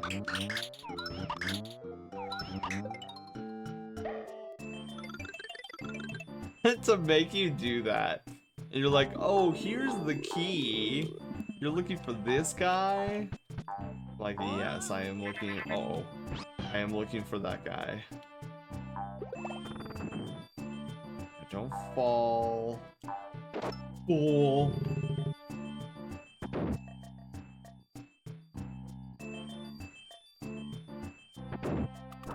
Oh, we could probably use this. Don't fall, though. He is not to fall. Alright. I think we literally just have one more to go until we get to the final level, which is good because Sleepy is never. You could probably tell because you can always tell. You can always gauge my slot machine. Okay. Oh, dude, this is that one. Remember where I was like, oh, we're just gonna do this, this, and this, and then we got a 777. Craziest 777 ever. But yeah, oh dude, we got another 69. So this level's evil, and I absolutely loathe this level. Just keep moving. Shoot, what was I saying? Oh yeah, you can always tell how exhausted I'm getting when my, cause you know when I'm energetic and whatnot. I'm actually like very talkative. And usually come up with some really good conversation topics. when I start losing steam, what is that and why? When I start losing steam, I go into like this narrator mode, I guess. I don't know how to describe. I don't know if that's the proper. But it's mostly. Oh whoa. It's mostly like me commenting on.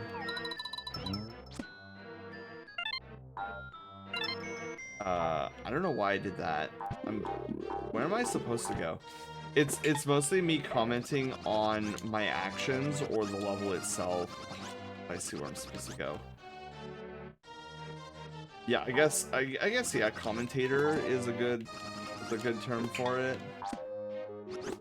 Now, see, I want to make it known that I really appreciate those lore things. Or sorry, those platforms, these things with the 1. on it, I think it's like, oh god. Okay, alright, don't panic, don't panic, don't panic. Don't panic. Things, man.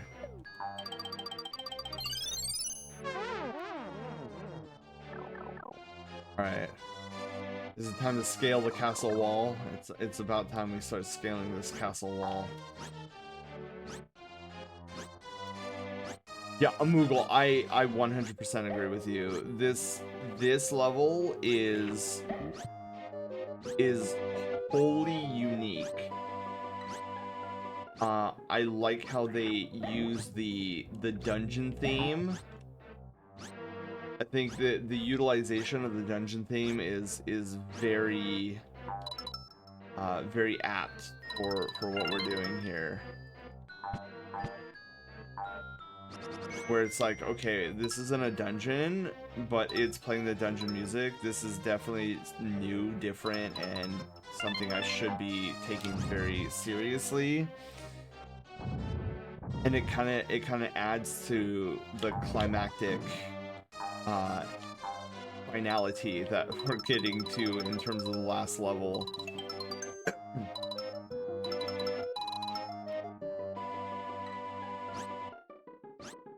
Let me hop off of here. Ooh. I'm just gonna like keep these guys stunned.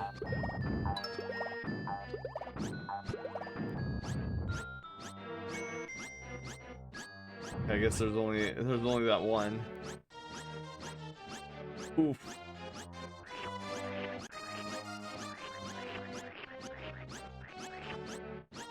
There's been times where I've accidentally caused that guy to overshoot the hole. I'm like, crap, now I gotta deal with it.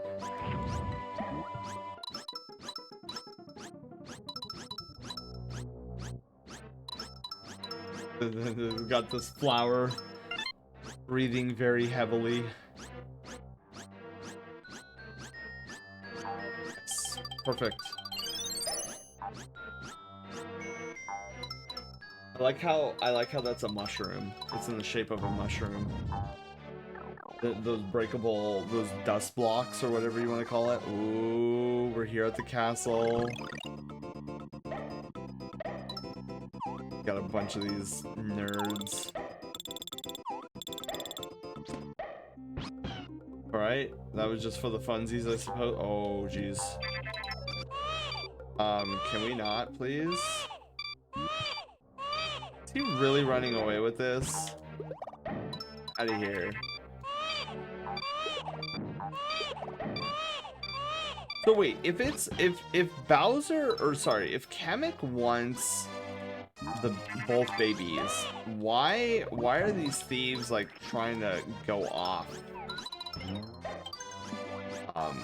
with Mario and just like throw him? They're literally just throwing him out into space. Really, that hit me? Okay. Literally wasn't expecting that. Got a mid-jump.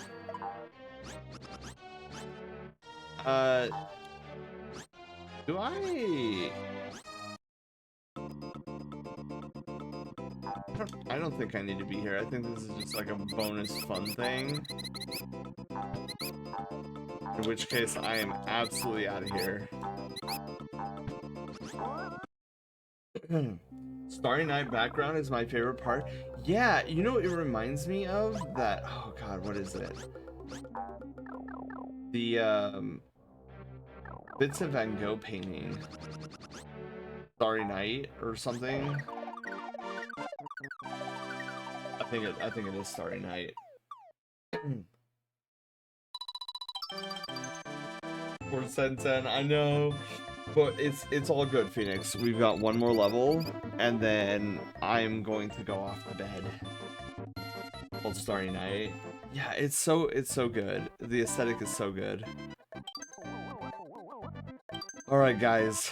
Final level, 6-8. We get to fight Baby Bowser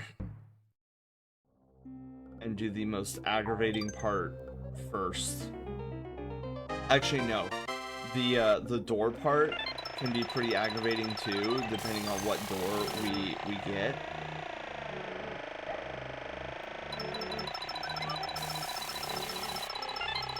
I actually hated that. Doug Jr. Yeah, if we're lucky, we'll get the treasure vault, which is the easiest out of all the doors because it's literally just a room of treasure. You don't even have to worry about it. But that's gonna bite me.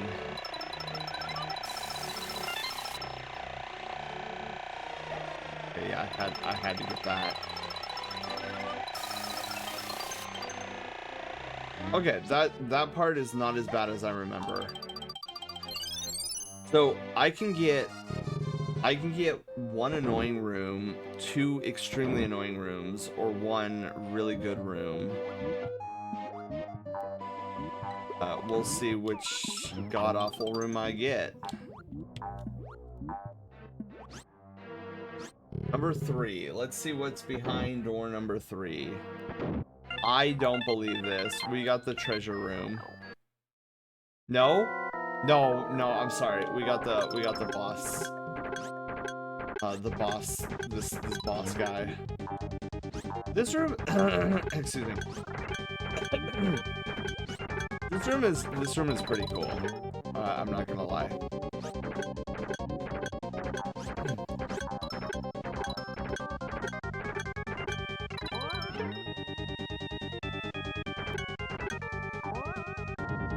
Like it's a little annoying, but it's not too bad. We chuck him off the cliff. That gets rid of him for just a wee bit, but he will eventually respawn. Just like that. Oh my god. Can you not be so close to me?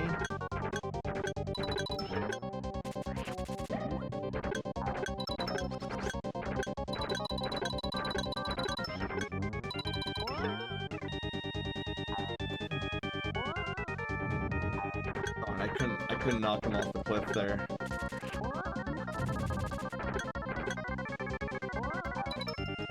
Yeah, this one isn't too terrible. I do have to find some more bats though. I only have one more. I have only 180. This guy's getting way too close for comfort.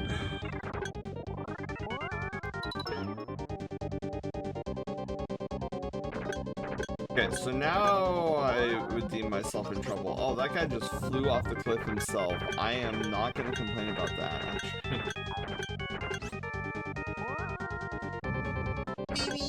Vivi, hi! Welcome on in.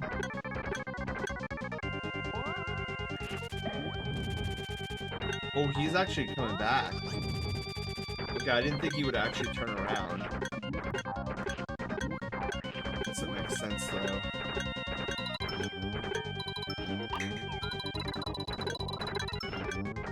Huh.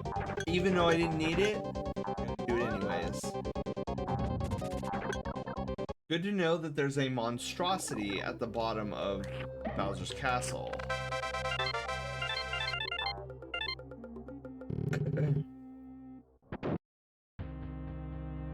Never heard of someone doing exclamation point. I guess I'm doing the question mark myself. Wait, what? Not paying attention.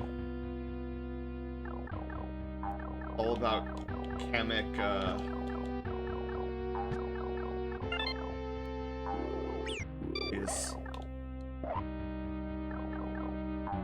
yeah, it's all about chemic, whatever you want to call it.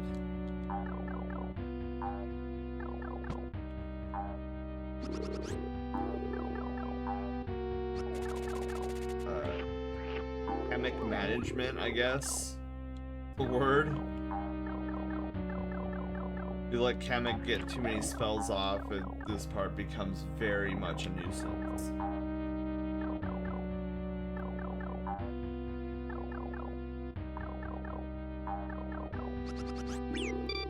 What? No way. Yeah, because each one of these blocks Kamek casts magic on can turn into a monster, and I'm like, this is a slow enough auto-scroller. I don't need 10 trillion ads coming after me.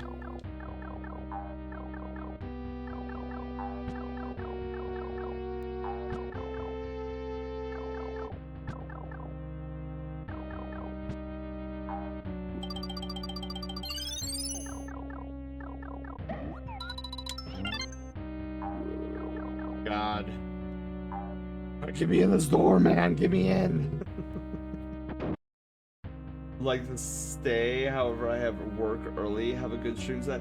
Drake, you have a wonderful night's sleep. Thank you for being here. Hope you're doing good too. I am, Vivi. I am. Never heard of someone do. Oh, I'm doing. Oh yeah. Or maybe ellipsis would be more accurate. Have a good day at work. Yeah, Yoshi does the same leg kick, trying to fly. Trying to sit him out of bed. All right, let's take care of Baby Bowser here.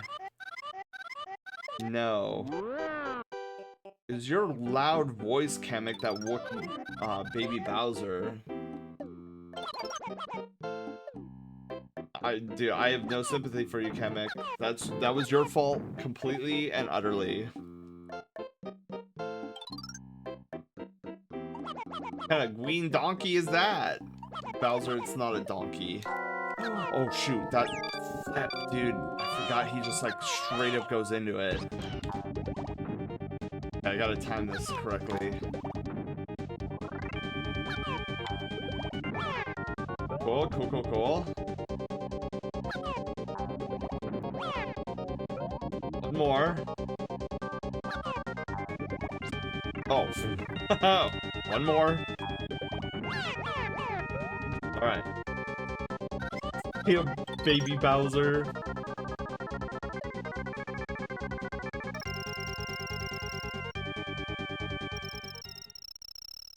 I like how in Bowser's Inside Story they take this concept of when he was a child and grew giant because of Kamek's powers. And then he grows massive in Bowser's Inside Story as well. This part, I have to say, as a kid, like, threw me for a loop. Like, the music, the atmosphere, it's just like, what game am I playing right now exactly? This is, like, crazy and super intense, and... like, the music goes extremely hard for no apparent reason. Ooh, okay.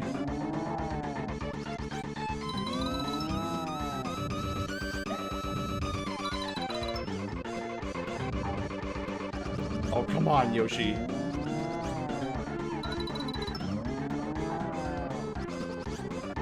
There we go, there we go. More eggies, please, more eggies.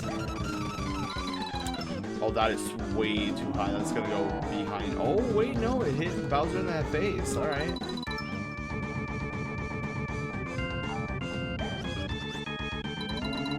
It's scary when he gets, like, super close up. Alright, here we go. Round two. This part, I hate this part with a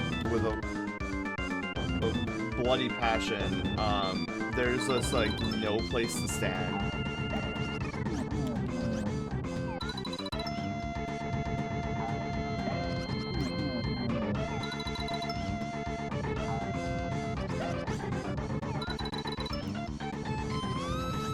Oh dear God.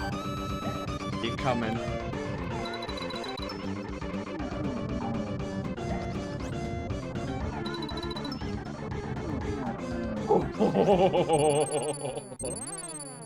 Oh my god. Wow.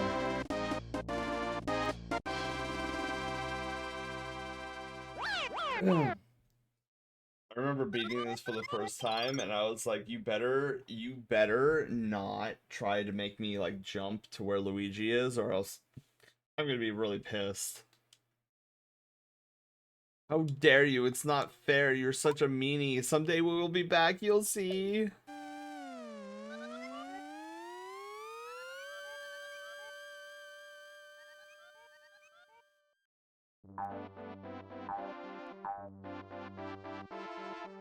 Got him, baby. Got him. And we saved Luigi, the far superior brother. And then we never hear from that baby Bowser ever again. So long, Doug.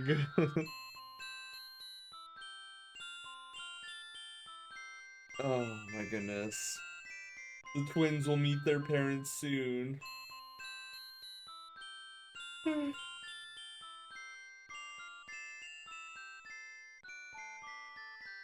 Dude, which is, it's funny because I find it weird. I find it a little weird that there's like human parents in like this in the Mushroom Kingdom here.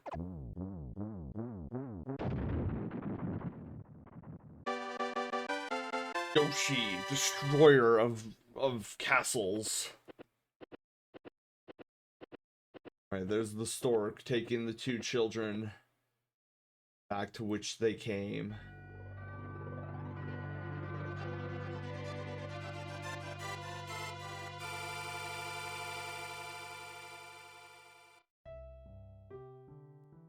Oh my goodness. I can't remember how long these credits are, but I'm sure they're not as long as the Hogwarts Legacy credits, for sure. Is there a way I can skip? Oh. So I do want to get to the end. The end is like super. You know what's funny is the art style at the very end kind of reminds me of Ed, Edd n Eddy. Like not even gonna lie about that.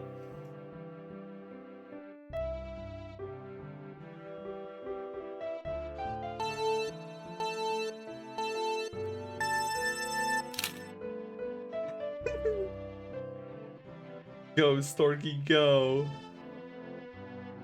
Bring the children home safely. That has the same vibes as Bye Felicia. I love it. Koji Kondo, dude, master musician.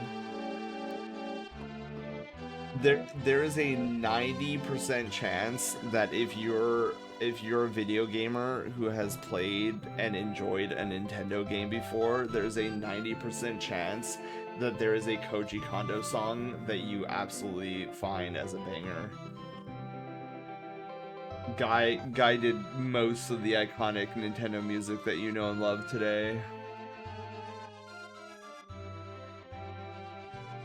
Ed, Edd n Eddy, you'll love this video edit of the first Deadpool movie highway scene with sound effects from Ed, Edd n Eddy. That's so funny. I've not seen that.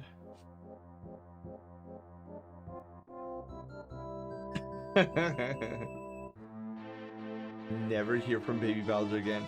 Yeah, it's like we really don't until Bowser's like his usual like adult self. And I'm still questioning what Kamek wanted to do with the twins. Like what was his master plan? Once he captured Mario, was he just gonna present both babies to Baby Bowser and be like, these are now your new playthings? Or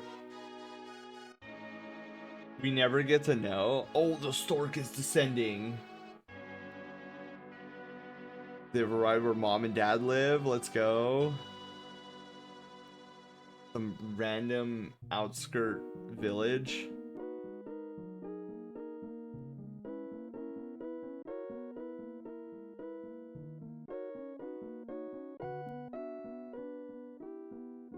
Oh my god, there goes the stork. Thank you for flying, air stork.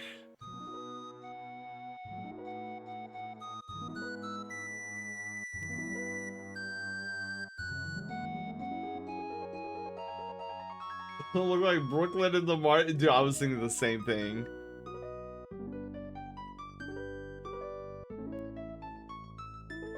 Heroes are born.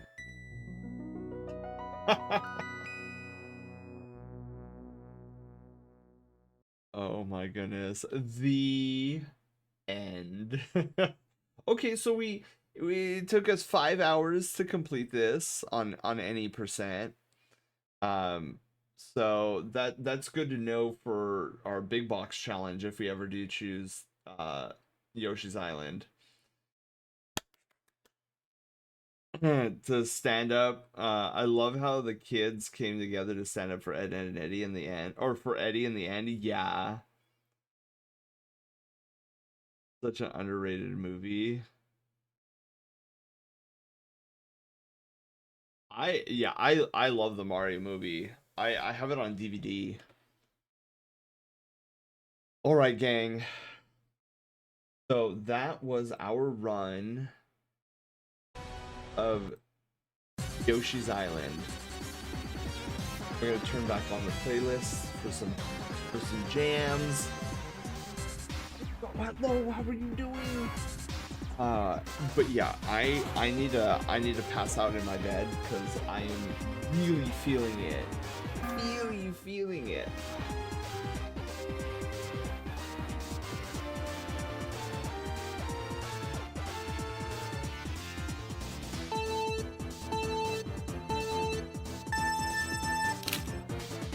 Oh yeah. Yeah, so I'm gonna get myself to bed now before we end this glorious adventure tonight. We are gonna find a raid target, and I think I know who. We're gonna raid over to Gamer Wolf. Our friend Gamer Wolf, who's currently playing Castlevania, Aria of Starro. That looks really fun. So that'll be rest well. Catch you next time. Yes, guys, just as a reminder, we will actually be live this coming up Sunday in 2 days from now, where we will be playing and speedrunning Super Mario RPG for the Nintendo Switch. Gamer Wolf. Raid message.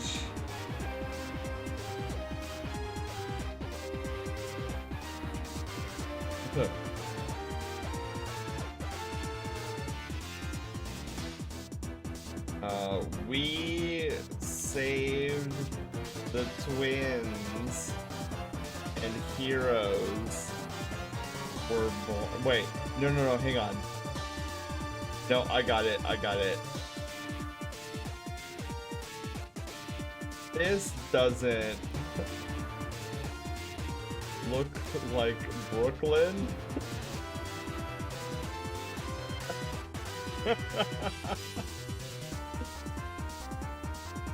That's wait, did I spell Brooklyn correctly?